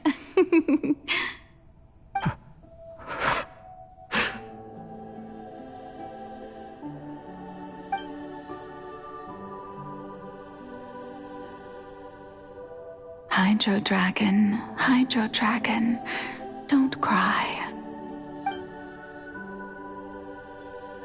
I must say, had it been within my rights, I would have loved to judge the heavenly principles themselves. Were they not guilty of essentially the same crime? Egeria stole the power of the primordial sea, and the heavenly principles stole the power you ancient dragons possessed. I, for my part, am the god of justice, and And is it not just that your original powers should be returned to you? Speaking of justice, I have always believed that justice lies in the process of pursuing human existence itself. So, if the theft of the primordial sea's might was Fontaine's original sin, then, leaving matters of procedural right and wrong aside, the descent of the Fontanians as humans and their right to exist in this world would be Fontaine's original justice. In other words, existence was Egeria's justice, and to me, justice is the continuation of that existence. Defying the prophecy and ensuring that Fontaine's people shall live on, that should be the justice enthroned over all others. At this point, we, whether it be myself or all other Fontanians, have shouldered the burden of this sin for far too long. Iudex Neuvillette, the highest judge in our land, when you regain your full power as an elemental sovereign, what verdict shall you pass upon us? So when I was invited to the court of Fontaine to serve as Iudex, I see now that that was your idea too. At last, I now understand the true purpose behind this position. In the beginning, I was uninterested in human existence. But these 5 centuries of living alongside them have gradually brought about mutual understanding between us. And I have even attempted to feel as they feel. You are a devious one, Focalors. Things being as they are, surely you know that I could never declare them to be guilty.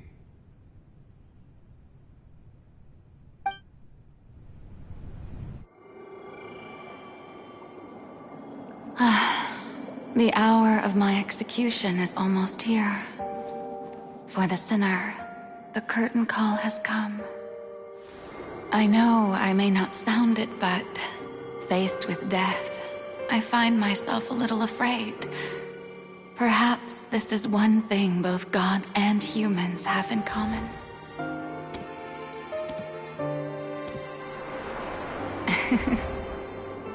Farewell, Neuvillette.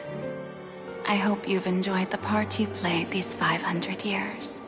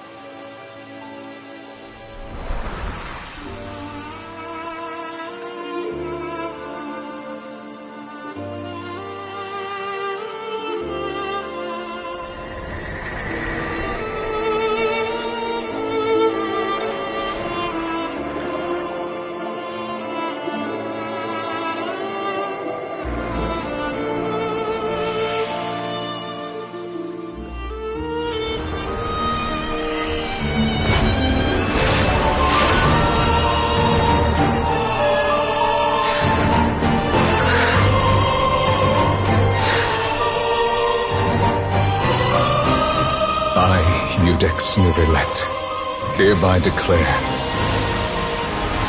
people of Fontaine, your sins are forgiven.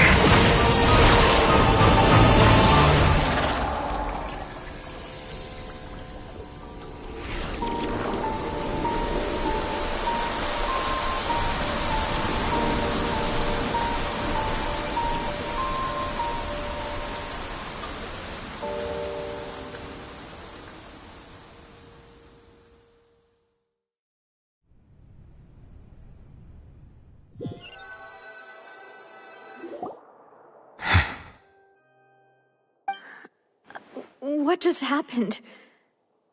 Has the death sentence been carried out? Was that bright light some sort of misdirection? I have a feeling that something huge just happened.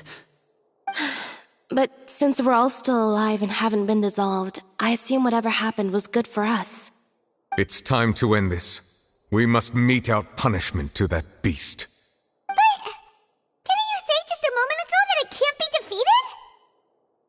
I have gained the strength sufficient to deal with it. Through certain means, I now have the ability to separate the power of the Primordial Sea from that creature. We should seize the opportunity to pursue our quarry.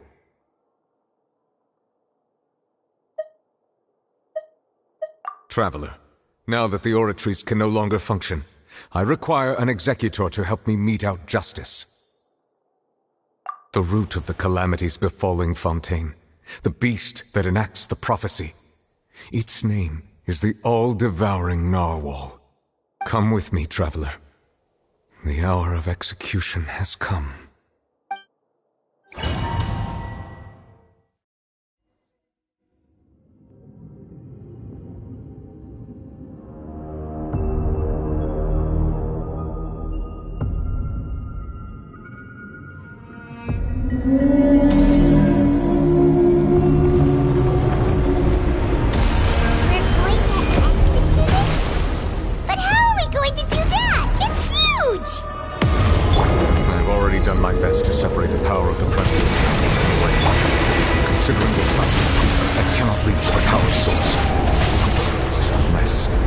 Find a way to attack it from within. I shall share a part of the ancient dragon's power with you. We shall look for an opening.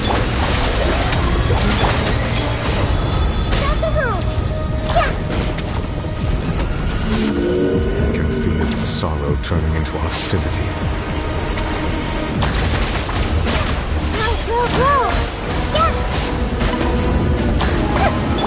Witness the power of Gawak! Know my sword! Rain outlines your fate. Gotcha. Things are about to get dicey.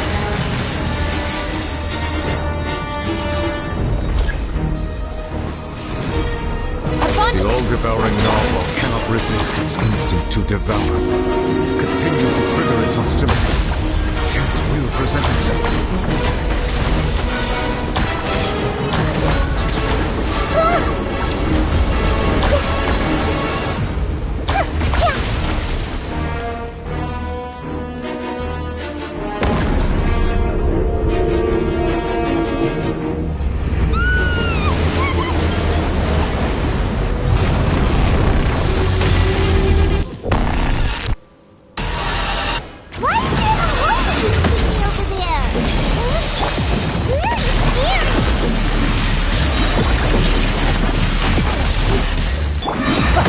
Here comes the catch.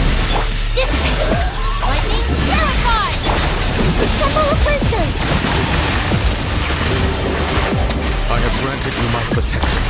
Do not fear. Seize the moment and use my power.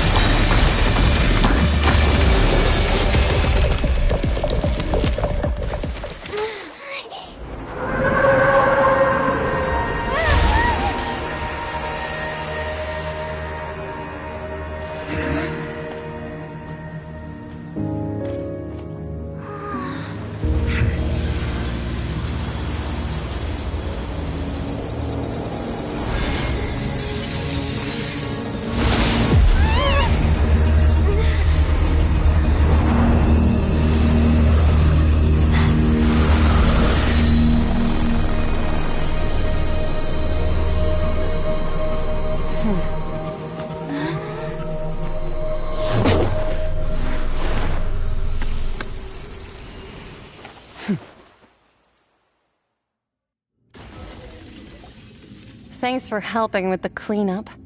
It should have been my job, but... oh well. It was just supposed to be a short private training session for me. I didn't think that my disciple and my master's pet would start brawling in the meantime. Well, actually, I had a feeling that it would happen at some point, but they bumped into one another earlier than I thought.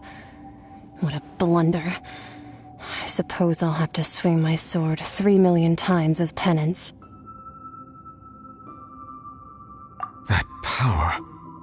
Who are you exactly? Paimon has an idea. From what she said earlier, she must be Child's master. Skirk, right? It's just that he gave us the impression that she was the less talkative person. I simply did not have anything to say to the weak. But you, on the other hand, managed to defeat the all-devouring narwhal without using power from beyond this world. So you may speak to me as equals.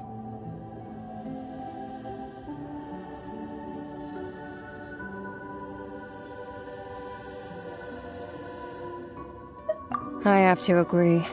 It's a strange use of a planet's primordial waters just to raise an all-devouring narwhal. That kind of power is wasted on it. It's not cooperative, it eats too much, and I have more important things to do with my time than pet sitting. The only thing that creature has going for it is its looks. All in all, it fails as a pet. Miss Skirk? I think you might have missed the point. The point being? Well, being that this pet almost destroyed an entire nation. So what sort of person is your master? Well, Child's master's master. Wait, is that right? Oh, right. So you don't know him. Sorry, I assumed you did. His name is Sertologi.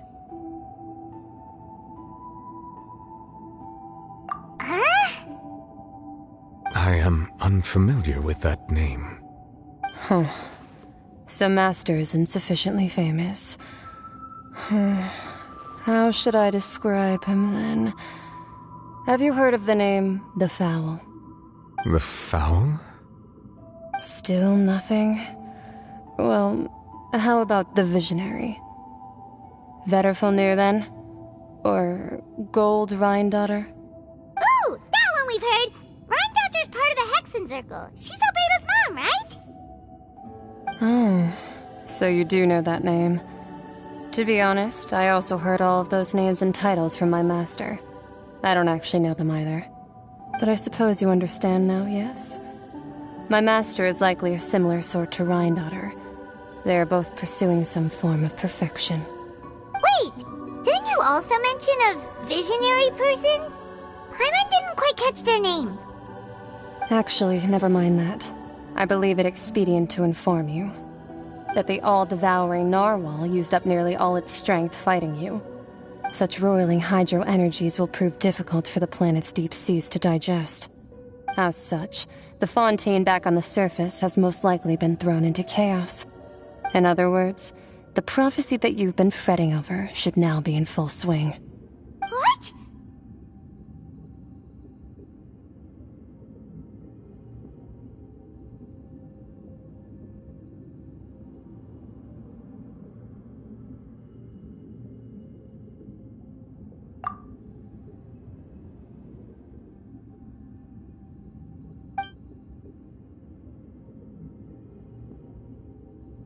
Not to worry. Focalor has already managed to deceive the heavenly principles. In the end, the people will all be dissolved into the waters, and only Farina will remain, weeping on her throne.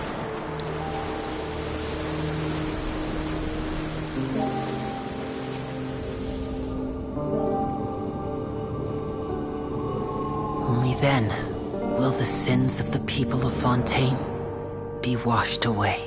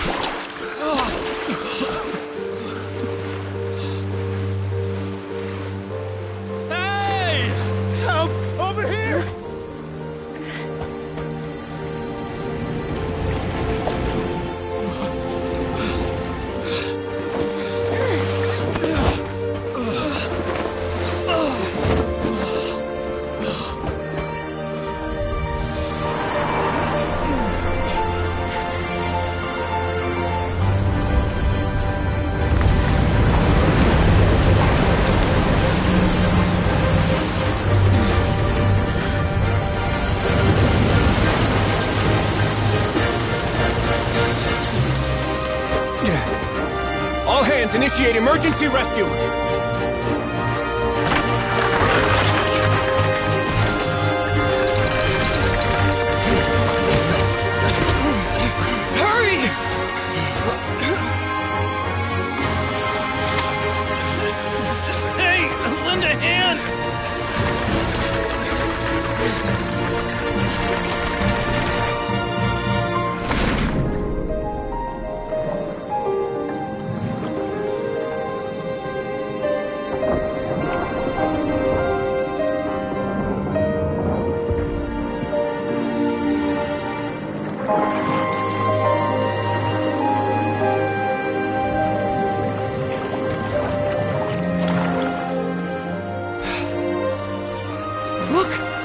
Receding!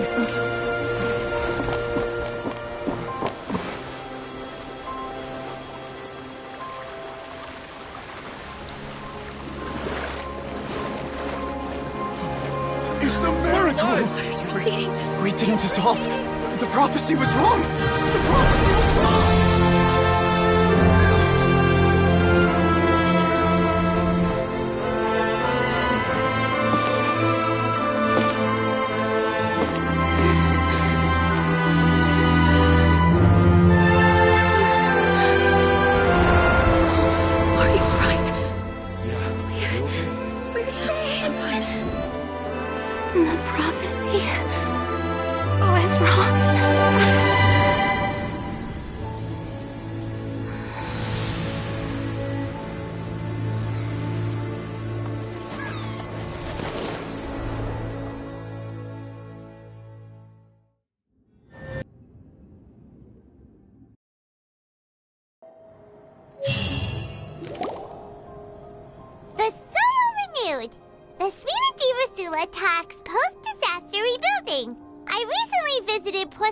To meet with Miss Navia, spokesperson of the Spina di Rusula, and we spoke about Poisson's present and future. Old soil can still give birth to new bloom, Miss Navia stated. Hope is like seeing a small cookie when you're starving late at night. You just need a little of it. Skyship Winglet, lunar brain of the Fontaine Research Institute. The various disputes that have arisen on account of Mr. Edwin have suddenly become a shield over the Institute, with Jurier turning out to be a once-overlooked hidden gem. People always call the first researcher mad, but few know what to call the second. And should that latter person achieve a miracle, they would find it all the harder to find a word with which to classify him and his team. Wow! Paimon barely recognizes the people in the reports. Are those really Jurier and Navia? They sound like real big shots.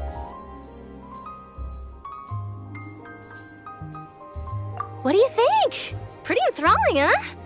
The Steambird's idea was pretty simple.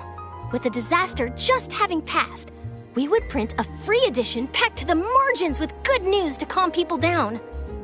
The value for these big scoops lies in their inevitable follow-ups. We'll publish further reports and go into the stories behind those people.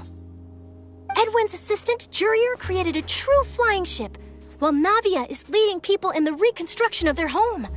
I'm sure that these stories could draw even your well-traveled eye. Paimon's curious too! Wait a minute. Didn't we watch everything happen from start to finish? What's there to be curious about?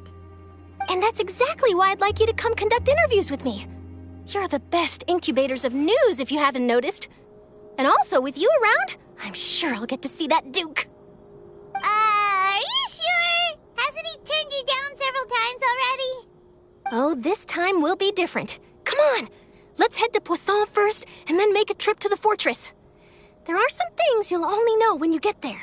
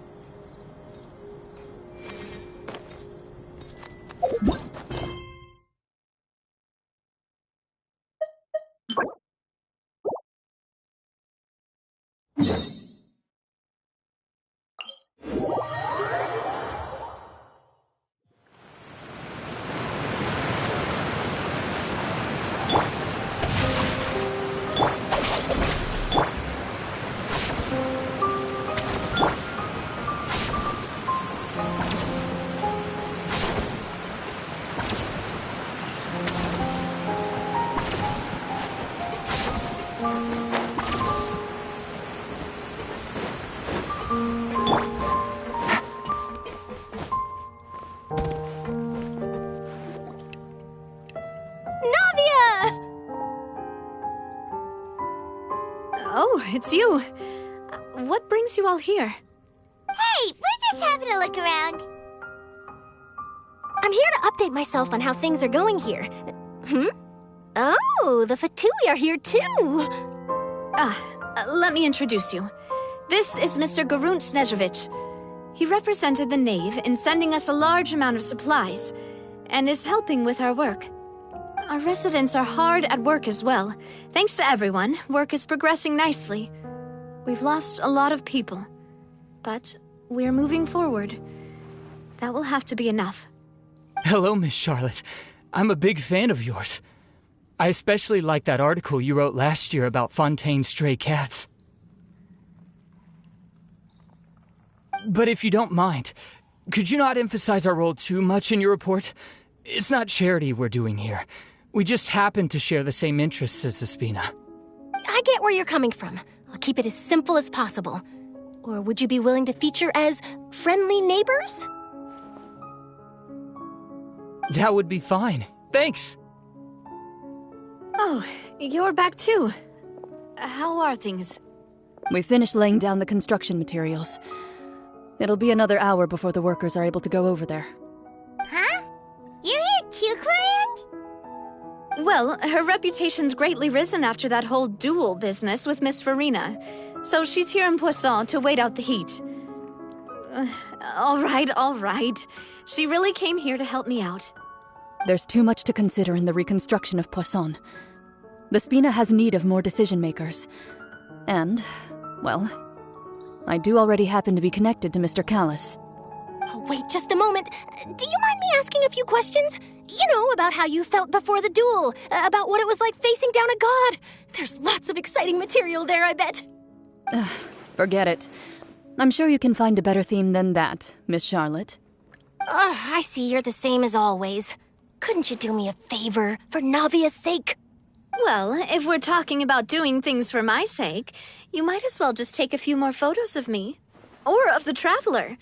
It's better than wasting time persuading Clorinde, at any rate. Of course I will. I'm not gonna let her off that easy. All right, then everyone who wants to be in the photo, gather up. And smile.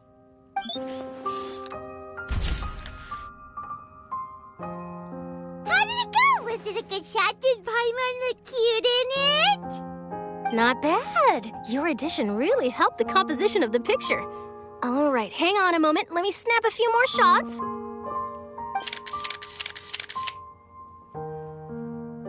All right, that should do it. I'll be back here later anyway, so let's call it a day. You're very quick. Speed is of the essence when it comes to the news, and freshness is the key. Also, not to brag, but I'm pretty good at building connections. Who knows? I might eventually get that interview with you after all, Miss Clorinde. Wow, you really do have that never say die spirit. I'm impressed. I'll hazard a guess that this is how you got that interview at the Fortress of Meripede. Whoa, you're well informed. Let me make a guess, too. I asked Sijuin, who told Monsieur Neuvillette, and he told you, right? That's a very complete information chain. In truth, all Monsieur Neuvillette asked me was, when did the fortress become so friendly towards the media? I told him that it was best not to speak too soon. There's no guarantee that Ridsley will make a personal appearance. You're right. I've got to treasure every moment I have with them. In which case, I'll be making a move first. Stay safe now. And tell me if you hear anything interesting. I'll treat you to afternoon tea in exchange.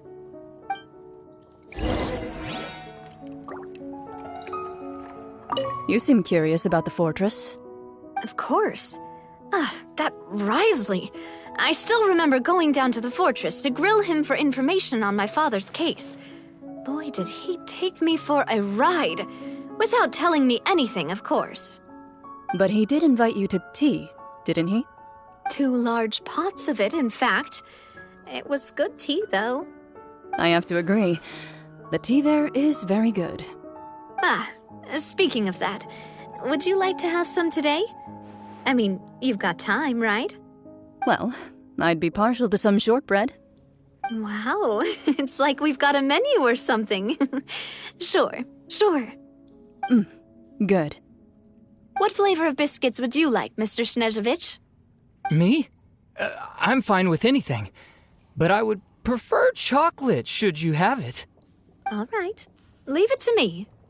I'll go over the newly arrived supplies with you later, Mr. Snezhevich. We should be able to finish the preparatory work today. That works great for me. Huh. Is it just me, or did you get a new lipstick? I did. It was a gift from Sijwin. Want to give it a try? I think the color would suit you, too.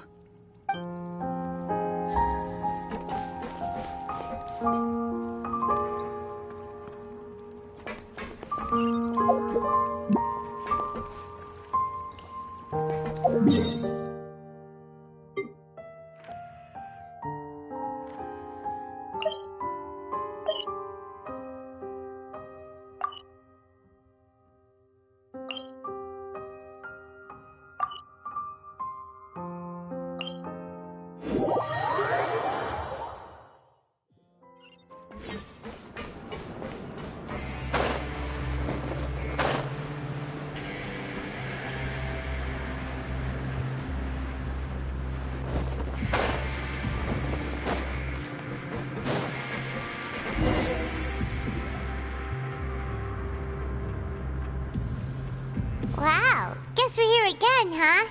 There's a real nostalgic feeling to this place. Looks like you've been missing us. Duke! Did you come all the way to the entrance to greet us? Of course. I'm here to welcome you and our dear Miss Charlotte, whom our good head nurse recommended to me. It's an honor to finally meet the much-rumored Duke. Thank you for consenting to my visit to the fortress, sir. No need to thank me. But that said, I shouldn't be the focus of your interview. I trust you recall our agreement? Of course, of course. All right then, this way.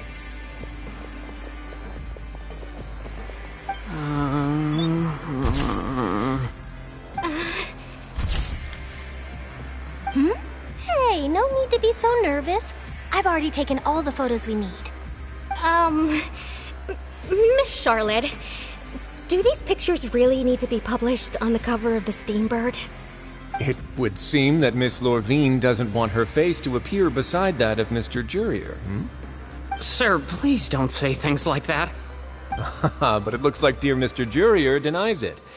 Might this interview be very important to you, then? No, I just... This is my first time being interviewed, and I'm very thankful to the Steambird for... Now, I might not look it, but I actually did meet Mr. Edwin once. And I'll be honest, I enjoyed chatting with you more. You've definitely got more of that genius vibe going on. The boat that brought about a miracle, the ark that saved the people. Why, you recreated a myth back there, like an emissary of legend. Still, if I might ask, where's that flying ship now? Huh! Looks like Charlotte's trying to get herself another exclusive scoop. I have to apologize, but that ship is presently in the bowels of our factory. I'm afraid it won't be easy for you to get a shot of it. Really? Well, then in that case, could I have an interview with you to make up for that loss?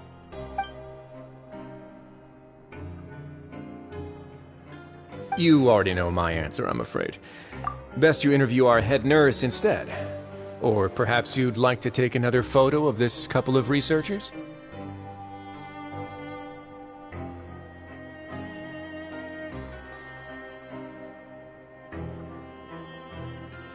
Did you really have to use the word couple? Well, then, 2 solo photos will do. Is my hair messed up? Please, someone help me have a look. Things sure are getting pretty lively here. We've seen this kind of thing before. Oh, seems like everyone's here. Would any of you like to try this new drink I came up with? Ah, Sijwin. Hey, Miss Charlotte. Why don't you, take some pretty photos of our head nurse? Sure. Come on, Miss Sijwin. Over this way. Let's find a brighter spot. Huh? Sure. do I have to smile? So, how have things been at the fortress?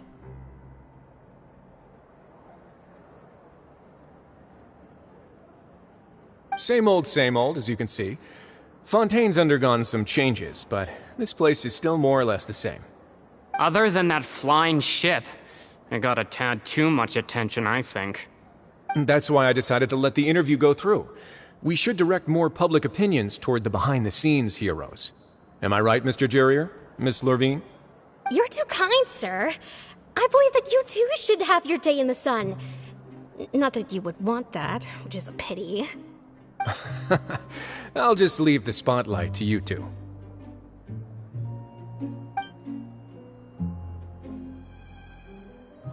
I see. Lots of things happened that day, huh? Anyway, regarding that Harbinger, I'm not sure you remember, but his 3 young followers are still waiting for his return. He sure did win them over, huh? I'll tell them that there's good news and bad news. The good being that their boss seems fine, and the bad being that they must face extended sentences for abetting his escape. Oh, actually, what about you? Are things gonna change for you too? What change can there be? The fortress will keep chugging along, and so will my duties. As to what Miss Furina's departure will mean for the nation, and if our laws and governance will be transformed, we'll leave those to the folks in the overworld. Hey everyone, the photo shoot's done. Good. In that case, let's call it a day here. Thanks for your cooperation. Come on, Traveler, let's go. Till next time, everyone. There'll be a next time? Maybe. Who knows? I might write a story about the underwater factory next time. Until then. All right. Last stop, the docks.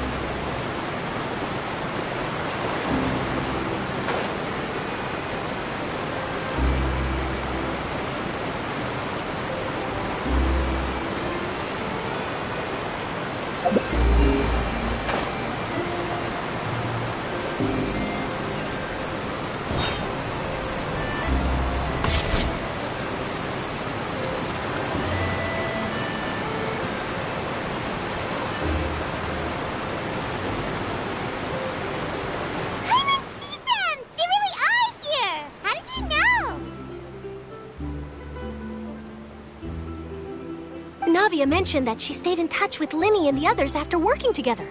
Apparently, they've been at the docks distributing these strange pockets the whole time since. Traveler, Paimon. Ah, and Miss Charlotte, too.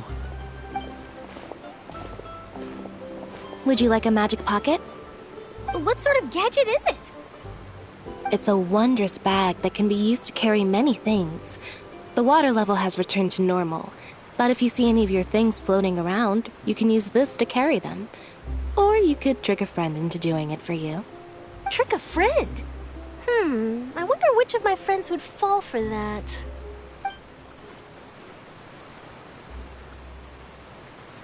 You could just make a friend like Fremine here.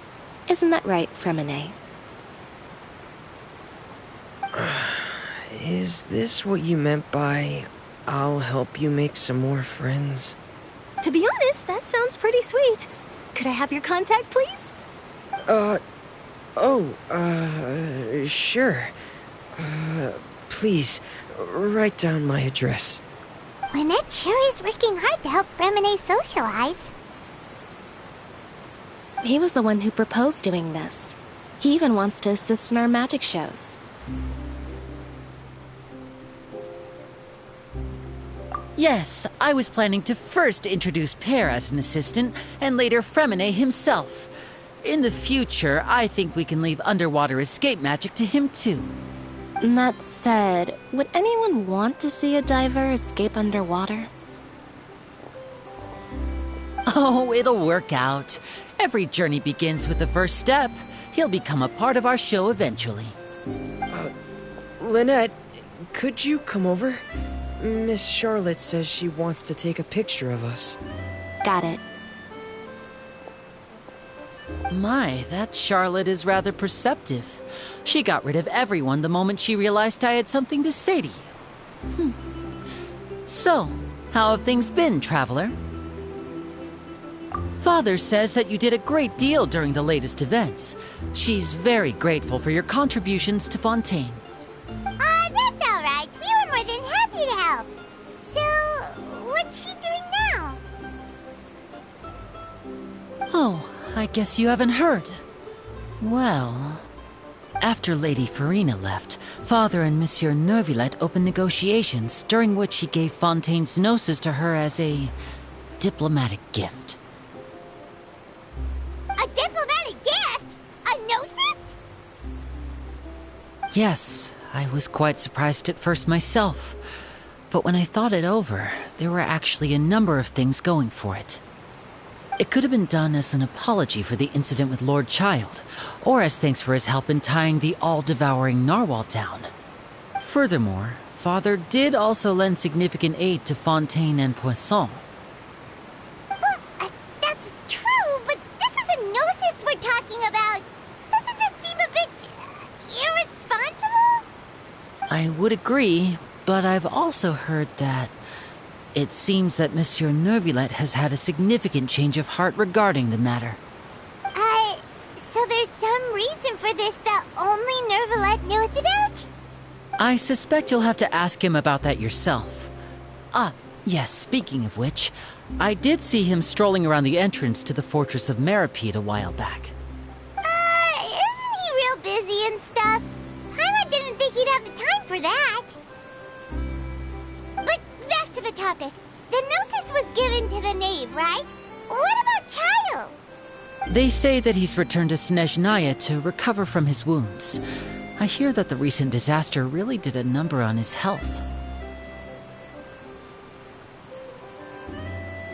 That's true. When you think about it, we've had loads of run-ins with the Fatui. To think we'd be allied with them this time. So shocked by such a simple switching of sides?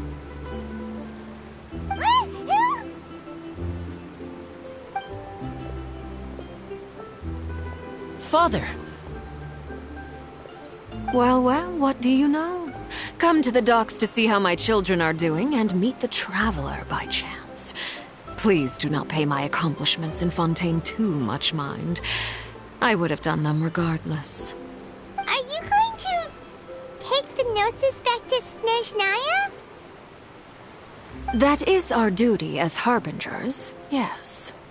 Don't be too preoccupied with sides. The goal of the Fatui concerns not a single place or person, but the entire world. With such a grand goal in mind, it is inevitable that we must wear many masks. Switching my masks is something I've always done.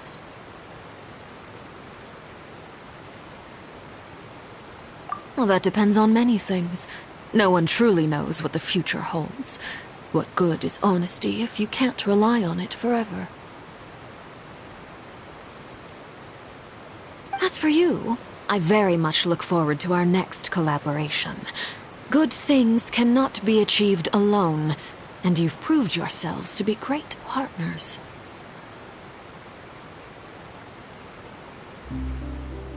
A vision? All right. I'll remember to return it. Thank you for keeping it safe for him this entire time. And that's a wrap for me. Huh? You're... Greetings, Miss Journalist. Hello. If I'm not mistaken, there are diplomatic channels I'll need to report to take a photo of you. That is correct. So forgive me, but I will not be able to serve as a subject in your article.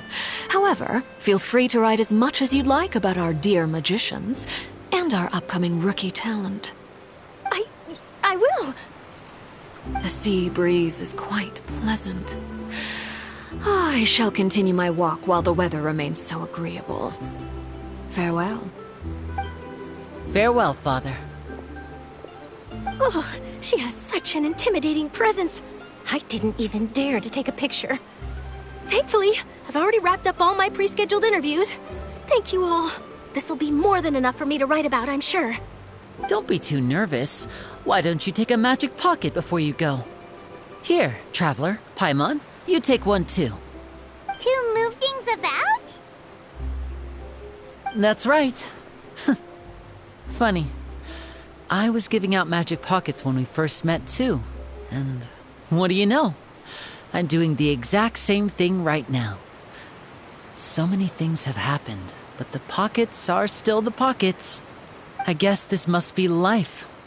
We will all follow our own paths, and serendipity will lead you to your fated friends. All right then. We'll be handing out pockets in some other districts later, so we'll get going now. Have a good day, you two.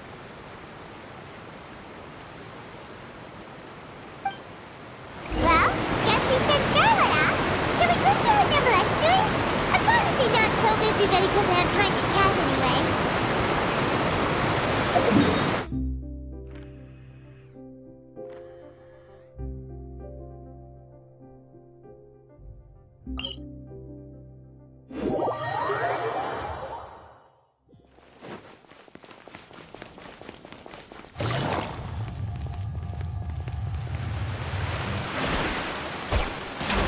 Take it easy.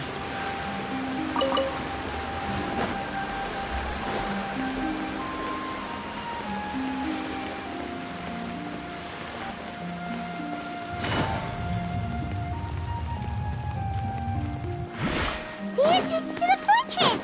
Ooh, he really is there!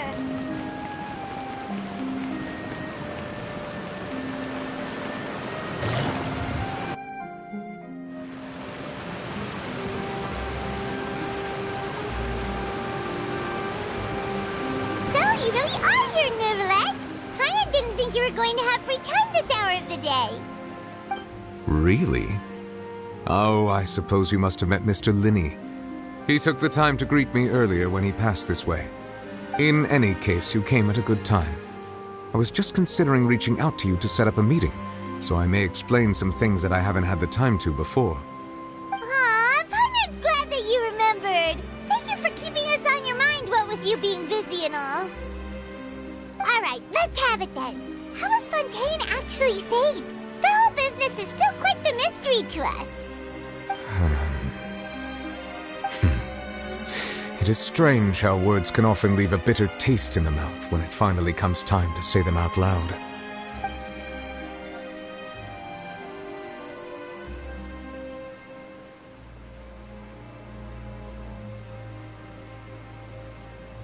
Whoa.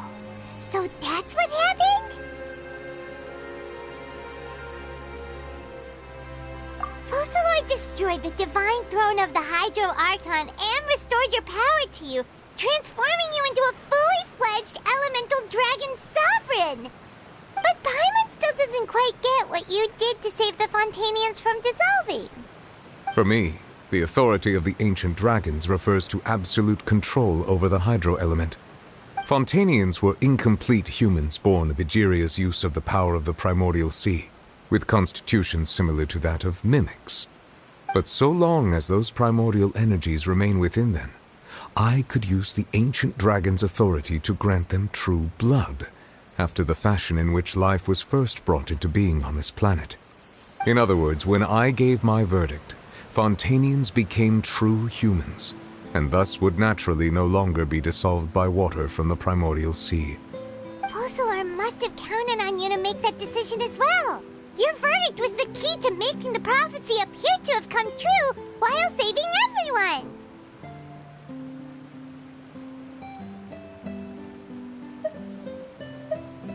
Yeah, and in a manner of speaking, Focalor finally managed to fulfill the original Hydro Archon's wish to turn Oceanids into real people too!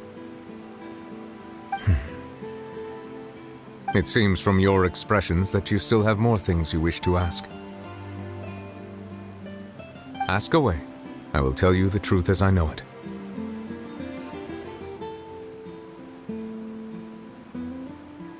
I have investigated his case along many avenues, and I have learned that he once fell into an unknown chasm when he was young. There, by chance, he awakened the all-devouring narwhal. But whether it be by sentiment or reason, that should not have been enough to consider him the root cause of the disaster. At most, he would have had tangential liability. As for the judgment passed by the Oratrice during the trial, whether it was due to that liability by association, or Focalors deliberately using him to buy time for us on the assumption that he would be able to hold the creature off, I cannot say. Guess Focalors had Fontanians in mind the whole time. In the end, it was thanks to her that they finally became real humans. Hang on a second. Paimon suddenly got another question. Back when Fontanians hadn't yet become real humans, were the children they had also transformed Oceanids? Life has always flowed like water. Do you recall how Fontanians would often come to the Fountain of Lucine to pray for children? Yeah! Lynette said the fountain is where all the waters in Fontaine converge. In truth, even those couples did not know that such prayers were no mere custom, but instead a form of ritual. Those Oceanids who were blessed within the spring water would later descend as new humans in the coming months. Paimon sorta gets it now. Either way, seems like this ritual won't be of any further use, but it'll probably live on as a local custom. Ask away. I will tell you the truth as I know it. Yeah, about that. Risley said Farina has already left. What's that all about? Ah, Lady Farina. The people are only aware that her death sentence has not been carried out. She abdicated the post of Hydro Archon and left affairs related to that title to me, before leaving the Opera House. I related Focalors' words to her faithfully and completely. After hearing them, she seemed neither saddened nor comforted. She simply said that she was tired and needed to rest. Having said that, she then packed her things and moved out of the Opera House, not unlike how an ordinary person might. But she's still got a place to stay, right? You need not worry. I will make arrangements to ensure that she will not want for food, clothing, board, or travel. In truth, I am somewhat happy for her. The wear and tear on her spirit will, of course, take time to heal. But now that she no longer has to play the role of Focalors the Hydro Archon, she can finally lay down her burdens and lead a normal life. What about you then? What are your plans now that you've regained your full powers as the Hydro Dragon? After Focalors passed on, the Oratrice also ceased to function. This matter will directly affect our trials. After much careful consideration, I've decided to take over its role in our courts. From now on, I shall hear cases and pass verdicts by myself. Looks like you're still considering stuff from the perspective of the Udex, huh? As an elemental dragon, there are indeed many things that I must do. But this power and this duty, in a manner of speaking, you could say that both were granted to me. As such, before I attend to my other responsibilities, I must first and foremost continue to serve Fontaine as its highest judge. The duty of the Hydro Sovereign and the duty of the Udex shall coexist within my person. Additionally, the Hydro Archon's departure has brought about another problem, which is that the Opera House shall no longer produce indemnitium. That's true. That power was derived from the people's faith in the Hydro Archon, wasn't it? Wait, but the various mechs and machines in the city are all still okay. Where are they getting their energy from? As I am now, I have full command over New Musia, and it can serve as a complete substitute. Another reason why I cannot quite leave Fontaine immediately. Wow. This ancient dragon's authority stuff is really quite useful, huh? Ask away. I will tell you the truth as I know it. Oh, that's right! They say you've given it to the knave as a diplomatic gift or something! Leaving aside their intentionality, the two Fatui Harbingers have indeed done much for us during this crisis. Their sole remaining goal in Fontaine, at least at this point, would seem to be the Gnosis. The Oratrice has ceased to function. The Hydro Archon's divine throne is now no more, and I do not need the Gnosis's power. As such, it has lost all meaning for Fontaine. If the Fatui have impure designs, then we might as well accede to their request now, and avoid unnecessary conflict. complicated considerations. Paimon thought you were just giving it to them out of gratitude to the knave and as an apology to Child. Ask away. I will tell you the truth as I know it.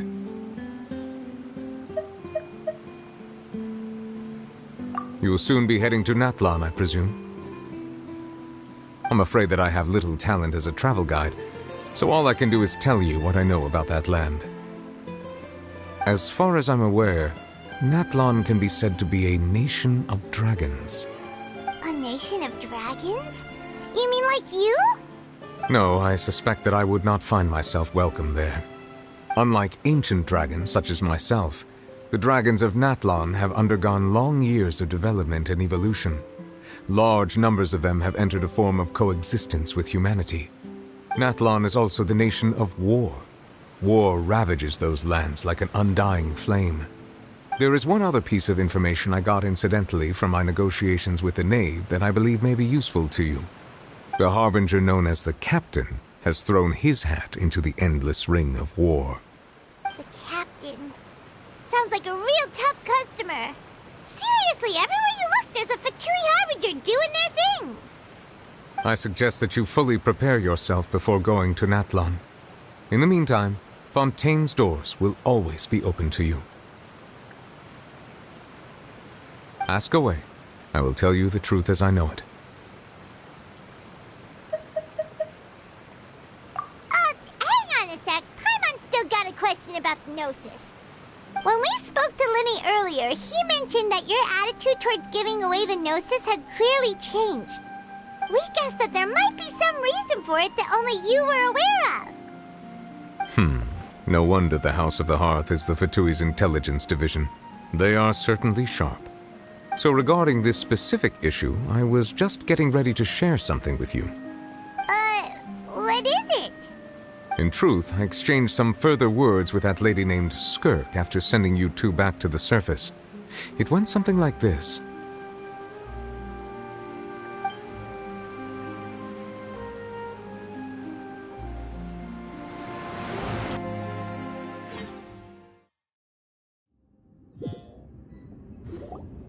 Well, we're going to head topside to see what's going on. You hurry over soon as well, all right, Nervalet? What next? The all-devouring narwhal isn't here, so I'm no longer getting any interference. I can finally catch the scent of your power, what it's made of. It is the authority of the planet's primordial dragons, but with something very similar to a god's curse mixed in. It's quite a novel blend. I'm sure I've encountered something like this before. What was it again? I do not know what you speak of. Of course. How could I forget? You should have the remains of the third descender on your person, yes? Remains? I've never heard of any such thing. According to your parlance, I believe it may be called a gnosis. Well, that much is true. After Focalor's divinity faded, she handed her gnosis to me. But I fear I have never heard of it described in the manner that you just did. I've been training with my master, the Foul, ever since I was young, and I have never returned to the surface since. So most of the information I possess, I got from him. It is only natural for those who are greater than humanity to possess a different sort of common sense, which is why there are so many problems in our attempts to communicate with humans. Regardless, you should probably get rid of objects of misfortune to prevent any disasters from befalling you. To live in itself is a blessing. But once a person dies, the bonds he once had with this world shall all turn to curses. What do you mean by that? No need to fret. These are just my personal thoughts, and my reason for no longer wishing to return to the surface. This third descender you refer to, who are they? And when did they die?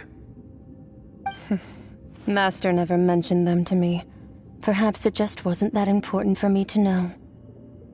If you're interested, though, I could ask him. I'll be sure to pass the answer on to you next time. Next time? You believe we will meet again? I do. Wait. I have a disciple of my own, don't I? He can be the messenger then.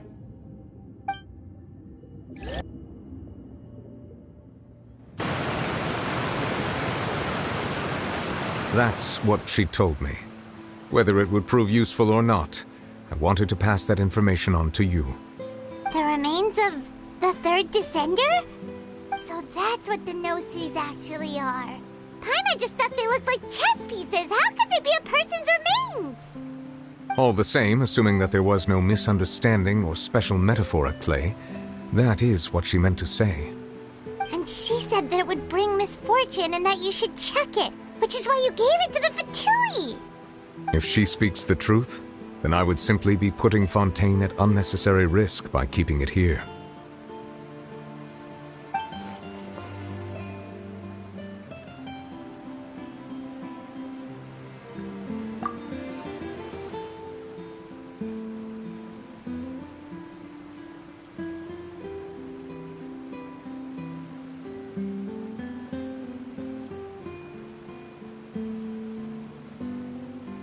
I had guessed that you might already be familiar with this concept, but I did not expect you to be one of them. That means that the Gnosis, which are exceedingly element-compatible and can even enhance elemental abilities, do indeed come from the third descender. I wonder, does your body also possess similar properties?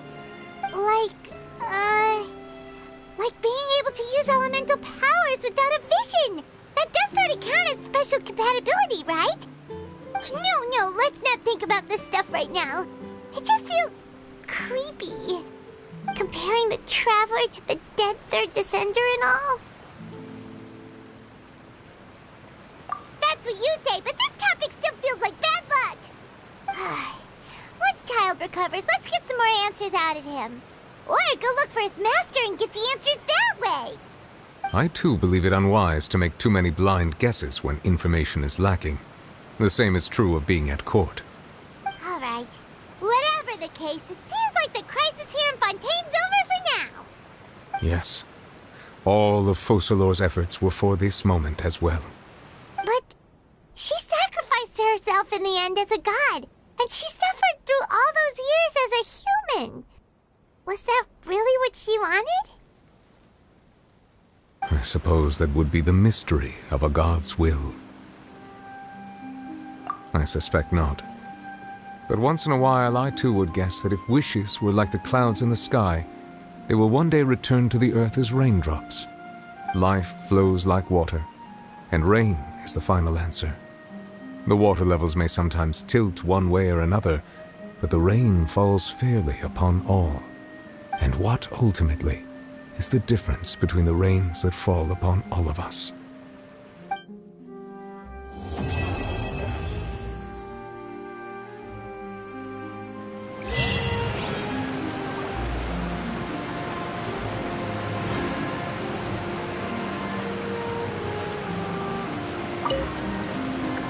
It seems from your expressions that you still have more things you wish to ask.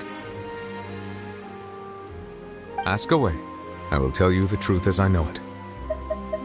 I suggest that you fully prepare yourself before going to Natlan. In the meantime, Fontaine's doors will always be open to you.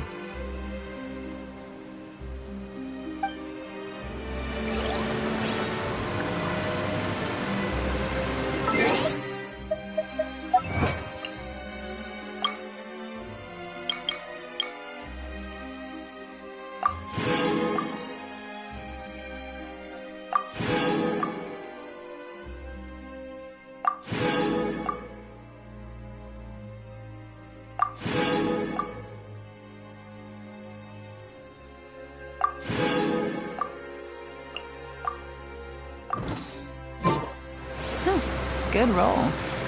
All right, maybe I'll take one more day off, and not the rest of the work.